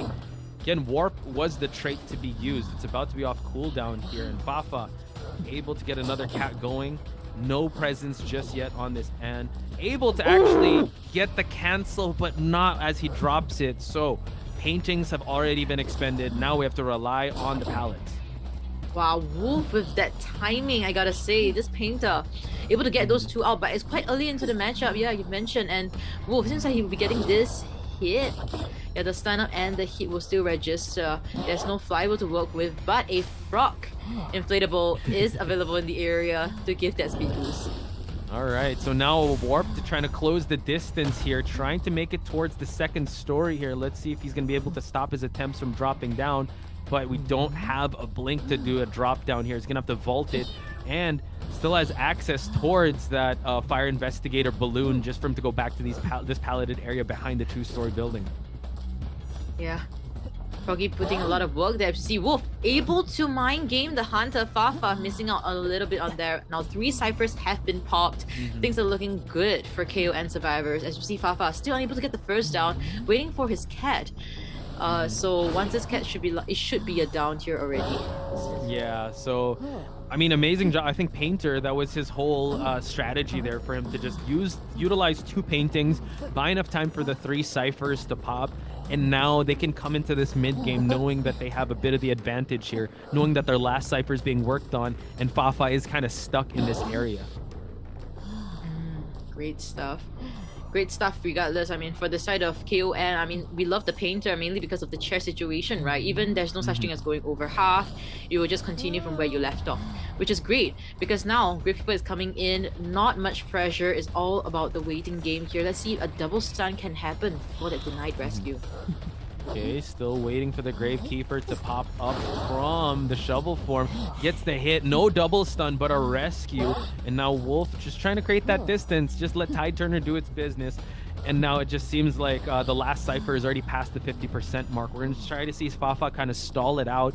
Trump card is ready, but he still has to chair the Painter. And like you called it, again, this is very targeted for him to be able to still guarantee a second chair. Yeah, that's the thing. As we see that the 4th cipher has just been popped. Last cipher's at 61%. It's moving good, but a basement chair. The only person that could safely go down would have been the Gravekeeper, but he's half health. He's rescued already. So let's see how the rescue is gonna be made. It will be done by Rum. Fire Investigator making his way towards the basement. Cypher is about to be popped for the time that he will attempt. It's actually a double rescue. 2 survivors are coming in on all angles here, but there is a cat that is there. We're gonna get a drop down, and now this is actually gonna stop the attempts of Shiwu, but everyone still has that Tide Turner to go, the borrowed time to go with. So it's gonna be quite the attempt here for Fafa to try and get 1 survivor out of the game. Yeah. We see that Wolf already got that hit. I guess they want to wait for a better timing or someone to get towards the gate before they pop the cipher for a better endgame result. As we see, Wolf will get stunned up immediately and the down will happen. Now Wolf still and now Fafa still has a warp to work with, so it could guarantee at least a 1 kill for now, but not too sure whether a tie or 3k game could be possible here. Trump card used, and it seems like the Gravekeeper is the one to be the sacrificial lamb here for him to actually take this detention kite. But man, he's still got 2 shovels going, so he's gonna force out possibly an attack recovery here or attack hit, but he's still waiting for his cat cooldowns, and no one has rotated towards the other exit gate just yet.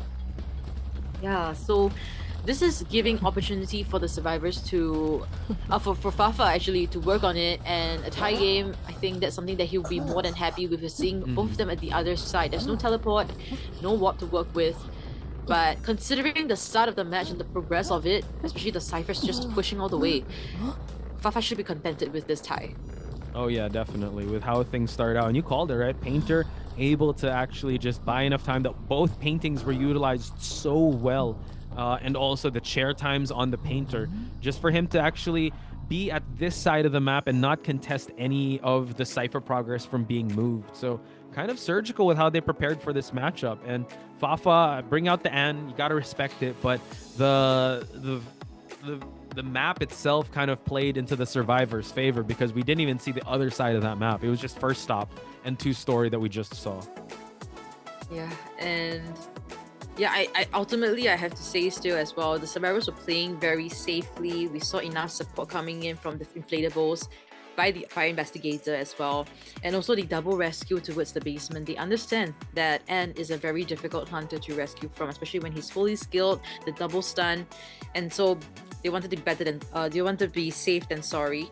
So love everything that they went for, and great stuff coming in. I understand that Wolf maybe wanted to kite a little bit more at a better area, but unfortunately this is an N we're talking about. Tight kiting just doesn't really work out well. As we look into the scoreboard, a 7-5 in favor of KON.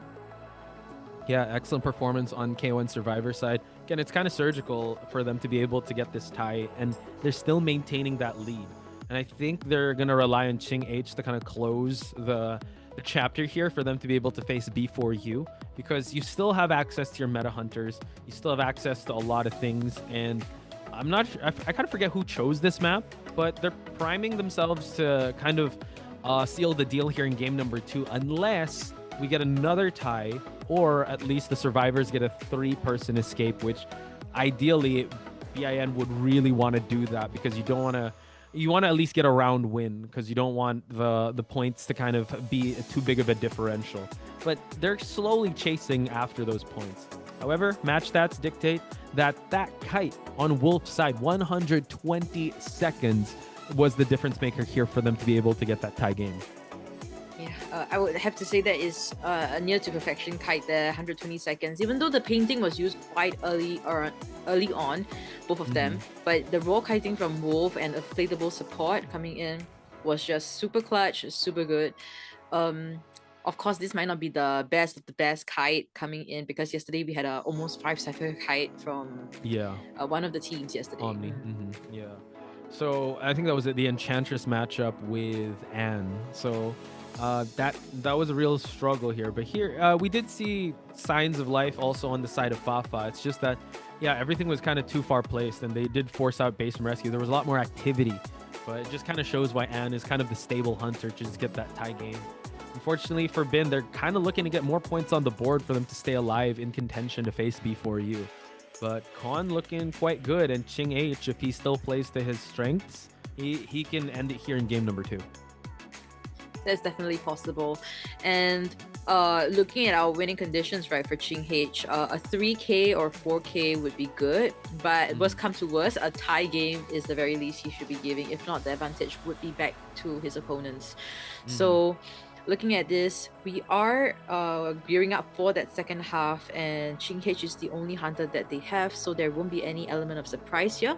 So Ching H, let's look into his character pool once again. Yeah. He has Wax Artist, Dream Witch. Dream Witch has been used. So Wax Artist, Bloody Queen, Breaking Wheel, and the Night Watch. Breaking Wheel yesterday unfortunately does not live up to that 4K potential. I don't know, you can bring it out here if you want, but it seems like they are going to ban out the Ivy. So, I mean, Dream Witch, Ivy, kind of synonymous with each other. Ching H was really good on that Dream Witch. Banning out Seer and Doctor doesn't say much, because this still kind of is part of the meta bans. Let's see if we are going to see any unconventional picks. Archer and Puppeteer. So a harasser as well as a tanky character in the Puppeteer to start things out for Bin's selection. And First Officer taken out of the gate here for Ching H. First Officer. So this in response, Bin might be taking a rescuer role coming in. Yeah, very standard selections as of now. We have, I mean, they could actually go for a mercenary. Yeah, a mercenary in a big map like this. The elbow pads would help definitely, but maybe other support characters or kiters would be good here for Team Bin. Yeah, I mean, Meteorologist, it just got panned out. Meteorologist still was on the table. Aeroplanist is still there. Who else could possibly get? They go also Fire Investigator if they want to have those just kiting out the back of 2-story. That was pretty good.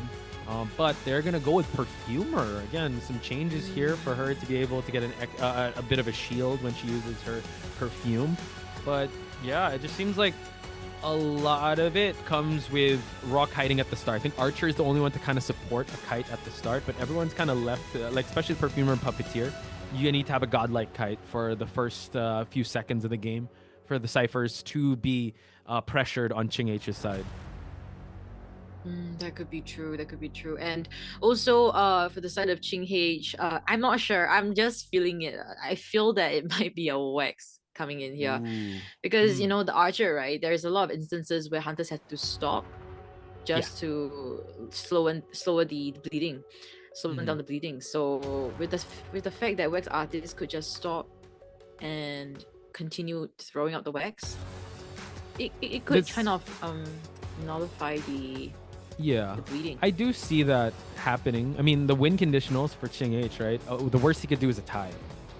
And Wax Artist in a big map like this can reside himself to that, just for them to maintain that lead. And he can just go for more if he wants to, but still quite the stable hunter if he goes for that Wax Artist. And yeah, just has to worry about the Archer. And I do believe that is on the table for him.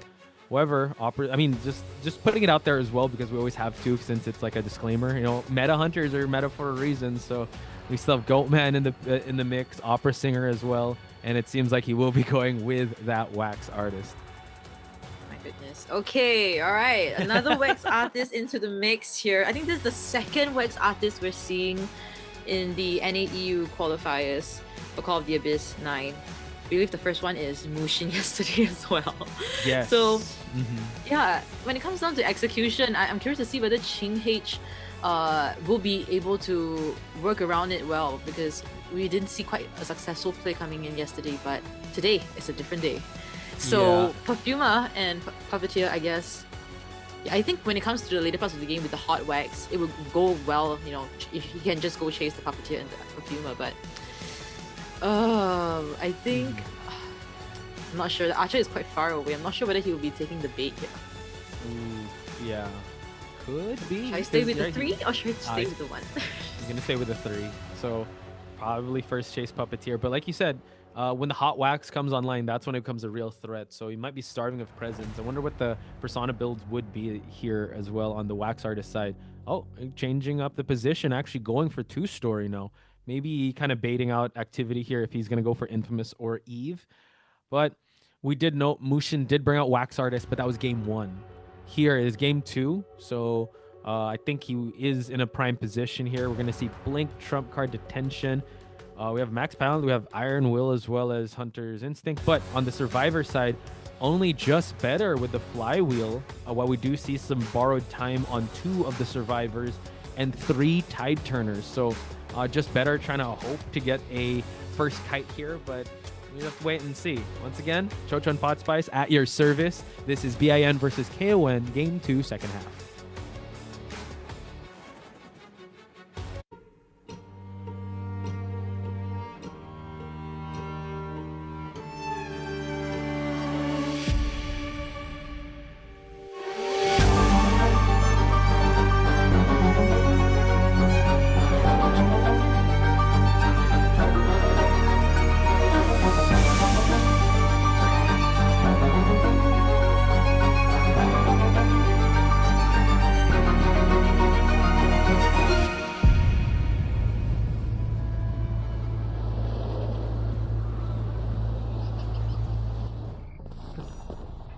Potentially the last half here, the Wax will be coming in and hopefully getting at least a tie game going against Bin Survivors. And the first chase, unfortunately, would be the Perfumer. Perfumer already rotating away from the 2-story area next to Just Better, which Just Better can actually kind of provide a bit of support, but that's what the Wax Artist wants. He wants you to get with the stuns going on. We're already going to see the Perfume being laid out here.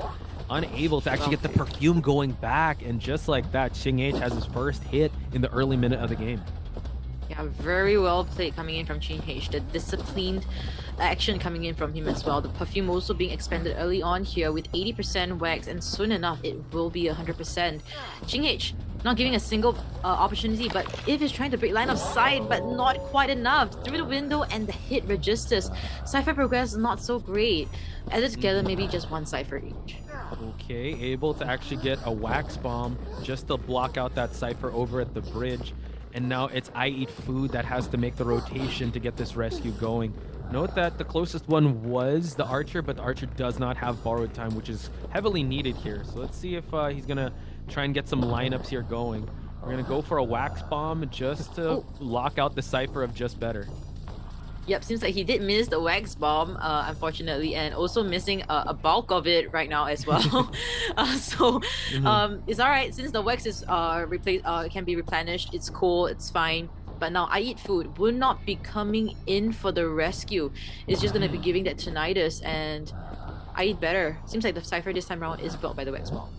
Yeah, so 62% wax onto that Archer. Full blood rescue possibly for I Eat Food, but time's a ticking here for them to be able to try and salvage the Perfumer. Again, Bin's win conditions. They need to at least tie to keep this going, and just like that, able to get a rescue, but Eve will be falling on the final chair here.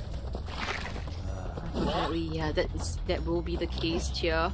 And up till now, the blink has yet been expended, so the Bin survivors could be wondering whether he has brought excitement and not come in with any kind of support or harassment as well.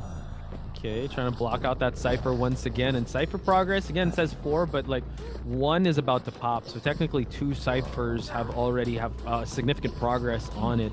But this Perfumer will be heading back to that manor. Ching H doing a great job. Let's see if he can get more than just a tie situation. Hasn't used the blink just yet, like you pointed out. Mercenary is injured.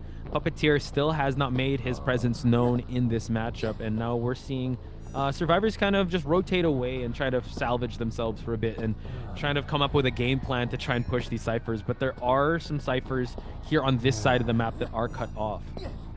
Yeah, and Ching H has yet to realize that all 3 survivors are at the other side of the map.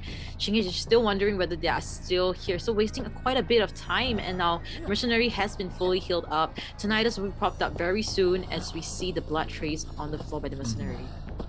Okay, let's see if he's going to commit towards that Mercenary. I like the discipline here just to rotate away. They don't want to stay too locked in on Cypher progress here. We actually see that the Archer is kind of hiding his way, but is he going to bait him? Actually sees the footmarks here, and now it is going to be Just Better to take this next kite. Yeah, does have full items to work with. A full kiting build, and the blink misses. If that connects, it would have been a Terror Shock, so I guess when it comes down to prediction, I guess Ching H was a little bit short there when it comes to the distance, especially Just Better. Able to shoot that shot, but still gets the hit regardless. The flywheel missed as well. Man. So much Ching has been expended, and Ching H forced to just stand still for the bleeding stop.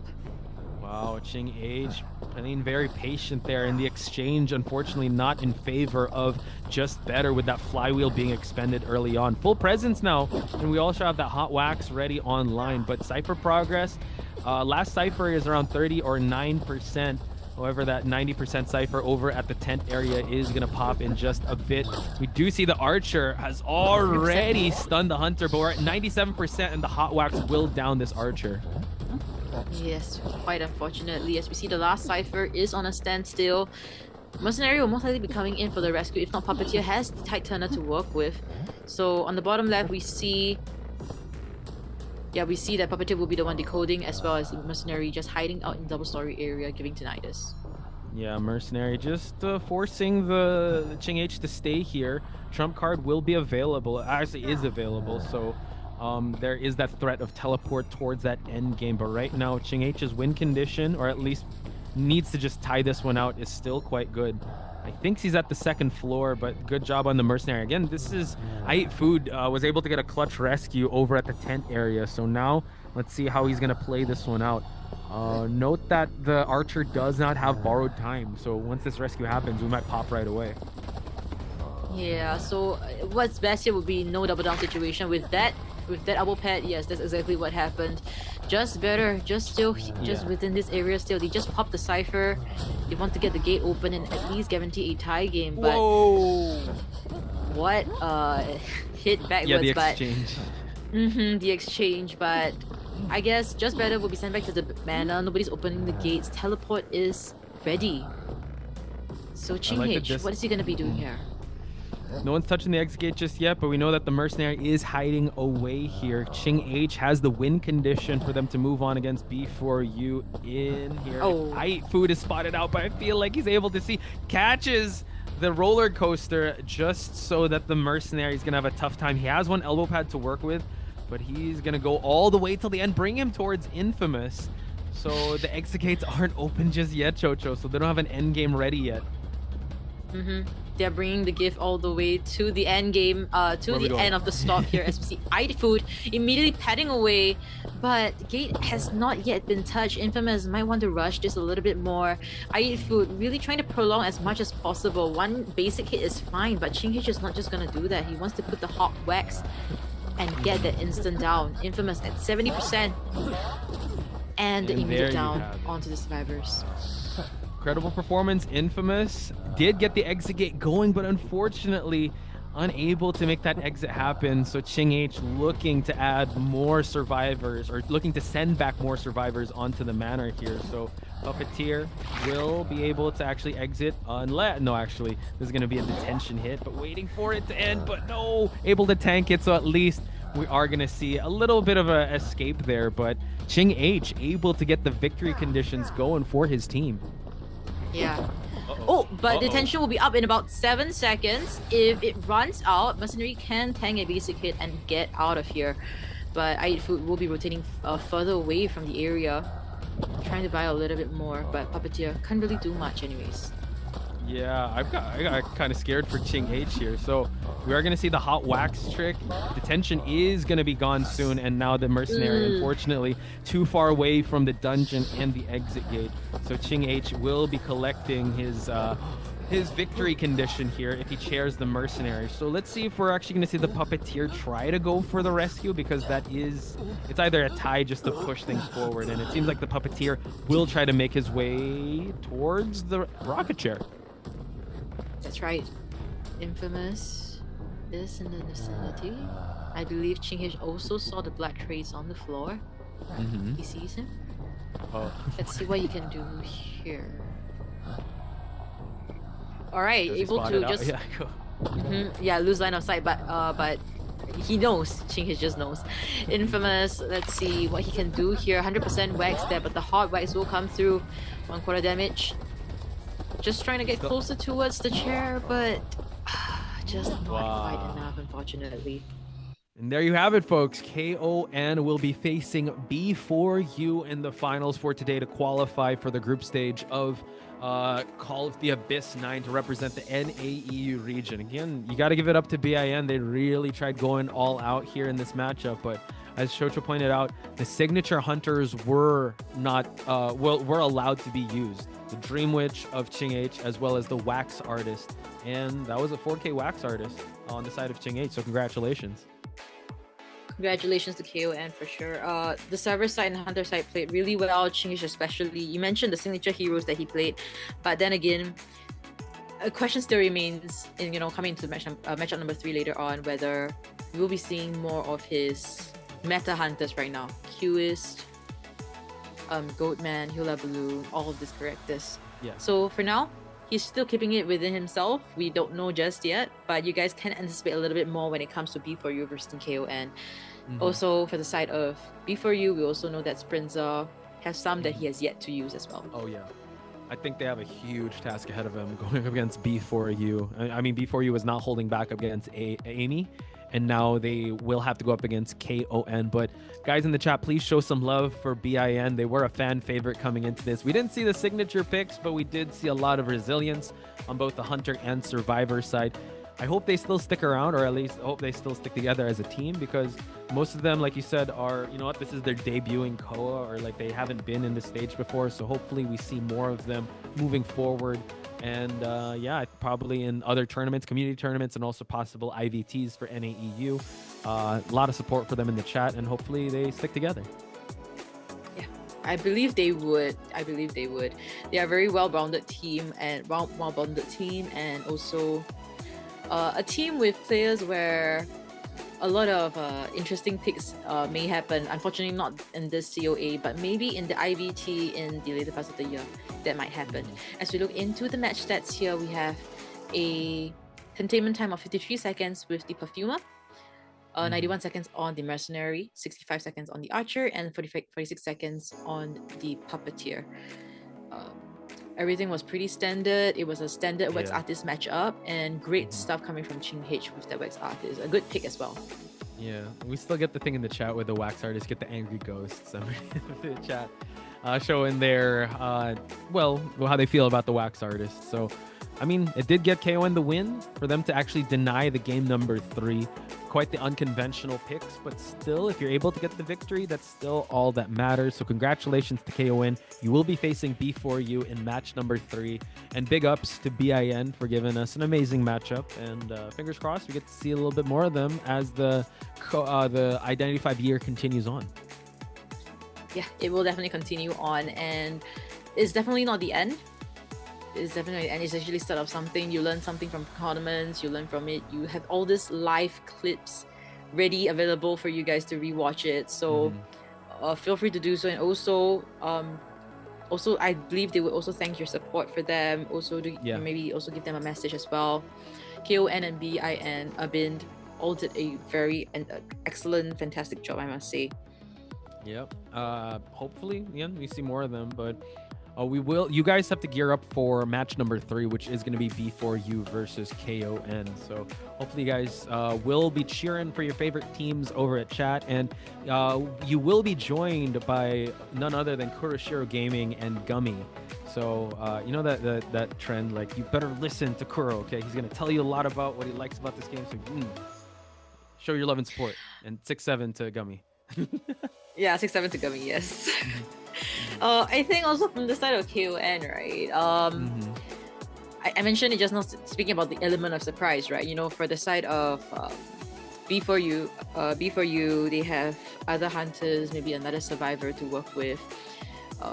You never know what to expect. But for the side of KON, everything is laid out in paper already. They have 1 hunter, 4 survivors, no breaks in between. And now they just finished this, they are warmed up, they're gonna hit for the next one, but then again a shorter break. So let's see if they have the stamina to push through match number 3. Yeah, and I guess it's that age-old question, like, would you want to take a break before a big tournament or just kind of go in warmed up, because B4U was kind of sitting on ice coming on in. But again, they've been in this situation before. They've played the game where they had to just 0 warm-up and they had to perform right away. They also had to fight their way out of like this situation and then qualify for the finals. So B4U still that big gold standard that we kind of have to measure ourselves towards. So big task ahead of KON for them to go up against the juggernaut that is B4U and their amazing year last year. So definitely a lot to look forward to as we look towards the best deduction, which goes to none other than Ching H's Wax Artist. His Dream Witch did get that 3-man elimination, so congratulations. Congratulations indeed. Very well played. Unfortunately, there is no any interview for this one because only the winner of that will be representing NAEU will be given one. So do cheer on for KON. Do cheer on for B4U in the later parts of these matchups. And of course, Posh, before we actually end this entire matchup, right? Were there any key highlights you'd like to mention? Well, seeing that Dream Witch, I like for Bin's side, the way that they were able to stall out the Dream Witch was actually really good. But that was on Bin's side, though. The amazing Kite of Wolf on KON side was also something to highlight.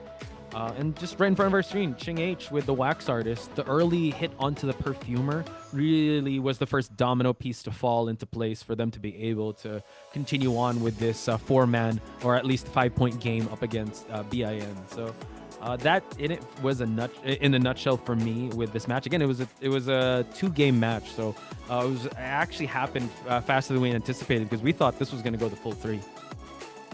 Exactly. This is a pretty fast matchup. I was, like I said, I was also honestly hoping for something wow, the wow factor into this. But It's all right. There's always a fine. next tournament that we can look forward to. In fact, if you guys have yet to see it, you guys can hit back to IBT NAEU 2025 by Team 81. Yeah.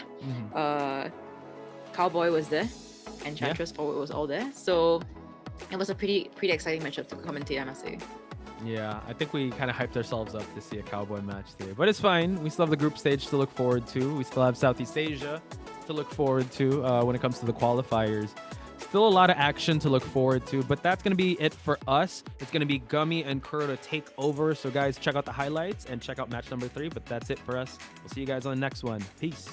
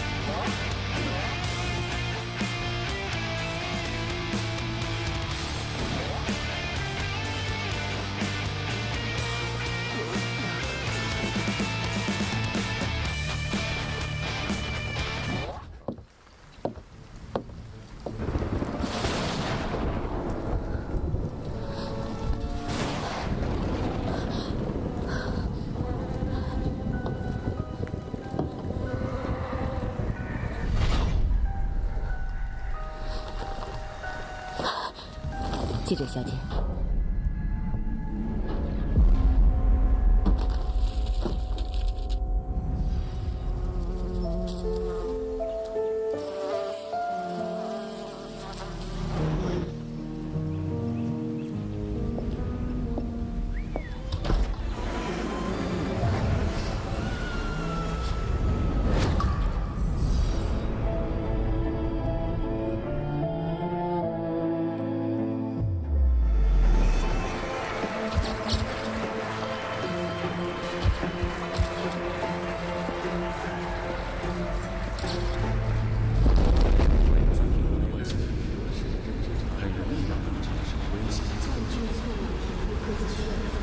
进化的过确实不需要考虑淘汰者的处境。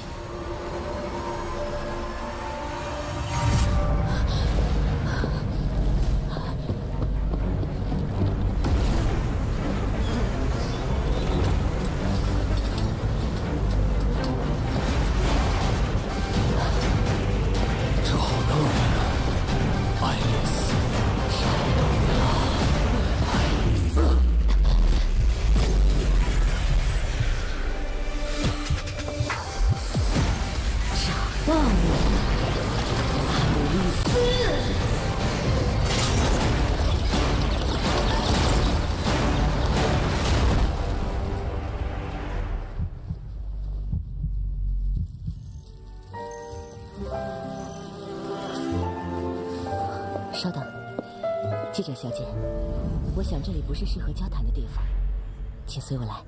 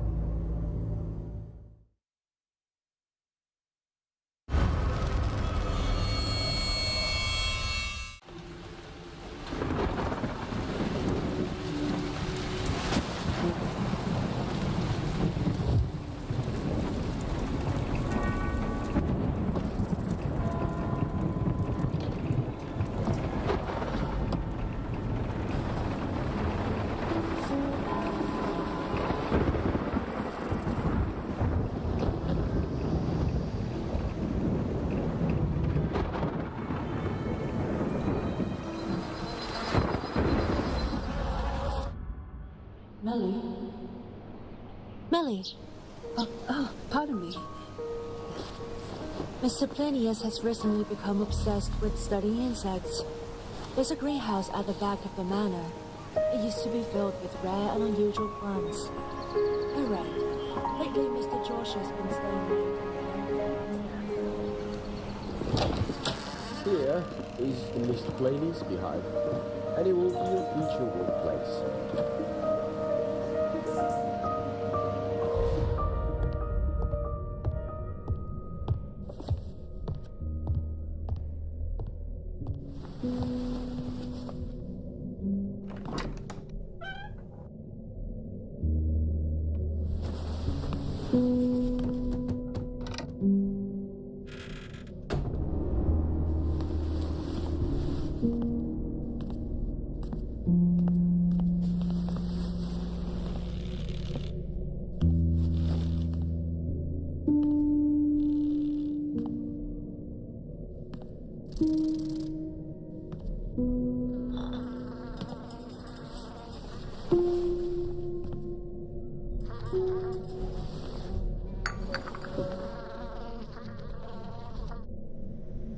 European black bees. Dangerous, but not deadly. They cannot coexist peacefully with any other bees. Sorry, I... Certain scents can affect their behaviors. Dried lavender, for example, can calm them. As far as I know, the European continent has no truly lethal bee species.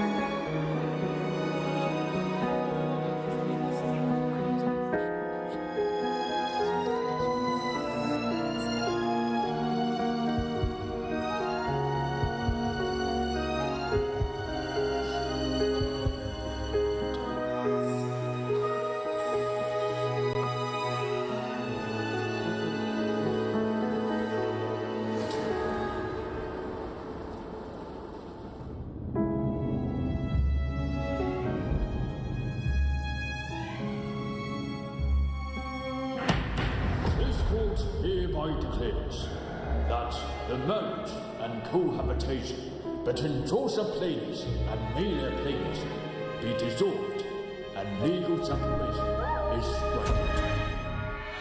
Humans' understanding of bee colonies has always remained at the superficial level of instinct-driven.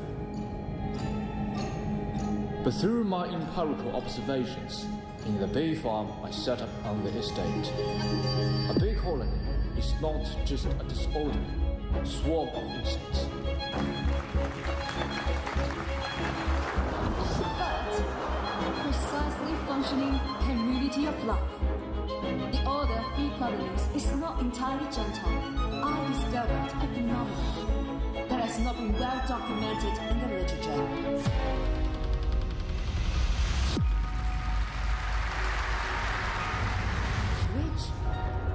I would tentatively call matricide behavior.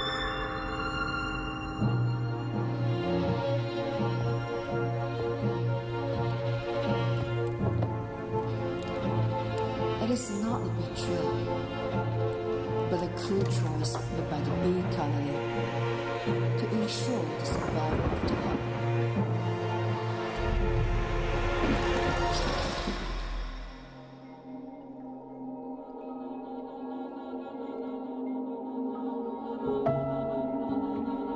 All actions serve the long-term survival of the population.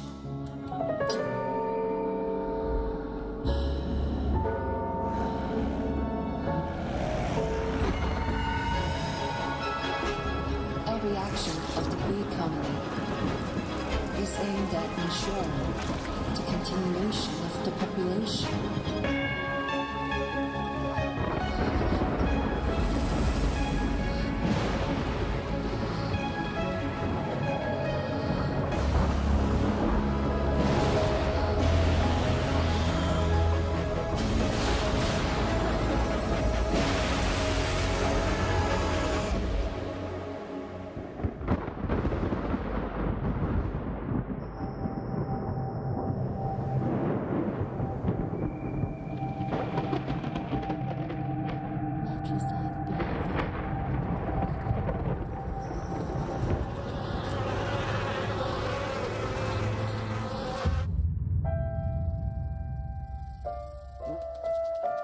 Don't move!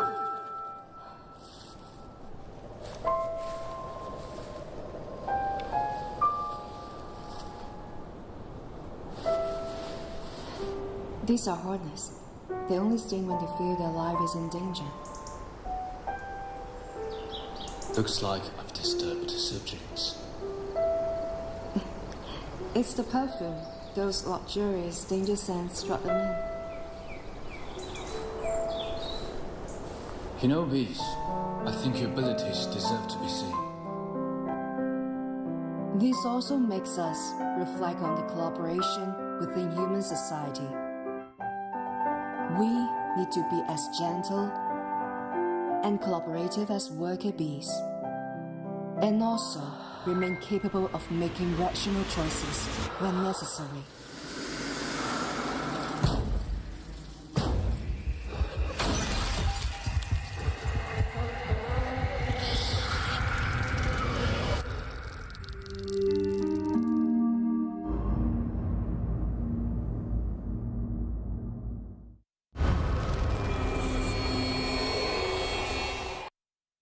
I'm not the girl I used to be.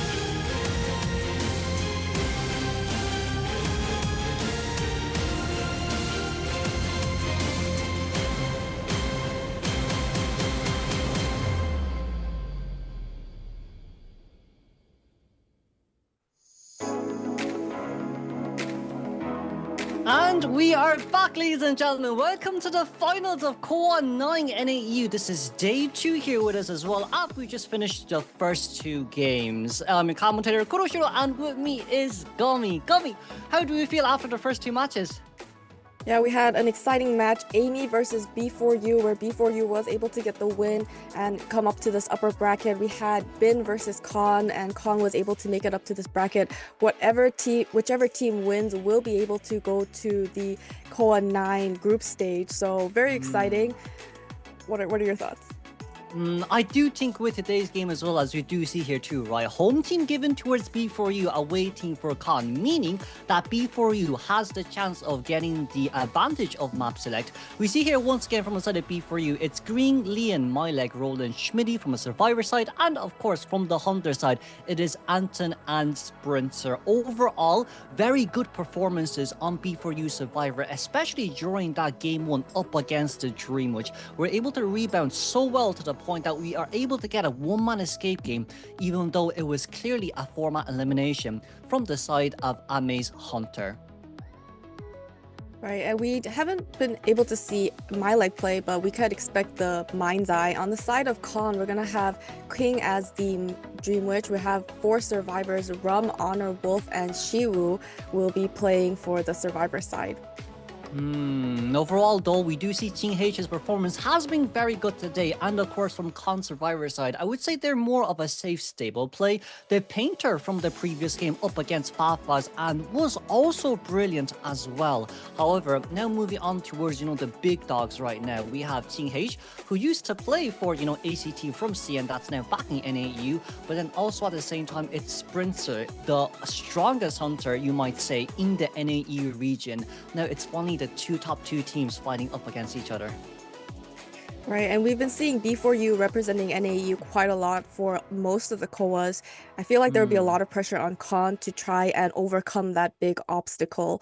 And on the side of B4U, you're the defending champions at this point because they've been winning most of the competitions. So a lot of pressure on both sides. Will you be able to defend your title, or will you be able to overcome the defending title team? Yes. And you know what? From the side of Con today, they are definitely the underdogs, let's not forget. However, both 2 teams do have very veteran players as well. However, from the side of B4U, just as Gummy had said, 2 more veteran survivors. We see here as well, right? Map picks. It seems like it's going to be Con banning out Moonlit Rural Park. Meanwhile, Chinatown is also banned out as well. We're going to have the survivors on the side of B4U going first, and it's going to be on Lakeside Village. It is a pretty big map, so we could expect a lot of different character pools, but for the Hunter side, we're gonna want a Hunter with a lot of mobility so that he'll be able to go back and forth very quickly. We did see in iJail that we had Nightmare coming in, and he was he got 4-man eliminations, but in the recent iJails, we haven't been seeing Nightmare performing as well. We can also obviously expect meta hunters such as the Goatman to always appear because survivors don't get a ban in the first stage. Exactly, and not only that as well, let's not forget, B4U Sprinter did get a 4-man elimination game in this map as well. And once again, from the side of our Hunter of Con, Ching H does have Dream Witch as well, in which Dream Witch performs really well in this map too. So with the first 2 bans here being given towards that Lanternist and Doctor.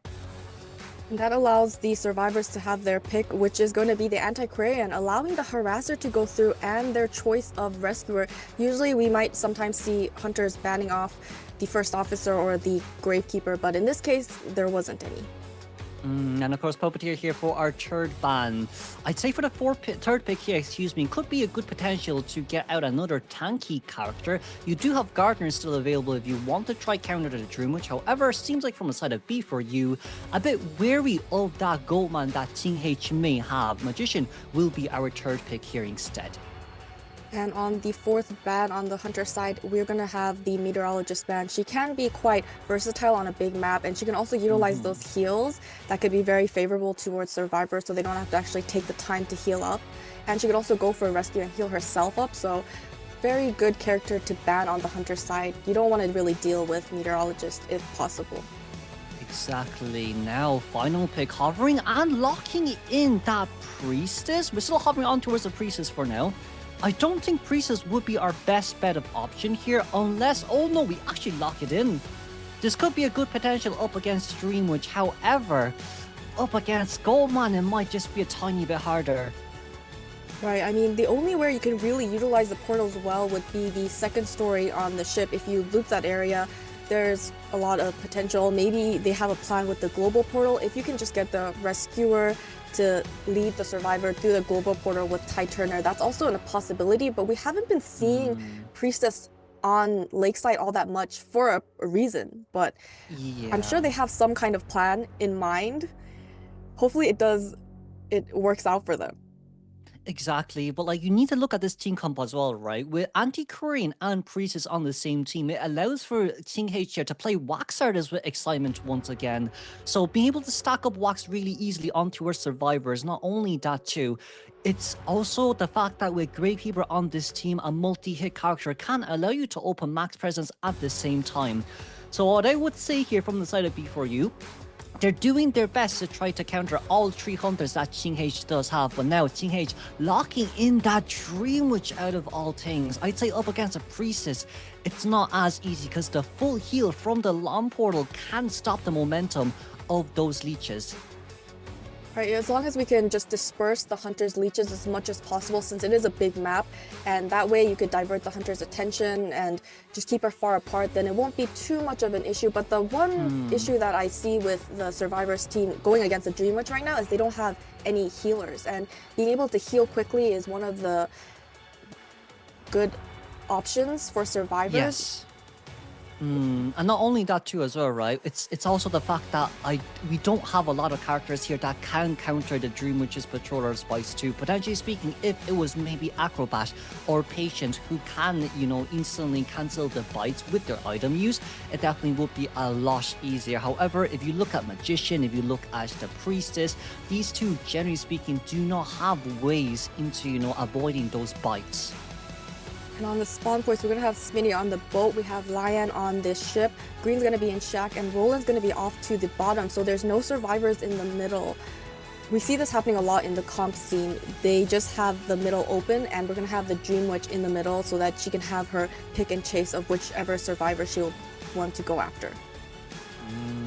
But we're hopping around here. Okay, locking in here near close towards Priestess and the Gravekeeper. Priestess shape up in the big boat isn't as bad. You have a lot more portal capabilities, especially from upstairs to downstairs. However, you're so close to that first officer. It is not first officer, excuse me, the Gravekeeper. It is actually quite scary if we can farm him off. Then on towards the persona page we go. This is Ty Turner Gravekeeper with Flywheel Knee-Jerk Reflex Anti-Korean, Ty Turner Priestess, and Ty Turner Knee-Jerk Reflex on that Magician. Magician, the only one having audience effect here, and for Ching H, bring up that Trumpet Detention alongside with Max Hunt and Berserker, followed up by our Patroller as well. And of course, this is going to be the finals of Day 2 NAEU COA 9, their second qualifier game between B4U versus KOM, with a professional commentary brought to you by Gummy and Kurosho.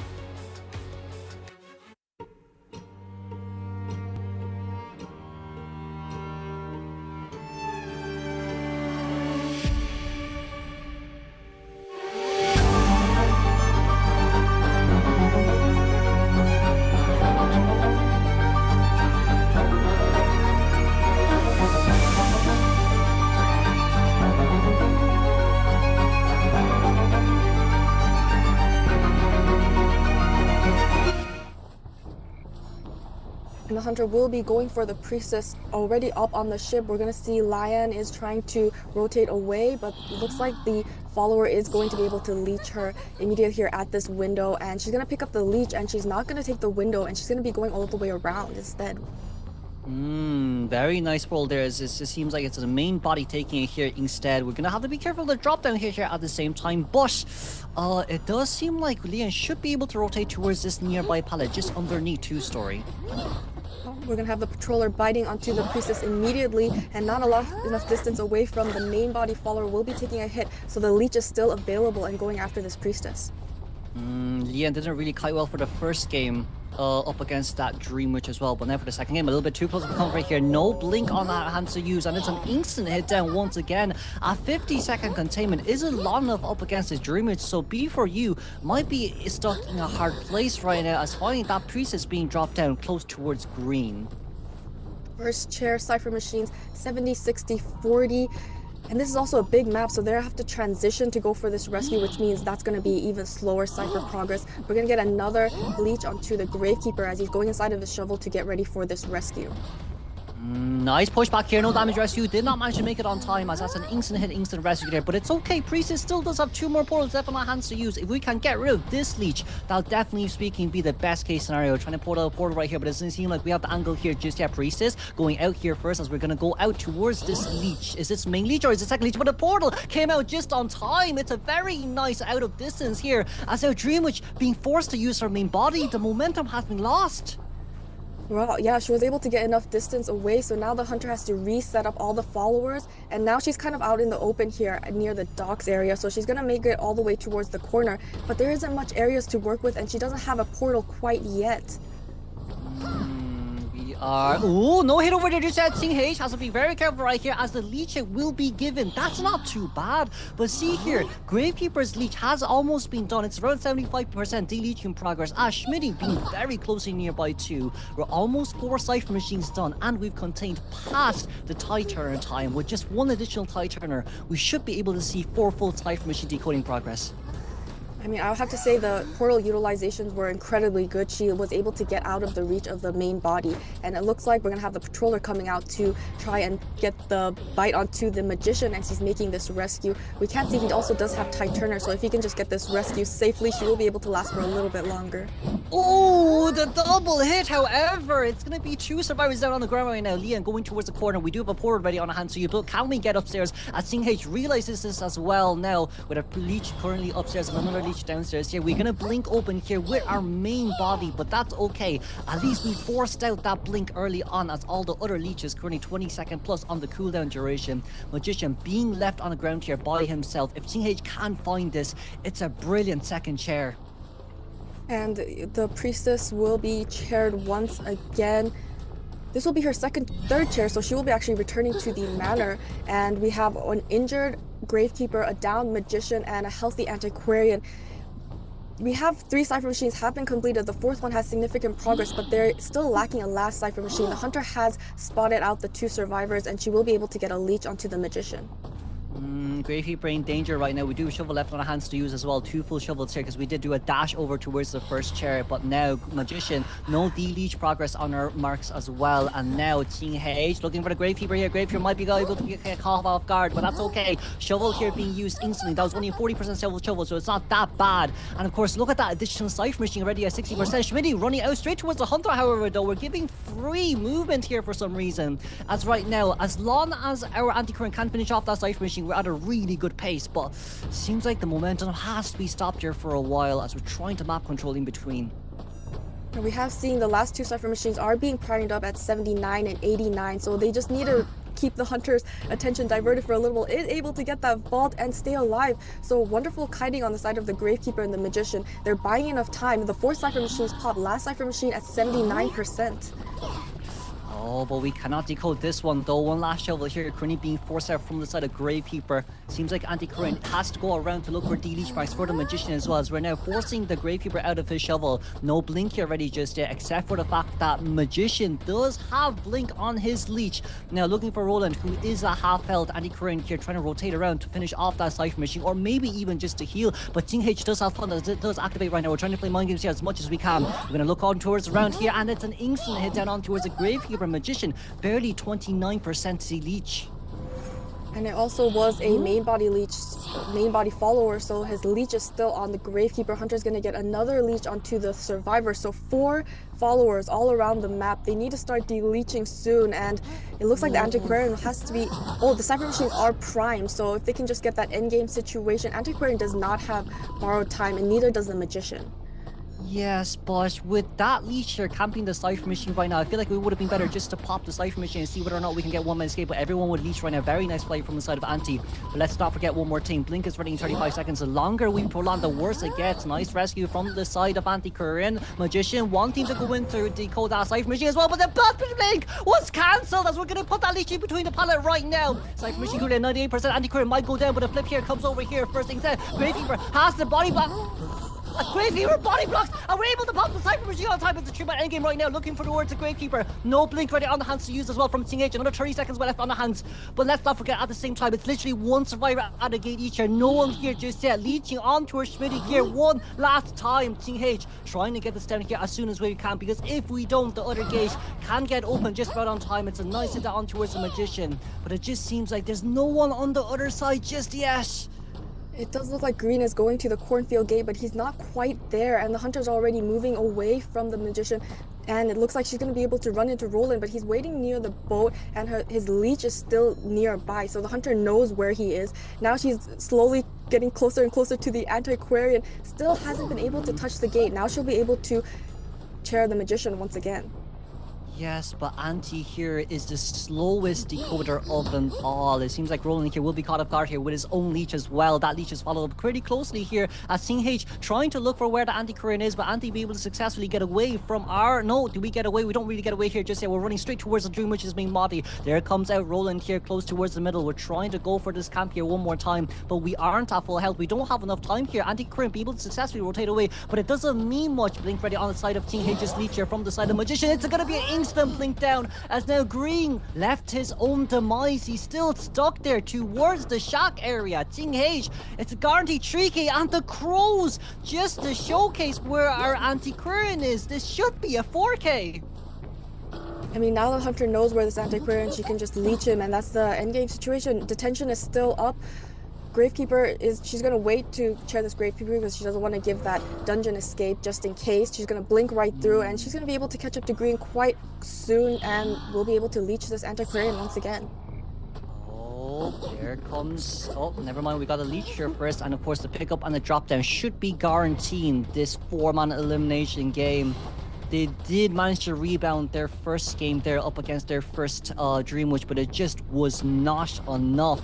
Green here once again. There is blink ready, but we flywheeled here first. We're a little bit scared there on that side. You can't blame him as well, but that's an instant hit down, and now Anti will be the sacrificial lamb. Dream Witch, a beautiful 4k for our first game. And that is gonna give a huge advantage to KON. The best that B4U can do is get a tie if they also get that 4-man elimination. So things are looking very strong with this Dream Witch gameplay on Lakeside Village. So I would say a wonderful pick on the Hunter side. Exactly. Not only that, Ting H manages to prove himself here once again with his own Dream Witch. We had doubts about Dream Witch too, especially in this current day meta. However, securing a 4k in a big map like this has shown quite a lot of prowess on his Hunter proficiency with this Hunter as well. Right, so giving them a 5-point lead already in the first half. We also can see that in the beginning, the Priestess kind of went down a little bit too early. The first down was a little bit early. They did also, he was able to get the rebound rescue, but that means in the beginning that didn't get as much Cypher progress in. And they were able to buy a little more time, but the Dream Witch just had such good Cypher map control, so the survivors just couldn't get a break. They couldn't de-leech, and since it's such a big map and the Hunter's everywhere, it's hard to get support, it's hard to heal up, and I feel like the Dream Witch just really took advantage of that situation. Yes, and not only that as well, it's also the double down from the side of Schmitty's rescue too. Because of that double down, Dream Witch was able to get a very fast pickup here towards the second chair. We see the match stats here too, with Schmitty here overall 69-second containment time, Green on the Anti-Korean 45 seconds. Our Priestess, who was first chase, only 53 seconds here, which is a little bit unfortunate. And of course, our Gravekeeper on that 82-second containment time. Meanwhile, Ting H having 0 Cypher machine left, 2 pallets destroyed, 15 survivor hits, and overall 9 knockdowns.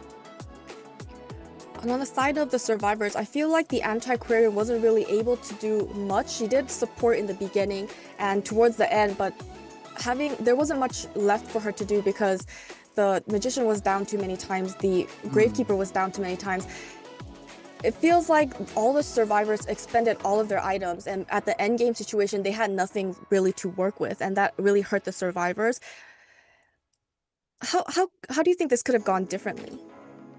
It's really hard to say there. I do think Priestess definitely would have worked really well, especially in in the two-story Big Bush area. However, I just think if we have given the leech it for the first ish, it might have ended up as a little bit of a better game plan there. Overall, the rebound collider was really good by Priestess, right? But I do feel like it really was just Magician's double down, which is the very unfortunate part. Priestess did kite towards the corner there just to buy more Cypher Machine time. However, we couldn't really find the time there to heal. We also couldn't find the time to rebound. Auntie did do really well, but she couldn't get the gate open because it is an anti-current. Let's not forget that gate decoding debuff just hurts, and it resulted in them getting a 4-man elimination game, even with a 3-man endgame. Yeah, I think that the point that you mentioned, where most of the survivors didn't get hit by their leeches, I think that was pretty crucial. They kept getting hit by the main body follower, and so their leech is still following them around. They're not able to de-leech quick enough. They're not able to regroup because the map is so big. I feel like they recovered very well initially from that Priestess kite, but then after that, it's like they just couldn't gain enough momentum at that point because they couldn't heal, they couldn't de-leech, they weren't getting hit by their leeches. So I feel that really hurt them in this matchup. Yeah, and it's also the fact that all their items were expended from the mid to end game onwards, right? So like with Anti-Current, no items, Magician, no items as well, with no speed boost, with the borrowed time. I felt like it was really easy for Team H to catch up, especially with Hunts being activated too. A lot of Gravekeeper's items were also expended for mid to end game because he did have to contain for quite a bit of time before going down and being forced with the Anti-Current rescue there at the same time too. I feel like from the survivor side, they've done well, especially being able to get a 3-man endgame with everyone injured is good. However, maybe the safer play there would be just popping the Cypher Machine early and getting Anti-Current to force open the gate for a 1-man escape, especially with the fact that, all 3 survivors were cluttered at Big Bosch Gate. Yeah, I feel like since it's such a big map, it's very important to be a little separated so that you can make your way towards the gate. If we at least had one survivor on Corn Gate when that Cypher Machine popped, or nearby that Cornfield Gate, I feel like they would have the opportunity to actually open up that exit gate. But since all the survivors were all cramped up next to the docks, it was impossible for one of them to make it all the way there while somebody else kites when they don't have enough items left. But as you did mention, they did do a very good job containing the Hunter and during the mid-game of the Magician and the Gravekeeper. Yeah, but with that in mind, we're going to move on straight towards second half of Game 1 in Lakeside Village. Currently con 4-man elimination, 5 points up, as our first 2 bans, once again, Seer and Doctor. And the survivor side, they only need to get 1-man escape, so why not Embalmer? Because he's going to buy so much time, he's just going to rescue himself, and we're also going to get the first officer as the rescuer. Over there, their third ban, not bad overall, very sprinter-like as well, as we do know he did bump over there quite a lot during the last COA too. So, with a perfect being meteorologist, very strong container type, very good healer as well towards the mid to end game, but it does expose your location.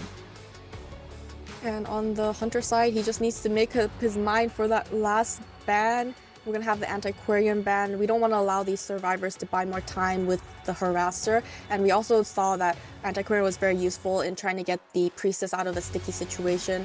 What's the Priestess? So she has good support, and she also gives the potential for a rebound kite. So he doesn't want to deal with the Antiquarian at this time.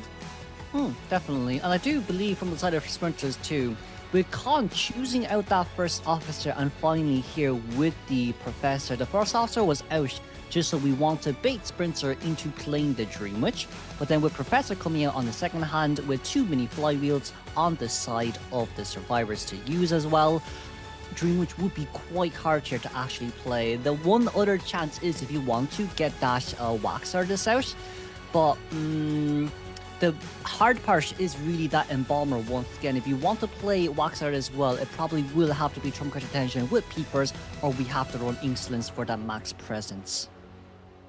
Yeah, I mean, the Embalmer is a very good pick on the side of the survivors. They're just planning to at least just get 1 man out, and they can get the win for round 1. And that's that's a huge advantage if you think about it, because they already got the 4-man elimination, and if they get that 1 point, there'll be that much more points for their next matches up. It seems like he's still taking his time, trying to think what is the best hunter to go against this team comp.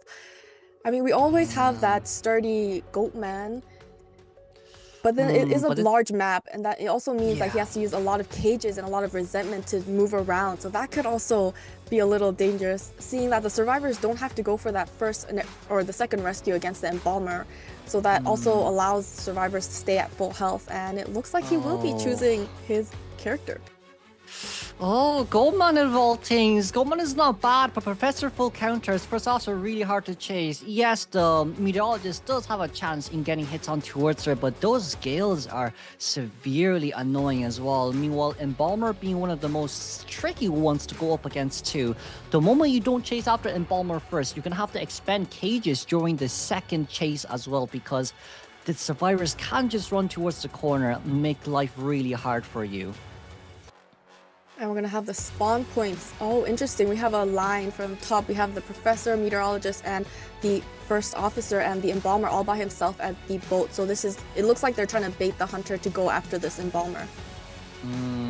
But Spencer here is spawning right in between the middle. Embalmer first chase definitely isn't bad, as Gummy has just said, but we also can't forget about this at the same time that everyone does have audience effect. But sprints are going with the abnormal here. From Survivor's Point, it's going to be Flywheel, Tide Turner, Professor, Tide Turner, First Officer, Tide Turner, Meteorologist, and of course, Ninja Reflex Flywheel on our Embalmer. Sprinter, green, Trump got attention alongside with Wanted Order, Giant Claw, Berserker. With that additional abnormal too, we really want this 4-man elimination game. But with this, let's start up the game then. This will be COA IX NA-EU Day 2 finals matchup between Con and B4U for Game 2 second half.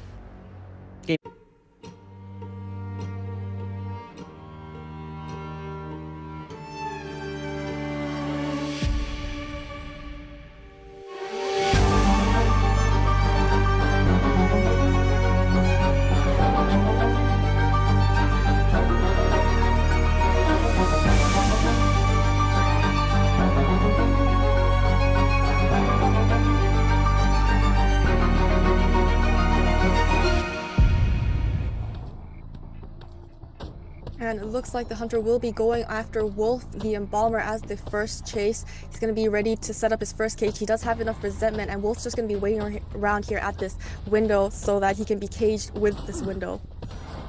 Oh, nice window lock there. This will be instant. Oh, not just yet. Barely missing it as Wolf. Very nice call here, but the hit will still register in another 6 seconds. We got stuck there a little bit, so could not use the movement speed boost out. Sprinter under the cage right now. Hands to use, but Wolf went towards the other side, but we're going to wait right here a little bit. Right in towards the hands of our hunter.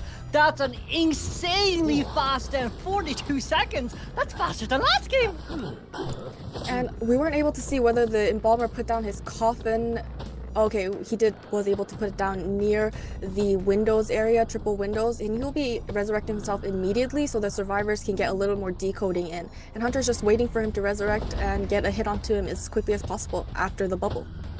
Exactly, not only that too, if we do vault over that, it's okay for Sprinter. Sprinter has a lot here to work with as well. It's still a 15-second cooldown at the same time. Instant, nicely done. Flywheel got failed! There was a broken wheel instead. Second chair, 70 seconds, 80 seconds in towards the game. Abnormal has yet to be used, but look at how close we're towards the Cypher machines right now.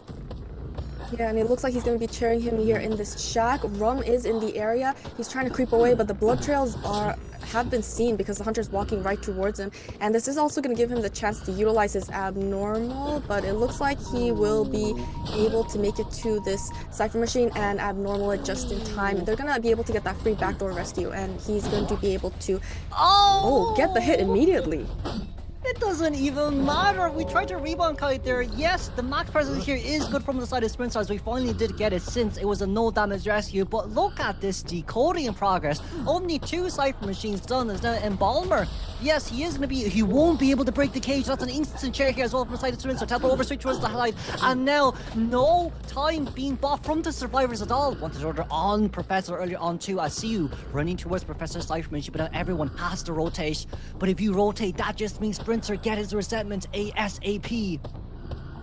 I mean, we have the first survivor sent back to the manor, but only 2 cipher machines have been completed because the well usage of the abnormal. Now the survivors are rotating and trying to stay as far away from this hunter. The good thing that for the side of the survivors, they are all at full health, so anybody can take this kite, and they all have items, full items left to utilize. Sprinter just needs to make up his mind, and it looks like he's going to be going towards Honor. Oh, Honor here can't be caught off guard, because if it's a caught off guard, it's an instant teleport over Honor. Once again, we need to open that pocket watch a little bit early there. Nice utilization here as we're trying to look for Honor, but it's okay, Sprinter. Just leave away from this area. Once that pocket watch has dissipated, you can come back to him once again. Honor being very close right now. It has success. You know, it hasn't landed here, Sprinter. Backstep will happen, Sprinter. What a dodge. We're able to get a hit there instantly as well. Honor, no item says Sprinter, 65 resentment stacks. Sprinter, we should be able to get this Professor, not Professor. First officer down. No hit there over towards the side of Honor here. Just he's trying to survive for a little bit longer. Sprinter did get stuck here. Nice teleport over from the other side, but it's an instant down as we're missing a full cipher machine. Abnormal is ready. 2 cipher machines at 60 as Rom has to be forced to rescue once again. And this will be the first cheer for the first officer. The professor is still far out, so if the hunter does see him, and he could get an early hit here, and if he utilizes his cage well, he can get this early hit here, but it doesn't look like the hunter is able to figure out where the survivor is. So he is buying some time, but they need the cipher progress, so it looks like they're going to go for an after half rescue if he doesn't start moving soon. Yes, but it seems like Sprinter. Skating around here looking for the Professor. Professor's right in front of us. We should be able to hear him, and there we go. Hello, my friend. 2 shell shocks used instantly. We teleported over out of all things. Flywheel, nice hit, but we're so far away from the chair right now, Professor. Knowing that he cannot make it towards this side. So many resentments, so many stacks. Looking for the Professor right now. Pallet there will not be dropped down here just yet. But yes, the window vault comes in instead. Professor straight in towards arms, not just yet. Flywheel not ready. Instant down, and see who Cypher Machine was decoding. Sprinter did see might be a teleport straight towards the other side, but there we go. Sprinter, no hesitation at all. Butchers will be seen here instantly. Dungeon now currently nearby. Meteorologist Gale currently ready to hand to use as well. But does it matter? Up against a 90 stack Goatman. Spencer, we're looking for CU right now, so we might be able to go towards the other side. We have to go down with another cage here. No Terror Shock hit down. That's okay. We're able to survive for a tiny bit longer, but it's still 2 Cypher Machine left for the hands to use. But once again, no hit. She does have her wind ready to push back the hunter if he gets too close, but she's able to outlast 2 cages so far. She's going to utilize her push ability, and the hunter, now he's going to be able to get the hit onto the meteorologist for the first time. The professor was able to heal up, so there are still 2 survivors, but they're both at half health, and 1 survivor being occupied. They need to start finishing up that 4th cipher machine. Oh, Siu straight in towards the hand. We couldn't get that Gale out on time, and we see where Rum is currently decoding. We see as well right now, we could potentially speaking pick up, but this drop down will have to be close towards the middle. We cannot share this meteorologist at all. They're missing way too many cipher machines. But what Sprinter is doing really well here is he's trying to buy time for the teleport. We do not know where Rum here is just yet, but we do know that he is rotating the best he can as he's making his way towards the big bowl. And Rum has to stay hidden the entire time because he does not have self-heal, and as soon as he downs Rum, there isn't much options left for the side of the survivors. So it looks like Rum noticed the hunter. Once he touched that cipher machine, it's going to wiggle, so the hunter is going to be able to see it. Then he's going to go in the opposite direction so that he can confuse the hunter, and that's going to allow some time for the meteorologist to heal up. She is at 90% so far. Yes, but not only that, you see as well, Professor, a really good job here too. He's hiding at the corner of the side entrance of Big Bow. Siu at the same time running towards as far away as we can here, but she is almost bled out. So from the side of Sprinter right now, this locationing is going to be really hard. Rum's doing a really good job here too, but that's double cages. No tonight is here once again. Sprinter here might have to get out of this area ASAP and go towards the other side of Big Bow. Right. Another option for Spencer is he can wait for the... Oh, we got the crows onto Rum, so now the hunter can finally go after this professor. He's all the way in the corner of docks, and the hunter has a lot of resentment to utilize. It looks like he's going to be taking the next chase. Oh, but now the question is how long can we kite here, isn't it? It's going to be crows here instantly from the side of Professor, but once again, Shell Shock, can we bait it out? We baited it out! just like that. And with a second utilization there, just on time as well, Professor Flywheel was ready but couldn't get it on. Teleport straight towards you right now. We saw the Cypher machine shaking earlier on, and there we go. That's the man that we know. There is that meteorologist once again. One last scale. Straight towards basement we go. And good Nikon. It might have been a 4-man, but that does not matter. 4-man elimination here from the side of Sprinter. We're moving on towards game 2. Wow, I'll just have to say there was a lot of patience on the side of this Goatman. He waited in the first time when he was going after the Professor. He waited out 2 shell shocks and the flywheel. And so I feel like the Professor was a little hesitant to utilize his flywheel right away in combination because of how patient Sprinter was with that Goatman. Able to get the 4-man elimination, getting the tie for round 1. Exactly, but not only that as well, I would say from the side of Con Survivor, they've done really well. The Embalmer did a little bit unfortunate, could not kite any longer.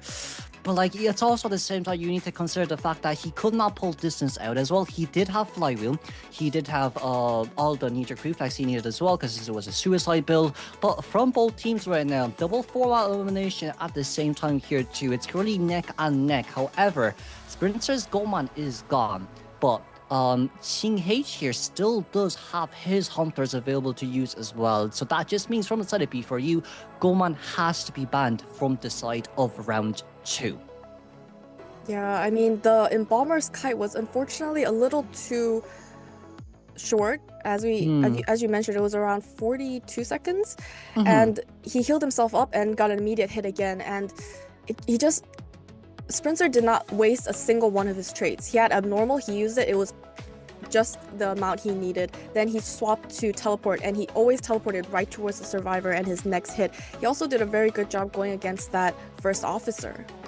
Exactly, but honestly speaking, Professor did so well. But I do think the issue is just with the crows. But we see here as well, right, from the match stats, 44 seconds Professor, 49 seconds Meteorologist, 44 seconds on that Embalmer, who was the first chase, and then the first officer with 33 seconds. Sprinter on that first officer chase, we have to highlight 2 beautiful dodges on the last 2 activation of that pocket watch as well.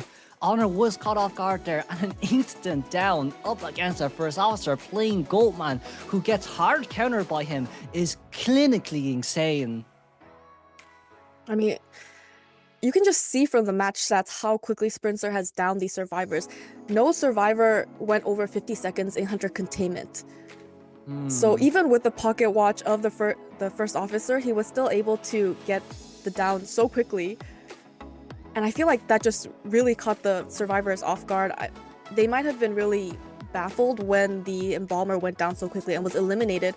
They only had 2 Cypher machines completed. And it's also the confidence from Sprinter as well. Abnormal for that game too. We know we really wanted the 4-man elimination game, and we also did deliver at the same time too. However, right now I do think what we have to consider is the fact that they did choose Lakeside for their first map, right? But however, Ching H was able to get that 4-man elimination on the side of B4U survivors too. So a vantage point will now be given back now towards our Cons survivor side. But with that, we're gonna move on now towards the second game. Highlights we go with you really soon.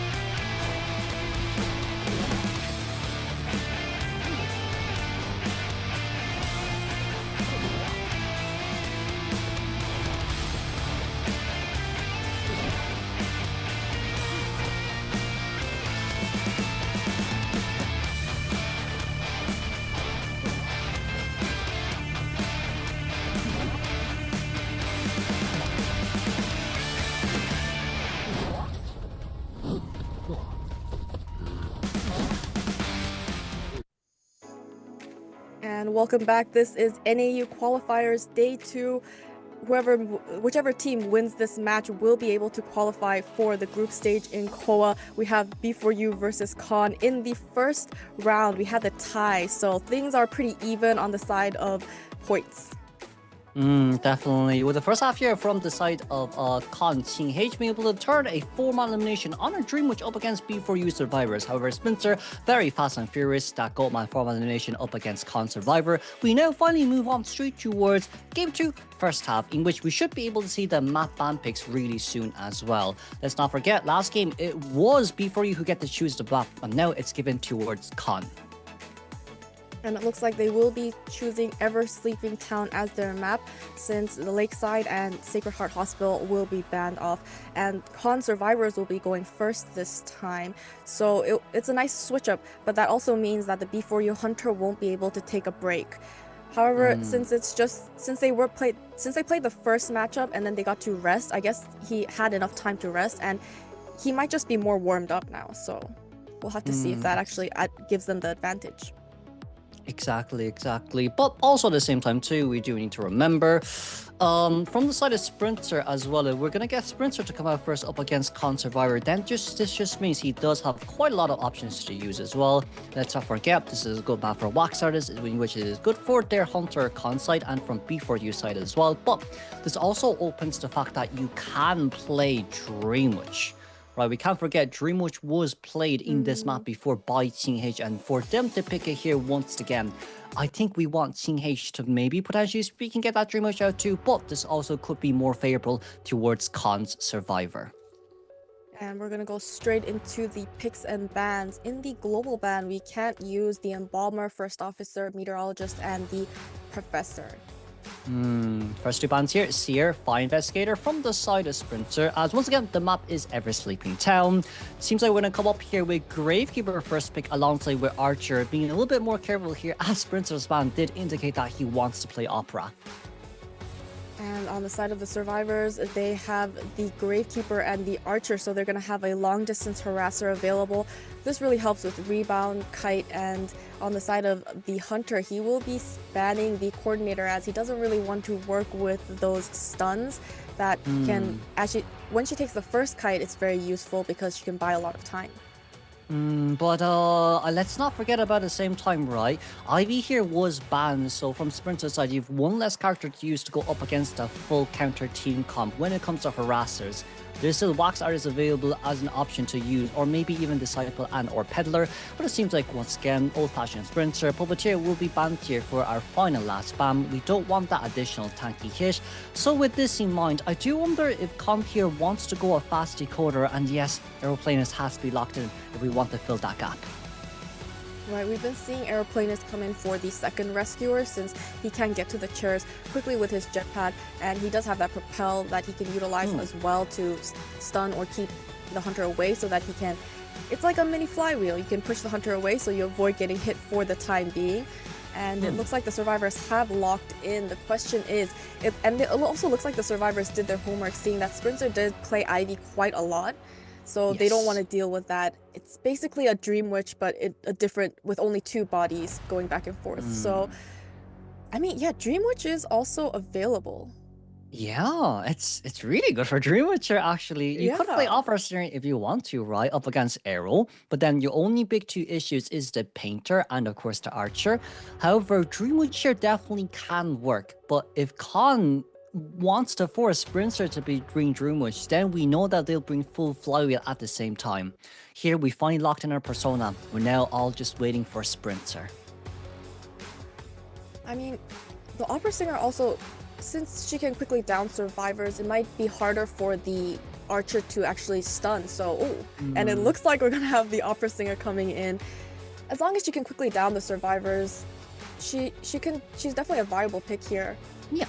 Definitely. But you know what I think this is? Oh, good old classic Sprinter with excitement. He's done this with Goldman the last time on Chinatown during the last matchup, right? But this time with Painter, with Archer, excitement should be the way to go there as his first trace to use as well. Definitely speaking, could potentially bring the addiction as well, right? But what I would probably say here, more or less likely, is the fact that we'll go for Archer first chase and potentially Painter second. Okay, we're gonna have the airplanist, the gravekeeper, and painter all in one line across the middle, and the archer on the top right outside of graveyard. The hunter will be spawning right in between the survivors at the dancing geisha. And with this as well, Spencer, locking directly in towards geishas here. You have quite a lot of options here to use, but then once again, let's not forget, it is Spencer that we're talking about, as he does decide to bring Blink here to attention, also with Max Power breaking Addiction. Now from Survivor side, Flywheel Archer, Tide Turner on our Gravekeeper, Flywheel Tide Turner on Aeroplanist, Flywheel Audience Effect on Painter as well. We did want to go up against that Dream Witch, but no, Sprinter's gonna go a little bit more hardcore. It's Opera Singer all the way down. I'm Gummy with my co-caster Cure Shiro Gaming, and this will be our game Con versus B4U.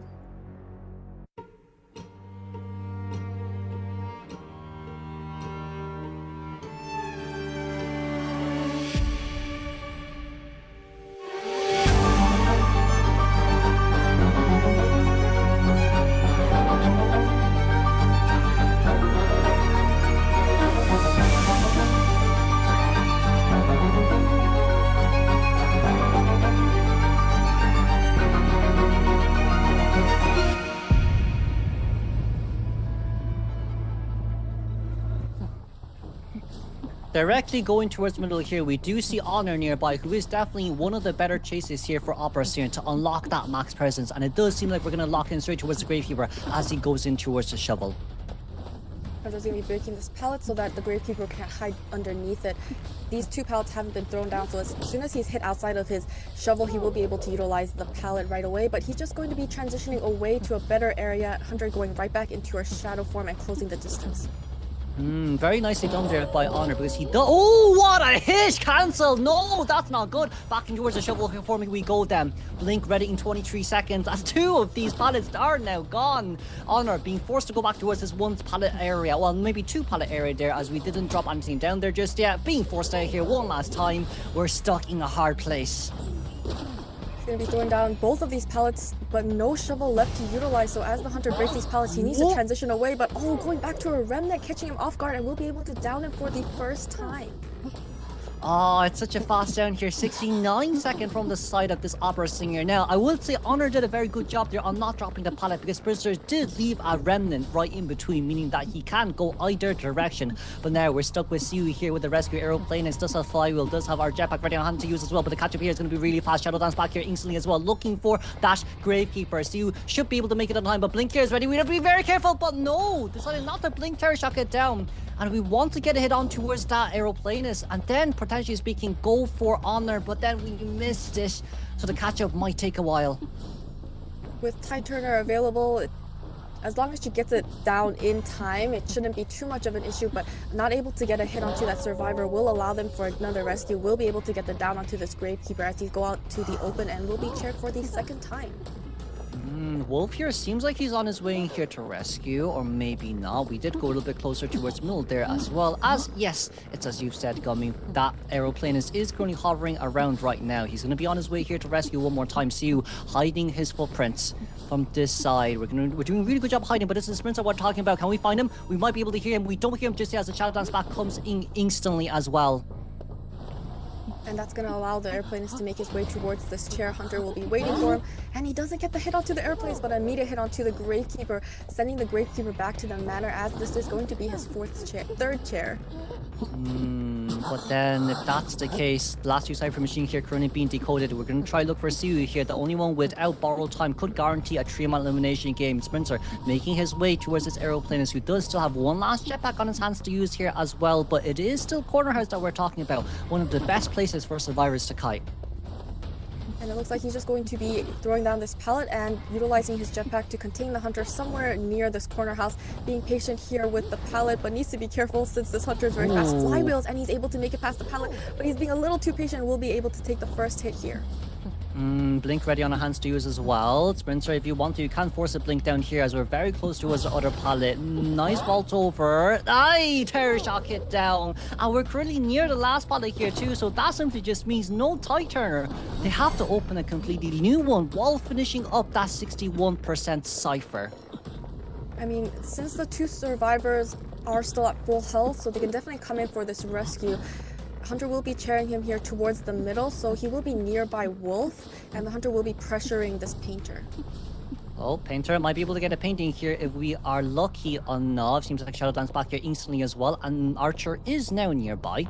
Painter couldn't really get a face of that Opera Singer here too. Can Wolf put that on? Wolf is going to come in, and we do see as well Archer trying to finish off that Cypher Machine nearby. Taking the hit and getting the rescue off, starting his painting so he can stun this Hunter. Whoa. And we'll be able to get the pallet stun. So buying a little more time, the airplanist has got some distance away. Now the Hunter's going to be going for the Painter, and we'll be able to down this Painter next. It seems like we're going to go look towards our Archer right now, as Aeroplanist is currently upstairs, but we see which Cypher Machine it is as well. Immediate teleport over, no questions asked. We know how much decoding progress on that Cypher. One last jetpack on our hands to use. Two should be able to get out here ASAP. We did manage to get the vault over here at the same time too, but a 66% Cypher Machine in which we've pulled away puts Survivor at a really huge advantage. Pallet here will have to be destroyed no matter what. Painter did get up on time as well. There's now the speed boost for the catch-up. Aeroplanist left on his own. That's a nice hit down. We did see Aero using the flywheel too, so we're gonna try and guarantee this 3-man elimination, or this no borrow time Aeroplanist into a 3-man elimination. And it looks like Spencer wants to bring him more towards the middle so he can have a little more Cypher control. We have the Archer coming in for the rescue. She's going around the back so the Hunter doesn't catch her too far off from this chair. And the Hunter can see they are starting a new Cypher Machine. It's around 52%. Archer, we are making our way in right now, but we are quite early at the same time, so let's not forget here, Archer will be forced to rescue. We should be able to get a hit here and then go for the rescue, but it seems like we just want to target hit down. Spencer thinking the Cypher Machine here definitely will be enough. That's a nice rescue there from the side of our Archer. But now, mind games. Oh, nice flywheel. They didn't get a hit on towards anyone there just yet. Archer did manage to body block here on time as well. We're going to be able to get it stunned here on time. We shouldn't go for the max stun. We should go for 60. But it seems like with the Cypher Machine being popped early on as well, Exit Gate, no one there just yet, but we do have teleport ready in 16 seconds. Sprinter should be able to get this Aeroplanist down just about on time as well. Nice hit down, no flywheel will be able to be used, and all the survivors barely on the other side. 9 seconds until teleport is ready. We should be able to guarantee a 3k.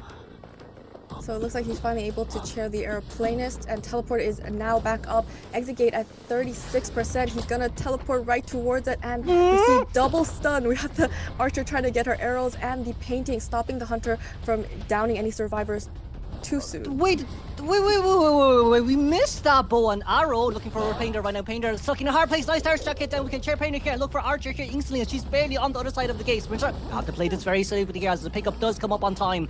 Archer not at a gate here just yet, but it's an Opera Singer endgame we're talking about. It does not matter how long the gate takes to open. Opera only needs 6 seconds on her hands to use, and Sprinter being able to take this advantage at point as well. If we landed that bow and arrow, it would have been way easier for survivors to get a one-man escape. But right now, swinging where Archer is, we don't hear Tenayas here just yet. Don't hear anything just yet as well, because Archer is doing a really good job at hiding. We're going to Shadow Dance back here instantly as well. Archer being able to show that Tenayas range here too, but losing it, meaning that Sprinter should know where the survivor is. S-Pallet right on our side to use as well. Rum trying his best here to hide. We know where Dungeon is, but with the survivor on the other side, it does seem like we do predict where the survivor is as well. Archer, one last fly, one last 1 hour, one last backdash. We won't be able, no, we didn't to get it on time with a Shadow Dance. We won't Shadow Dance here. We need to wait. We need to wait as soon as we can, but let's not forget, we just have to land this bow and arrow. Can we get it? We couldn't. A Sprinter. Very beautiful attack recovery cancel and another 4-man endgame. Wow, just amazing job as Sprinter is able to secure the 4-man elimination once again, giving B4U the upper hand for the round 2. And we can see that if Khan wants to get the tie, they also have to get that 4-man elimination. So quite a lot of pressure on that team. Yeah, but we also can't forget as well the biggest mistake Khan made in that game. It's not the early game, it's not the mid game. They've done so well throughout the games here as well. It's the end game where we A, didn't get Painter to drop down that painting early to get his second painting, and then B, Archer missing that Opera Singer point blank after the teleport. We didn't even need that full 100% stack, we only needed 30. Even for the second rescue as well, as long as Archer just got 50 stacks on towards the Opera Singer, we could pop instantly, and then Sprinter is going to be forced to stand still for a good 3 seconds, allow aeroplanes to pull away. but unfortunately speaking, we were able to do so. No survivors at the endgame exit gate. We kind of threw the last moment there. I feel like survivors kind of panicked in that scenario. Yeah, I mean, both going towards the same exit gate when they know the hunter has teleport. She just teleported to the aeroplanist cipher machine, so they know she has teleport, but they're both going into the same direction. Sometimes, just to be safe, we see that one survivor hangs around in the middle just in case the hunter teleports to that exit gate. But in this instance, they were both there, and they did both stun the hunter. But now that means if the hunter chases the painter, that means the archer has to travel across the map just to open up that exit gate, and there's no progress on that exit gate. So yeah, a little bit of missed decision making, I guess, on the side of the survivors. Yeah, and you can see here on the matches as well, right? Khan did so good early game. Honor with that 74-second containment time. Siu, one no damage rescue and another second rescue as well, being no damage at the same time too. And then Wolf being able to contain, alongside with Ron there, being able to support as well. We were able to get our aeroplanes towards the 117-second containment time, but it was just the endgame mishaps there that allowed Sprinter to secure that 4-man elimination. Yeah, when we initially had the down onto the Gravekeeper, there wasn't as much cipher progress. It was around 60-40, I believe. But what he did very well was he was able to get a no damage rescue, and that allowed him to go for the rescue once again. And that means more cipher progress for the remaining survivors. So things were going. Yes, the first initial down was a little early, but this is an opera singer, and she usually gets pretty quick early downs, and without audience effect, you don't see as much cipher progress. So in that sense, it wasn't too bad. We got the double rescue by the aeroplanist, but yeah, I think it was just the end decisions that just hurt the survivor side. Yeah. And the fact that the aeroplanist didn't have borrowed time, so that they had to get the body block. And not only that as well, right? If we just focus a little bit more towards that endgame scenario too, we saw that our opera singer, after she teleported, there were 2 pallets already dropped down. So that means there was enough time for Painter to actually vault the pallet and then go towards the other side. Even if the painting was behind that Painter, it should have been okay. Opera Singer is going to be forced to look at it, and then potentially speaking, you can get Archer to land that additional 60 stack to force Opera Singer to stay stationary while the other 2 runs away. However, once again, I would just say in that scenario, missing point blank does hurt. I feel like we wanted to land the 100 stack to allow Painter for a very easy follow-up with that painting and then stun the Hunter for an even longer duration. But once again, it is, as you said as well, Gummy, right? We shouldn't really have 2 survivors on one side of the map if we knew that our survivor is going to get eliminated immediately when the Hunter also has teleport. Right, so I feel like that's the very good thing about Archer is once she gets the lacerations and Hunter uses that dash, the lacerations are going to spike up pretty quickly. But the fact is, if you miss your laceration, that's going to also cost you a lot because you're relying a lot on that stun. And if you miss the stun, it's like you're at a handicap at this point because now your item's on cooldown and the Hunter is able to dash right towards you. Exactly. And like during that rescue as well, right, we saw how well Archer performed the body block for our aeroplanes too. We managed to get the body block on time, and then we were able to allow, our airplanes to go towards that double pallet area as well. I felt like from the side of Archer, what we could have done there was potentially speaking, right after the attack animation has finished, you try to backstep there. Meanwhile, the cipher machine has been fully popped. While Sprinter was standing still at the same time, you then could potentially speaking land that bow and arrow and, force an even longer time to allow aeroplanes to contain. However, that was just the first half as we now move on towards second half of game 2. We're going to have the Lanternist and the First Officer ban on the side of the Hunter, and on the side of the survivors, they're going to ban the IV. They don't want to deal with the IV, but that also leaves the Goatman open for the Hunter. So this just means from the side of B4U survivors, and we can lock in Puppeteer as our first pick. It's not such a bad plan as well, but you will have to deal with that Wax Artist in that case. So if you want to play it safely, Professor wouldn't be a bad idea if you do want to try counterbolt Opera and Goatman at the same time, but we have to see what B4U survivors decide on these first 2 picks. Oh, looks like they were going to go for a stable rescuer and a stable second rescuer as the airplanist. Seeing that on the side of B4U, they only need to get a one-man escape. So Embalmer is also another good option that the survivors can utilize. And as you said, Professor is a very good counter against Goatman, and we've seen Lion do a very good job with his Professor, especially during IVS. So that's definitely something that we can look forward to. Definitely speaking. And you can see here as well, right? Meteorologist here with the third ban as well. So we got rid of one of the good healers here. There is still Opera available. There is still Goban available. I think if B4U wants to, and they have one, Archer isn't a bad second pickup. If not, you could potentially say Fire Investigator on this map for Schmitty wouldn't be bad as well. But it seems like we're gonna do what Con Survivor did last game, that Embalmer lock. And as long as Embalmer can kite long enough and heal himself and resurrect himself, he can buy enough time, and they're going to have so much progress. So as long as he can just kite for a longer time period, and that's just going to allow the survivors to really get that decoding progress in. On the side of the Hunter, he's going to be banning the mechanic because he wants to slow down the cipher progress as much as possible, since he does see that the Embalmer is in the team comp. Yes, exactly. So now with that in mind, we just have to see who we want to delegate Liam to. Liam playing the journalist here, he does have that journalist in hand. He's a very good journalist as well.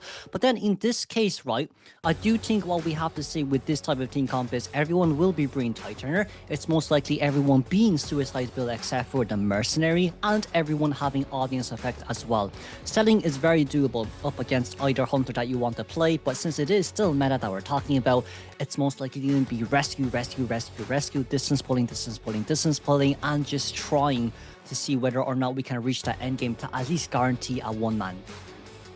Yeah, we can see the survivors side, they're heavily emphasis on the rescue. We have the mercenary and the journalist, and on top of that we have the second rescue or a third rescuer as the airplanist. We've been seeing airplanists do a pretty good job as rescuing, and the Embalmer to take the kite. So the question is, what if the Hunter Hunter chases one of the rescuers instead of the Embalmer, seeing that there's so many rescuers? Well, then the rescuers have so many items and they can kite for a very long time, so that's not going to benefit the Hunter either. So yeah, it's going to be hard for the Hunter to choose. If he chooses the Embalmer, he's going to be able to buy a lot of time by resurrect himself. If he chooses the rescuers, they can just kite for a very long time. So it is hard for the Hunter, but at the same time, the decoding progress is going to be pretty slow. Yes, so now we're gonna see what Ching H decides to lock in here. He still has Ivy. Oh, we're locking in Axeboy! Axeboy in this current day meta, ladies and gentlemen. It is something that Link W has chosen out in yesterday's games. However, you can't forget about one or two additional things.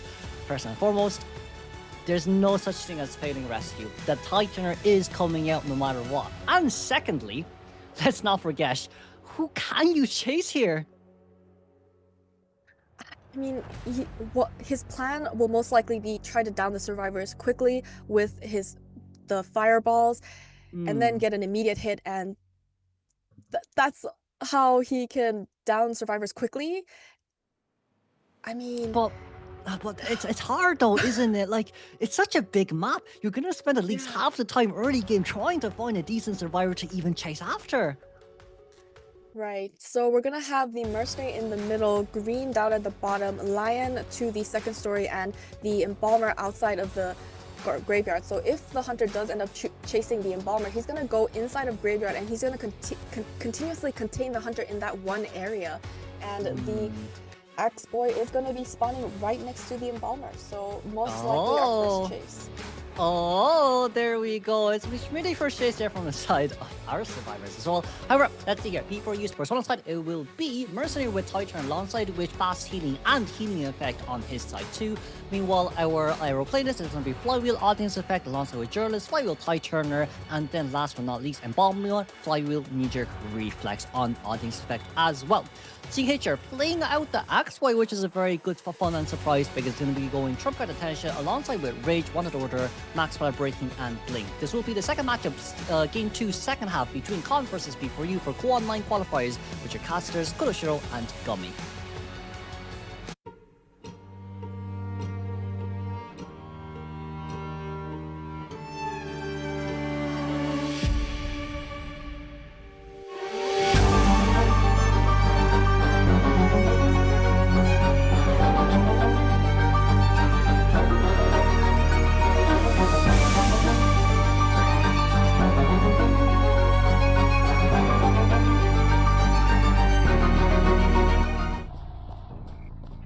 And we're going to have the Hunter. He's actually going towards the middle where he'll be running into Lion as the first chase. She's making her way towards the double pallets here. Hunter did get a little speed boost with that fireball, and he's going to be able to catch up to this survivor. A fairly quick catch up as we did manage to get a Retro Road here on time as well. However, let's not forget at the same time, this is a journalist that we're talking about. So with that in mind, nice speed boost over. We might be able to get a hit here. Oh, Lion being forced to take a hit here, which is a little bit unfortunate. Very close towards green as well. TH did a really good job there with his speed boost himself, but it's okay. It's a no borrowed time journalist, so she was the sacrificial lamb in the first place. And the Hunter will be setting up another tree here to try and sniper out with the fireballs if they are available. She's looking back to continuously use her projection, her little Orpheus to try and body block, but it looks like she has a lot of distance away. As soon as the Hunter sets up a tree, she always transitions out. Now she's making her way inside of Graveyard. What I do really like about that scenario is the fact that whoever was at middle who was rolling got the tree towards 99%, in which Lian very easily being able to dismantle it, and with no items they're left to use, it seems like we have a little Orpheus left on towards our side as well. We're going to try to play the mind games as much as we can, but TH, can we manage to get this on time as well? It's going to be the speed boost out here as much as we can. We need that. We did manage to dodge it there on time, but that little Orpheus there used personally once again though. Maybe we'll be able to run towards the corner there, but Embalmer, let's not forget, saw the face of that. Oh, we hit the wrong character. We could have waited there until that little Orpheus gone, but Lian, we're able to find a lifeline here. Blink might actually be forced to blink down instantly, but that's what B4U wanted. You can actually full sell up against this Embalmer now. Not Embalmer, up against the journalist now. Yeah, I mean, she got a very early hit in the beginning because she failed that. Oh, we're gonna get a basement chair. I mean, we have the mercenary with Tide Turner and the journalist with Tide Turner, so no other survivors. So if they do go for this rescue, it's going to be the mercenary since he can safely get her out of the basement with that rescue. But it doesn't look like he's making his way towards the chair, and okay, he's hiding behind. He doesn't want to be caught off too far away because then he'll just be able to eat a free hit. Yes. Right now I feel like we're gonna go for the full sell. Xinghe here still not being able to see where Mercenary is because his own tree is blocking his field of view. So right now losing that tonight might be forcing Xinghe here to run away from this area, as we do see where Mercenary now, where he is now. But also at the same time, you see Green as well trying to make his way in here. So it's gonna be an after half instantly. Mercenary could be making his way over to at the same time, but it just seems like Roland will be caught off guard at least, and we have to go for the full sell from the side of this journalist. I mean, what the journalist is very good is she forced out that blink, and so now he doesn't have that trait as he's going against the survivors. Green making his way back towards okay, he's going to utilize his upward propel to avoid the fireball, and is able to make his way to the pallet, so he's in a safe area. Hunter looking for a different survivor. He's waiting around the middle. He'll be picking up a branch.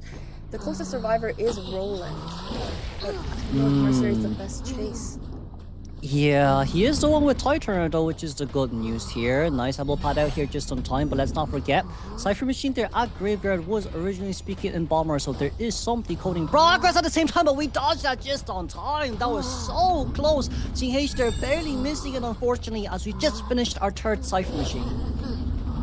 And the Hunter will be making his way back towards the Aeroplanist to stop that Cypher from being finished. Aeroplanist needs to be careful when he kites inside of Graveyard. We don't want another basement rescue. And we'll be setting up a tree here on this Cypher Machine. Yeah, but it seems like Embalmer here, very sneaky, making his way over towards Aeroplane, as Aero being able to get that 4th Cypher Machine done on time. Cypher currently upstairs here, which is Mercenary, but see how close these last few Cypher Machines are. One at middle, one at Balkan, the other one here at S Pallet. Roland might be forced to use an elbow pad here instantly as well, because we don't want to get that Blink Terror Shock hit down. So now, playing everything very safely. We do have Teleport ready on hands to use, going straight towards the S Pallet right now. The second containment begins finally. Ooh! Is able to finally snipe him out with that fireball, and he's going to utilize teleport as the Cypher is being decoded, and he's going to be running into the Embalmer here. Wonderful Flywheel is able to avoid that hit. He's going to be able to throw down this pallet. There aren't any fireballs that can help him at the moment. Fireball trying to get the snipe here. Couldn't miss it, unfortunately speaking, because we did not have Restful Road on hand. However, see here, once again, it's Green back towards the Cypher, giving as much pressure as possible. Meanwhile, Mercenary here is literally free roaming on that Cypher machine at S pallet. We're currently open a Cypher machine here each, but Aeroplanist needs to maintain full health for either the second chase or the one survivor that has to be stuck around in middle, as Mercenary will be forced to rotate out early, and then once again, Embalmer back on Dash Cypher machine at Geishas. So survivors working on the complete opposite side Cypher machines to continuously divide the hunter's attention. If the hunter goes for the okay, he avoided the hit, but he will get the snipe and will be able to down this Mercenary. He does have a little time left because he has a delayed damage, but the hunter will be able to chair this next survivor. Cypher machine's behind, and this is an endgame situation. 3 survivors running. But here H right now missed the hit there, unfortunately speaking. No fireballs on our hands to use as well. We're gonna have to use this one here for the instant catch up, but Roland playing mind games here, playing very safe. There's 2 long pallets here to play around with, so now we're gonna be playing around one single pallet. We're gonna be able to vault over and get the normal hit down. Now, no one at the execute here just yet.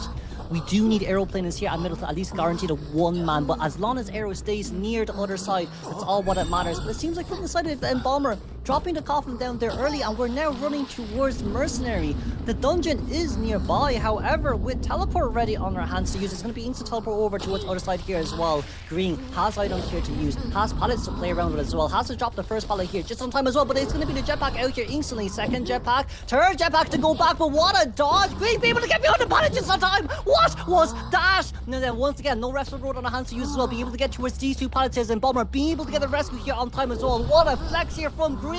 Now then, speed boost one more time, could not take that boost sadly, so Embalmer here, not Embalmer, what? Aeroplane is here, being able to run towards the corner as now being forced to get the hit down. They're almost at the other gate, but guess who we're embalming? It's that Aeroplanist! Now, Aeroplanist being able to get that coffin. No one at the other gate, no, they're both at the other gate. Embalmer here should be able, oh, he didn't get it.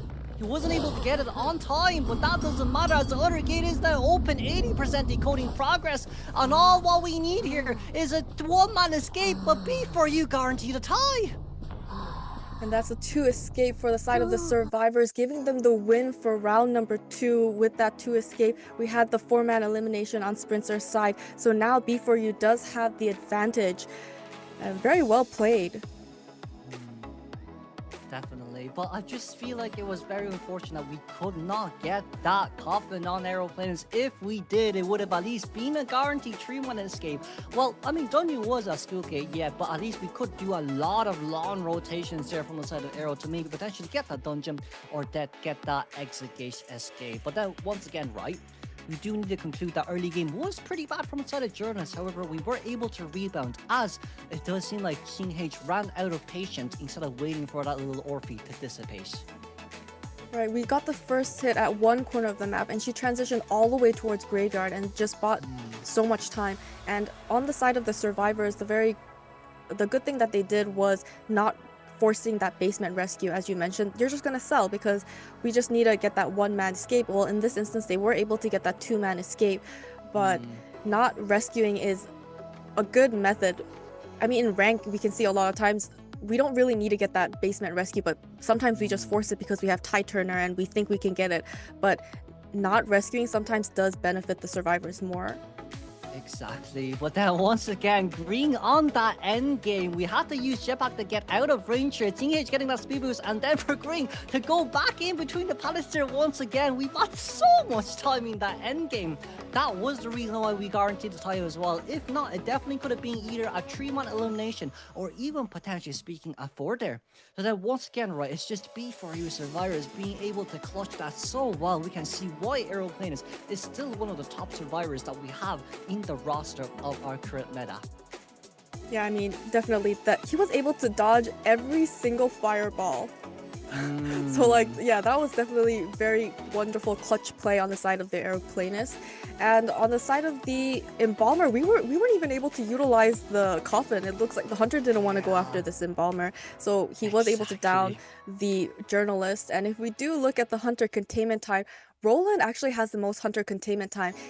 he utilizes elbow pads just in time. Every time the hunter got a little too close, he would just elbow pad away, like right away. So I think it was great utilization of his items. It was like wonderful timing, and the fact that he went down. Also, he had that delayed damage, so Cypher machines were primed. So everything was ready. Yes. He bought just enough time for the Cyphers. And I think the survivors did the other thing that the survivors did very well was they chose the Cypher machines that were on complete opposite directions. So the hunter had to either wait at one Cypher, which means they're decoding the other Cypher machine. So the hunter has to keep going back and forth, and the survivors keep getting a little more progress on each Cypher. Definitely, and not only that as well, right? You did highlight it very well there too. Roland was the hidden gem of this game as well. But with that in mind, with our hidden gem in hand as well, we're gonna move on towards the highlights before we directly go on towards game 3.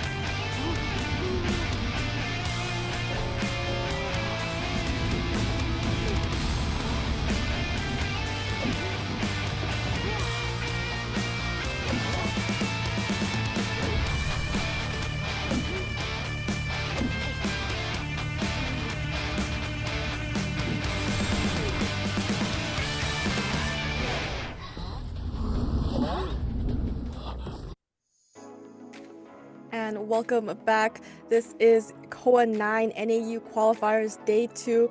We're just waiting to see who's going to win this matchup so we can see the next team that will be qualifying for NAEU.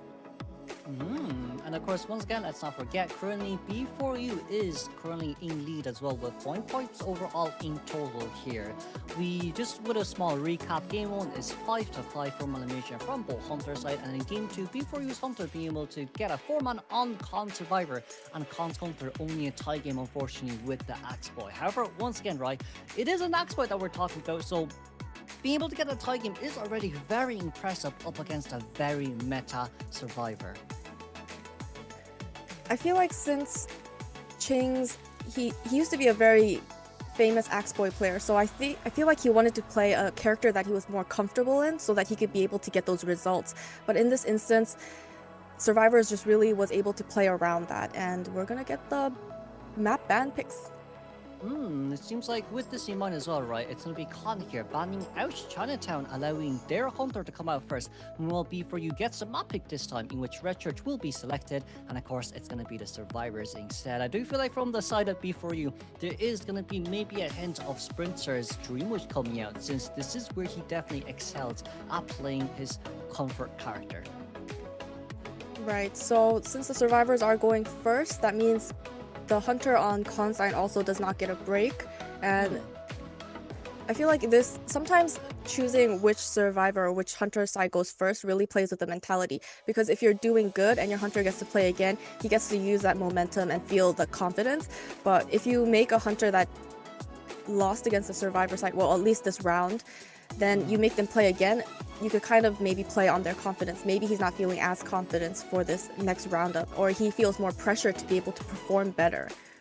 Yes, exactly. And not only that as well, right? We also can't forget about the fact that B4U survivors also chose this map to counter the wax artists on the side of Team H2.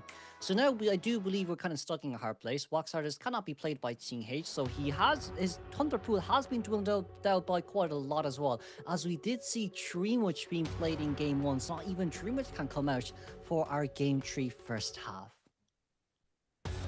And it looks like the Hunters side and the global bans, we're going to have the Dreamwitch and the Axeboy will not be available. But on the side of the Survivors, they will be banning the Seer and the Lanternist. Lanternist being banned constantly, not being able to see the game, not being able to be seen in the game.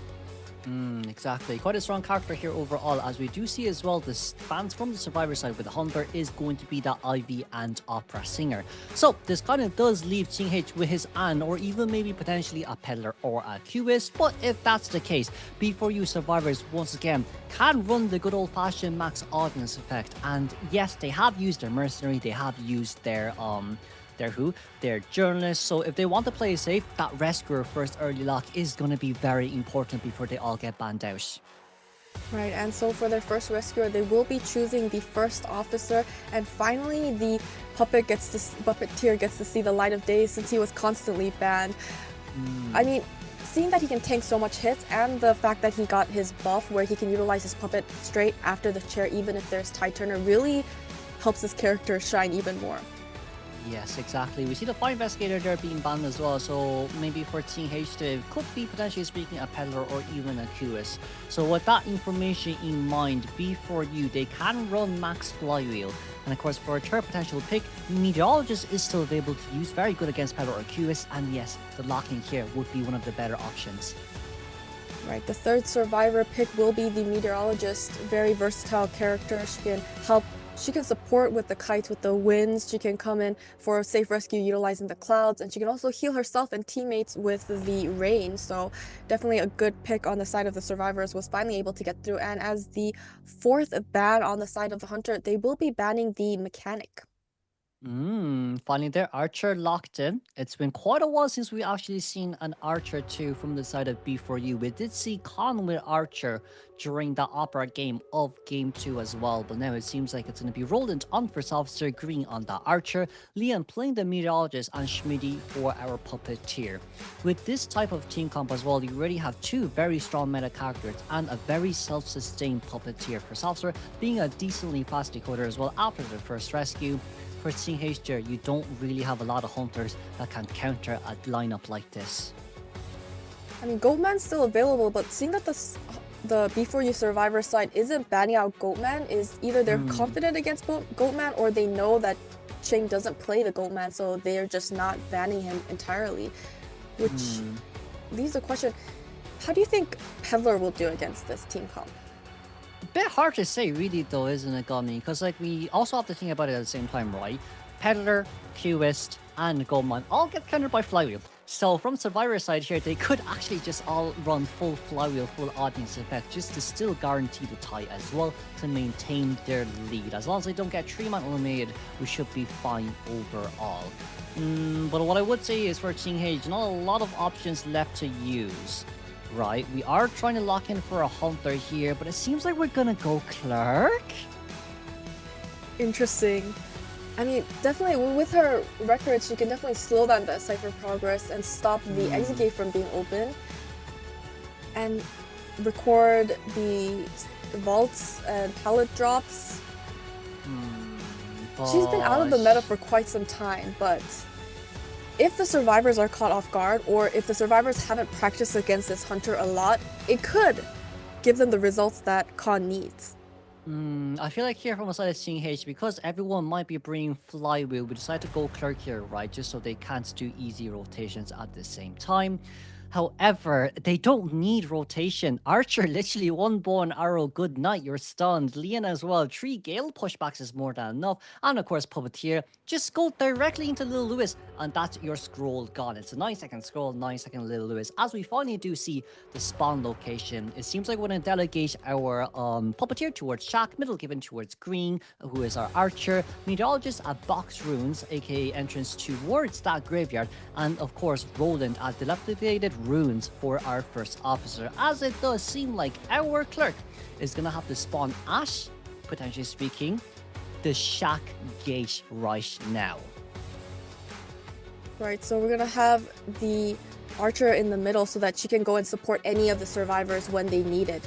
And on the side of the Persona, we're going to have Blink, Trump Card Detention, Rage, Claustrophobia, Berserker, and Overwhelm as the last traits. And on the side of the survivors, we have 3 borrowed times, only 1 flywheel, so it doesn't look like they're going to go for the all 4 flywheel comp. And we do have a few audience effects, so trying to get a little more Cypher progress on the side of the survivors, and they all will be carrying heals so they can get healed up pretty fast. I'm your caster, Gummy, here with Kuro, and we'll be the commentators for this match.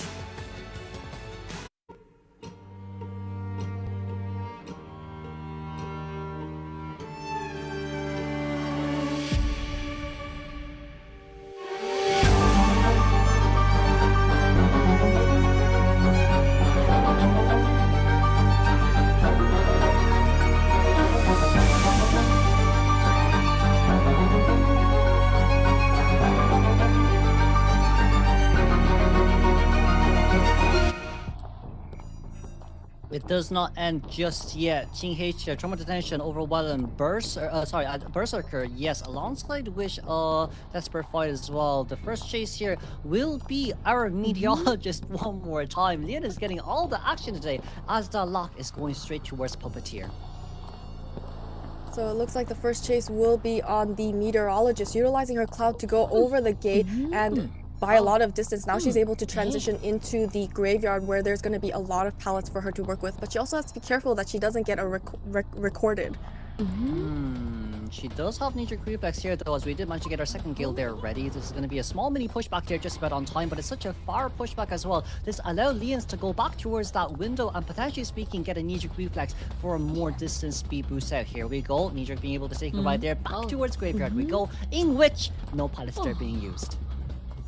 So she's going to be utilizing that recording, so the Meteorologist is going to go all the way around and we'll be able to finally drop down this pallet. And she's able to also push him back, so a lot of distance away from this clerk, still not able to land the first hit. It looks like she's trying to bait the blink and is able to finally get the hit with that blink usage. Okay, Ting H has to drop down the pallet and the movement speed was out here, but it seems like we couldn't find the time to do so. As Green is ready nearby for support. Arrow, bow and arrow, ready on the hand of Archer here to use. We just need one good stun as we're trying to dodge as much as we can. It's only 50 stack here, which isn't too bad. But we did get a lock. Can we get it in? We did it! Oh no, Ting H! That's going to be a crossbow back here. Another stun allowing Ting H, sorry, not Ting H, allowing Lian to pull this away. But let's not forget, no window lock here. And another speed boost. So we're trying to lock this Puppeteer, but it just doesn't matter. Wonderful support from the Archer is able to let the Meteorologist travel all the way through the church, and he's back for more harassment. Hunter is going to be stunned once again. Utilizing that blink actually opened up the survivor's chance to come in for the assist harassing, because now they know she doesn't have excitement, and now she's free to support as much as they want. Oh, Palestine, can we get it on time? We didn't get it on time here, as Lian, unfortunately speaking, will have to go down, but that is definitely okay.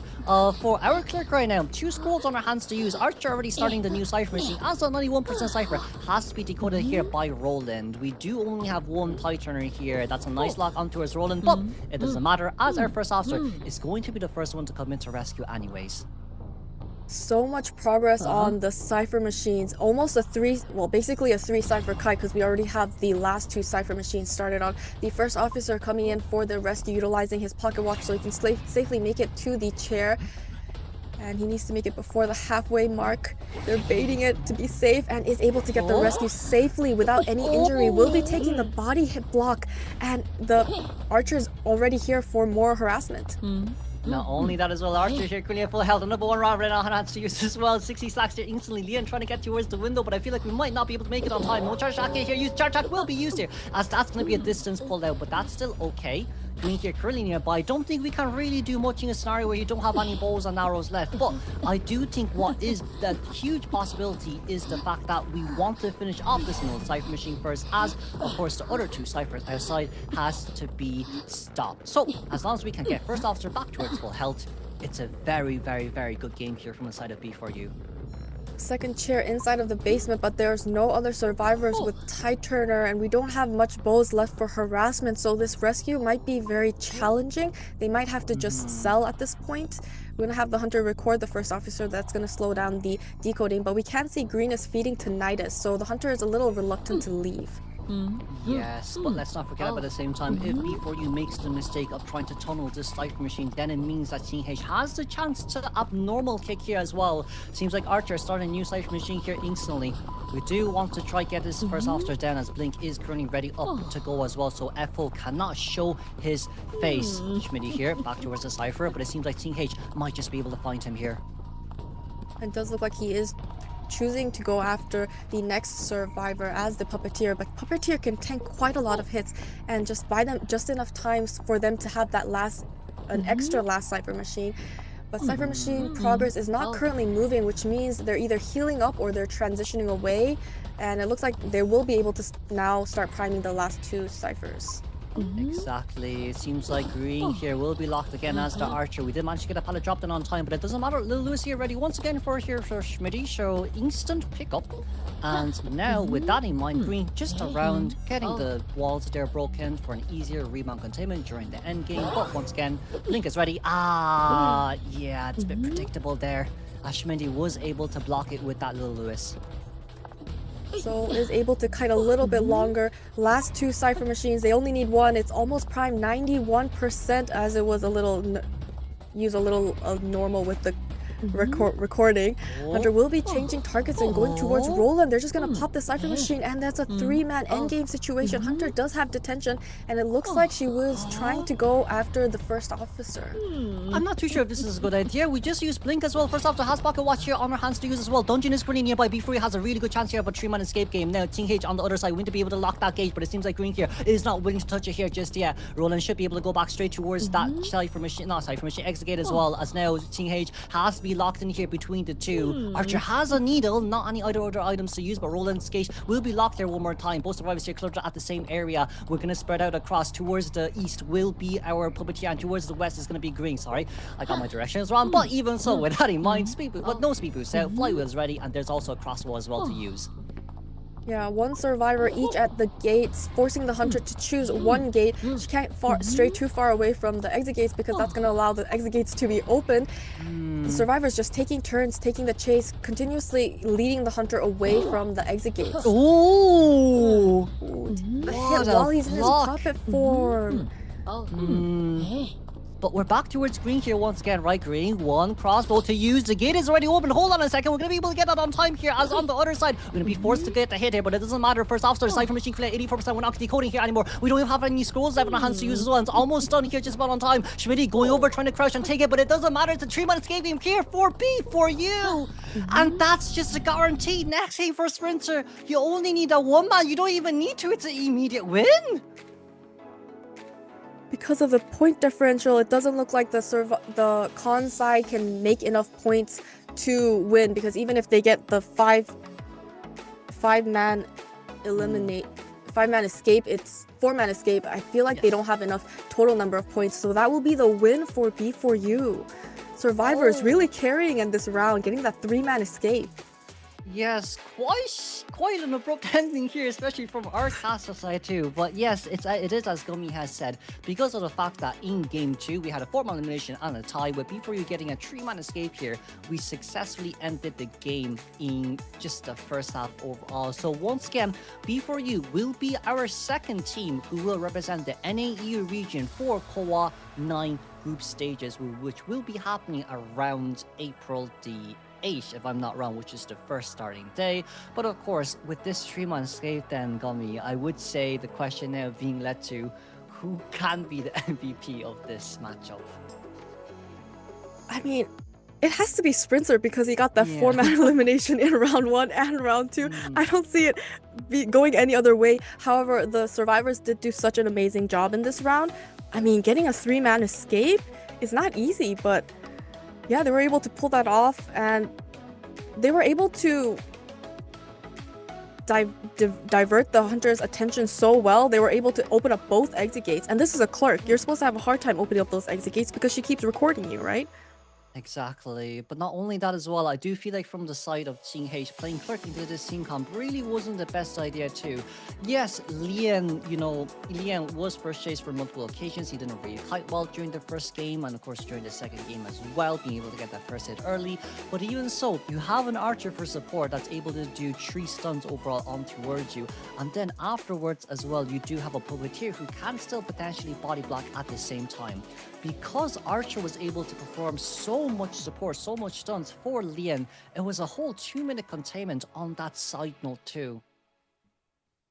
Yeah, so I mean, the game was looking very close in round 1 because both hunters got the 4-man elimination and we're like, wow, this is like very equal. And then I feel like then they started to divert as the hunter choices got a little different. We saw the Axe Boy not really in the meta, the clerk also coming out, also not really in the meta, and I feel like the survivors just really took advantage of that. Yes, exactly. And you see here with the match stats as well, right? Lian with a 132-second containment time, in which around a good 40 to 50 seconds was bought by because of Green's harass to 67 containment time during the second half. Schmitty overall 74 seconds to a very nice blink counter with that little Lewis, and of course Roland very stable rescuing 39 seconds overall containment. And once again H, 1 pallet destroyed with only 6 survivor hits in that game, alongside with 2 knockdowns. Right, so very good synergy on the side of the survivors, and we have to say Smitty was very spot on with every single of his puppet usage. Like that blink, he predicted the blink, he utilized that puppet, and at the detention time he also was able to eat that detention hit, so very great usage of his puppet, so he was also able to buy enough time. Lion also had a very great kite with the support of the archer, so great synergy on the side of the survivors team, and they were really able to help each other out and make that 3-man escape possible. Exactly, and not only that as well, right? We can't forget, like, only 2 knockdowns in a game is really tough. For H there, I do know that before you chose the swap in order to counter a lot of his hunter mains too, and with Dreamwitch being gone, there wasn't much that can be seen except for Dash Clerk. But once again, I do believe from the side of B4U2, last year it was in Chinatown up against the Clerk in Game 3, in which they were also able to get a 3-man escape, being able to qualify for COA stages as well. But here are the match results for today. The total points, we're going to see that B4U did have 15 points and Con had 8 points, not even having to go to the second half of round 3. Amazing job on, especially Sprinter in the very beginning. He was really able to keep the momentum of the survivors. I feel if I had a Sprinter as a hunter, I would feel very confident and feel very secured, be like, yeah, Sprinter can definitely give us the results that we need. A lot of pressure on Sprinter indeed here once again. The poor man himself. But with that in mind, yes, you are right. Sprinter is still considered one of the best hunters, or even maybe the best hunter currently in the side of our NAEU region too. But once again, we cannot forget, right? Con did do a really good job as well, especially throughout the games, into trying to do a decent number on Sprinter. However, I would just say lacked a bit of communication during the end game, but overall early to mid game they did have really good synergy at the same time too. And of course from the side of B4U, once again we do see quite a huge pattern with them not being able to secure, you know, a tie game or a 1-man escape game 1, but you know, being able to kind of rebound back during the game 2 and game 3 phases. It does seem like they're also really good at recuperating.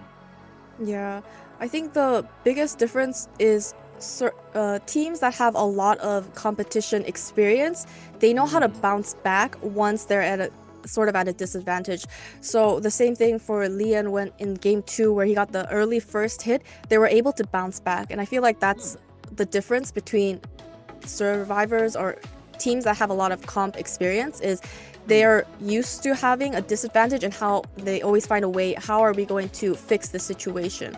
And Yeah, so I feel like teams that have a lot more competition experience definitely do have the advantage, while teams without as much competition experience, I feel like they panic a lot of the times and they're not really able to recover from that stage. And a thing that I would like to mention is we will have an interview for the winner, so do stick around if you do want to see that interview. Yes, I wonder who will it be. Probably will be the same every year once again, but of course there's also a best deduction that's about to pop up as well for us too. But like, even so, right, I do think with this side note too, you know, with B4U here, once again, congratulations to them. I'm quite sure this is like their 6th or 7th time representing the NAEU region as well for us. Last year, if I am not wrong, we did make it towards top 12 for playoffs. If I'm not wrong, it's been a full year, so, and a lot of competition, so maybe I'm wrong on that information, but overall, IBS's performance was really good from their side too, so I would say a lot of expectations for them this year as well, and a lot of pressure too at the same time. But even so, I do think, you know, with this now moving on forward, it's going to be the same as last year. Omni representing us as Omni and B4U representing us from the NAEU side. There also will be Southeast Asia games happening next week too. So this week it was NAEU based. Next week we should be able to see the Southeast Asian teams as well. Yeah, I mean, as you mentioned, since Omni also has quite a lot of tournament experience and they've faced the best of the best in COA, the group stages, I feel like they just have so much of an advantage, Omni and B4U, because they've gone against much stronger opponents in the past, and that just kind of elevates your skill. And that's why we keep seeing this reoccurring theme where it's Omni again, it's B4U again, taking the qualifiers and making their way back to COA. And since they have so much experience, even their captains have a lot of experience, so they're able to recruit new players and new teammates, and also be able to teach them all the experience and skills that they've learned. Exactly. So now with this in mind as well, we're kind of now eyeing towards group stages too. For both teams right now, they do have at least a month and a bit longer to readjust as well. I do think group stages, we might see some character adjustments, since that's kind of what they do year-on-year basis. Potentially speaking, Queen Bee may also come out for group stages as well, so that's something definitely that we can stay in tune for. However, Matador will be banned from the side of our COA IX this year, since he was released a little bit early. Oh, sorry, a little bit late, but here we see one more time. Best deduction, once again, given towards Sprinter. And very much deserved. Being able to get the 4-man eliminations over and over and over is definitely something to be praised for. We did also in, was it yesterday's game or today's game, where he actually got a 3-man elimination and instead of a 4-man elimination. Yeah, I'm not sure which game it was, but yeah. Yes, that was the first game, if I'm not wrong, with him playing Ivy. So Ivy up against AMEY. He got a 3-man elimination during the first game, in which the survivors were able to at least get a 1-man escape. So that's kind of why you see the average, well, actually, yeah, average eliminations of 4 is quite interesting here, but I do think they've probably rounded it up overall. But yeah. even so, 2 best deductions here for Sprinter. I would say overall, not surprising, but we see as well only 1 Terror Shock, which is more of a surprise to me, because he is someone that's really good at mind gaming. Yeah, I think the average eliminations is just in this matchup, so that's probably why it's 4 instead. But yeah, always Sprinter with the highest stats here. And as usual, yeah. To be honest, we're not surprised. I think most of us have been watching COA for a long time. Not surprised that it's Sprinter getting the best deduction from the side of B4U as well. But there also were times where survivors did get them too. But we probably could say a bit more rarer on that side note too. Yeah. But I'd say, you know what, it's kind of a good standing. We know that the man is still confident, still very, what's the right word? Still very proficient on all his monthly remains as well. I do look forward to see whether or not we get to see a QS sometime sooner or later in the future. Yeah, and it's every year the meta changes a little and you have to readjust it, and the fact that you're still peak at keeping to the meta every single time and you're able to get the results with the meta hunters, you have to hone your skills to a completely new character each time, and the fact that you're able to do it and still be on top every single time for how many years now? I mean, that's definitely something to be like commended for. Definitely speaking as well. And not only that too, it's also the fact that now back towards China we go then for COA qualifiers. I'm not too sure what the stage is currently, but we will be holding an interview right now in which we don't know who's going to come in. So let's have a look at who the surprise man is, or woman. Hello everyone. Hello. Hi Aaron, congratulations for winning this year for COA qualifiers. How do you feel right now? Thank you. I couldn't be happier, honestly. I think this year we have the potential to do a lot, and so I'm so excited that we get to go internationally again for the 4th year in a row, or the 5th for my other members, and I'm so happy. I believe my team can go very far, and we'll do our best. And we begin here today by qualifying. Right, and so my question is, what did you think your team did very well in this matchup, and what do you think needs improvement for when you're at the COA stage? So when it comes to COA stage, obviously our opponents will be better. They won't be making any mistakes, and that's what we start to achieve. We always review our matches. We always look at what we could have done better. We always look at what realistically can be improved, and we focus on the real things that matter. And that's how we keep improving, one step at a time. Sometimes it's the hunter that gets the best, and sometimes it's the survivors that get the best. And it's a back and forth. Sometimes you just have to believe in the process, and at the end of the day, we'll have each other's backs, and we'll do our best. Of course, you're right as well on that side, Aaron. And of course, Aaron, for yourself as well, right? We did miss you last year during the COA qualifiers, so I couldn't really see you on the group stages. Would you be there this year alongside with the team? Yes, actually. Hopefully everything goes well, and I should be with my team.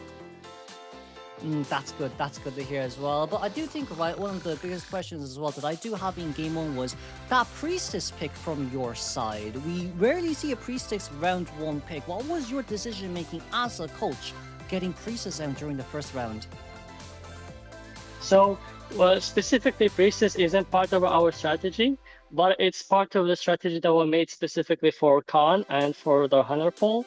And I think it worked out very well, because at the end of the day, he did get chased. But if you're a Priestess with Tide Turner and you do get chased, you should at least guarantee the minimum kite which we expect, which is around like 60 seconds, hopefully, more or less. So it was worth it, more or less, to remove the other hunters he wanted to play, and it forced him on Witch. Now, granted, we weren't able to necessarily close up the game because of unfortunate events in the late game, but I think it worked out as much as we could have hoped for. Okay, I see. I do think that answers quite a lot of questions, because, you know, as you see in the groups, well, in our stages as well, don't rarely see a Priestess, especially in the round 1 side. But of course, just to, you know, since you guys did win this as well, we don't want to keep you guys for too long. Any closing thoughts for your fans? Any closing thoughts for everyone that's going to see you in the group stages and will be for you as well? I want to say personally, I'm very proud of my team. I think our team is the best version that we ever achieved. I think we can go really far, and we're hoping to make NAEU really proud. With that said, the path is not easy. There will be a lot of struggles. The international hunters and survivors are not just going to let us win easily, but we'll do our best, and we'll keep fighting. Thank you very much, Aaron. We will give you all the support we can from NAEU side, and please give my regards to the full B4U team as well. Thank you very much for today. Congratulations on your win, and I do hope you have a good rest before you reach the group stages in China this year. Thank you. Congratulations. Bye-bye. Bye-bye. Thank you, Aaron. Well, there we go. I do think that answers quite a lot of questions, you know, especially from Game 1 side. Before, you definitely have done their homework with that Priestess lock-in, you know, to kind of counter most of the hunters that Khan did have. But even so, you know what, I'd say this year, going to be quite interesting, isn't it? We do have quite a lot of new strategies coming up alongside with the new hunters as well. And especially since before you perform so well in IVS, be getting top 3, I feel like there's also this more pressure to perform as well. And on top of that, there also will be targeted because now most of the survivors will do their homework against B4U and will definitely not, they will be at their best when they face B4U. So yeah, a lot of pressure and a lot of things to look forward to. How far will they be able to go, and how far will Omni be able to go as well in this new COA? Exactly, but I do think also at the same time, right now we're kind of a bit closer now towards the group stages too. It's not that far away, just 1 month. Might seem very long, but it'll just pass by the blink of an eye too. We will finally get to see B4U playing up against CN and JP teams, in which of course, as we have seen in IVS, very good performances from their side. But I do think here also is the fact that Omni, in which last year they weren't able to get a win from either Southeast Asia or up against the Korea team, if I am not wrong, or even the Hong Kong, Taiwan, Macau team. But with today's results, these are everything. So we had the first game, AMEY versus B4U, where B4U was able to get the win. Bin versus Con, where Con was able to get the win, and finally our last match today, it was B4U versus Con. It was very close at the beginning, but then B4U was able to get the win and in the end, and so they will be able to go to the COA IX group stage, which everyone is looking forward to. Exactly, and of course, once again, as you can see, the brackets over the last 2 days, February 28 was GB versus USL, USL won, Omni versus PR, Omni won, in which the finals of the first bracket was Omni who does advance first. And of course, for today, March the 1st was AMEY versus B4U, B4U winning. Match 2 was Con versus Bin, in which Con has won, and of course, for the finals of that, B4U will be our second team that advances towards the group stages now. So, with all in all in mind, both of these 2 teams will at least get a guaranteed prize pool as long as you are in the group stages. So let's just see how far else we can make it. Yes, once again, congratulations to Omni and B4U as they will be advancing. However, we saw improvement in all the other teams. It was a very close game for AMEY versus B4U. AMEY performed incredibly well. So we're definitely seeing a much higher level of competition on the NAEU other teams.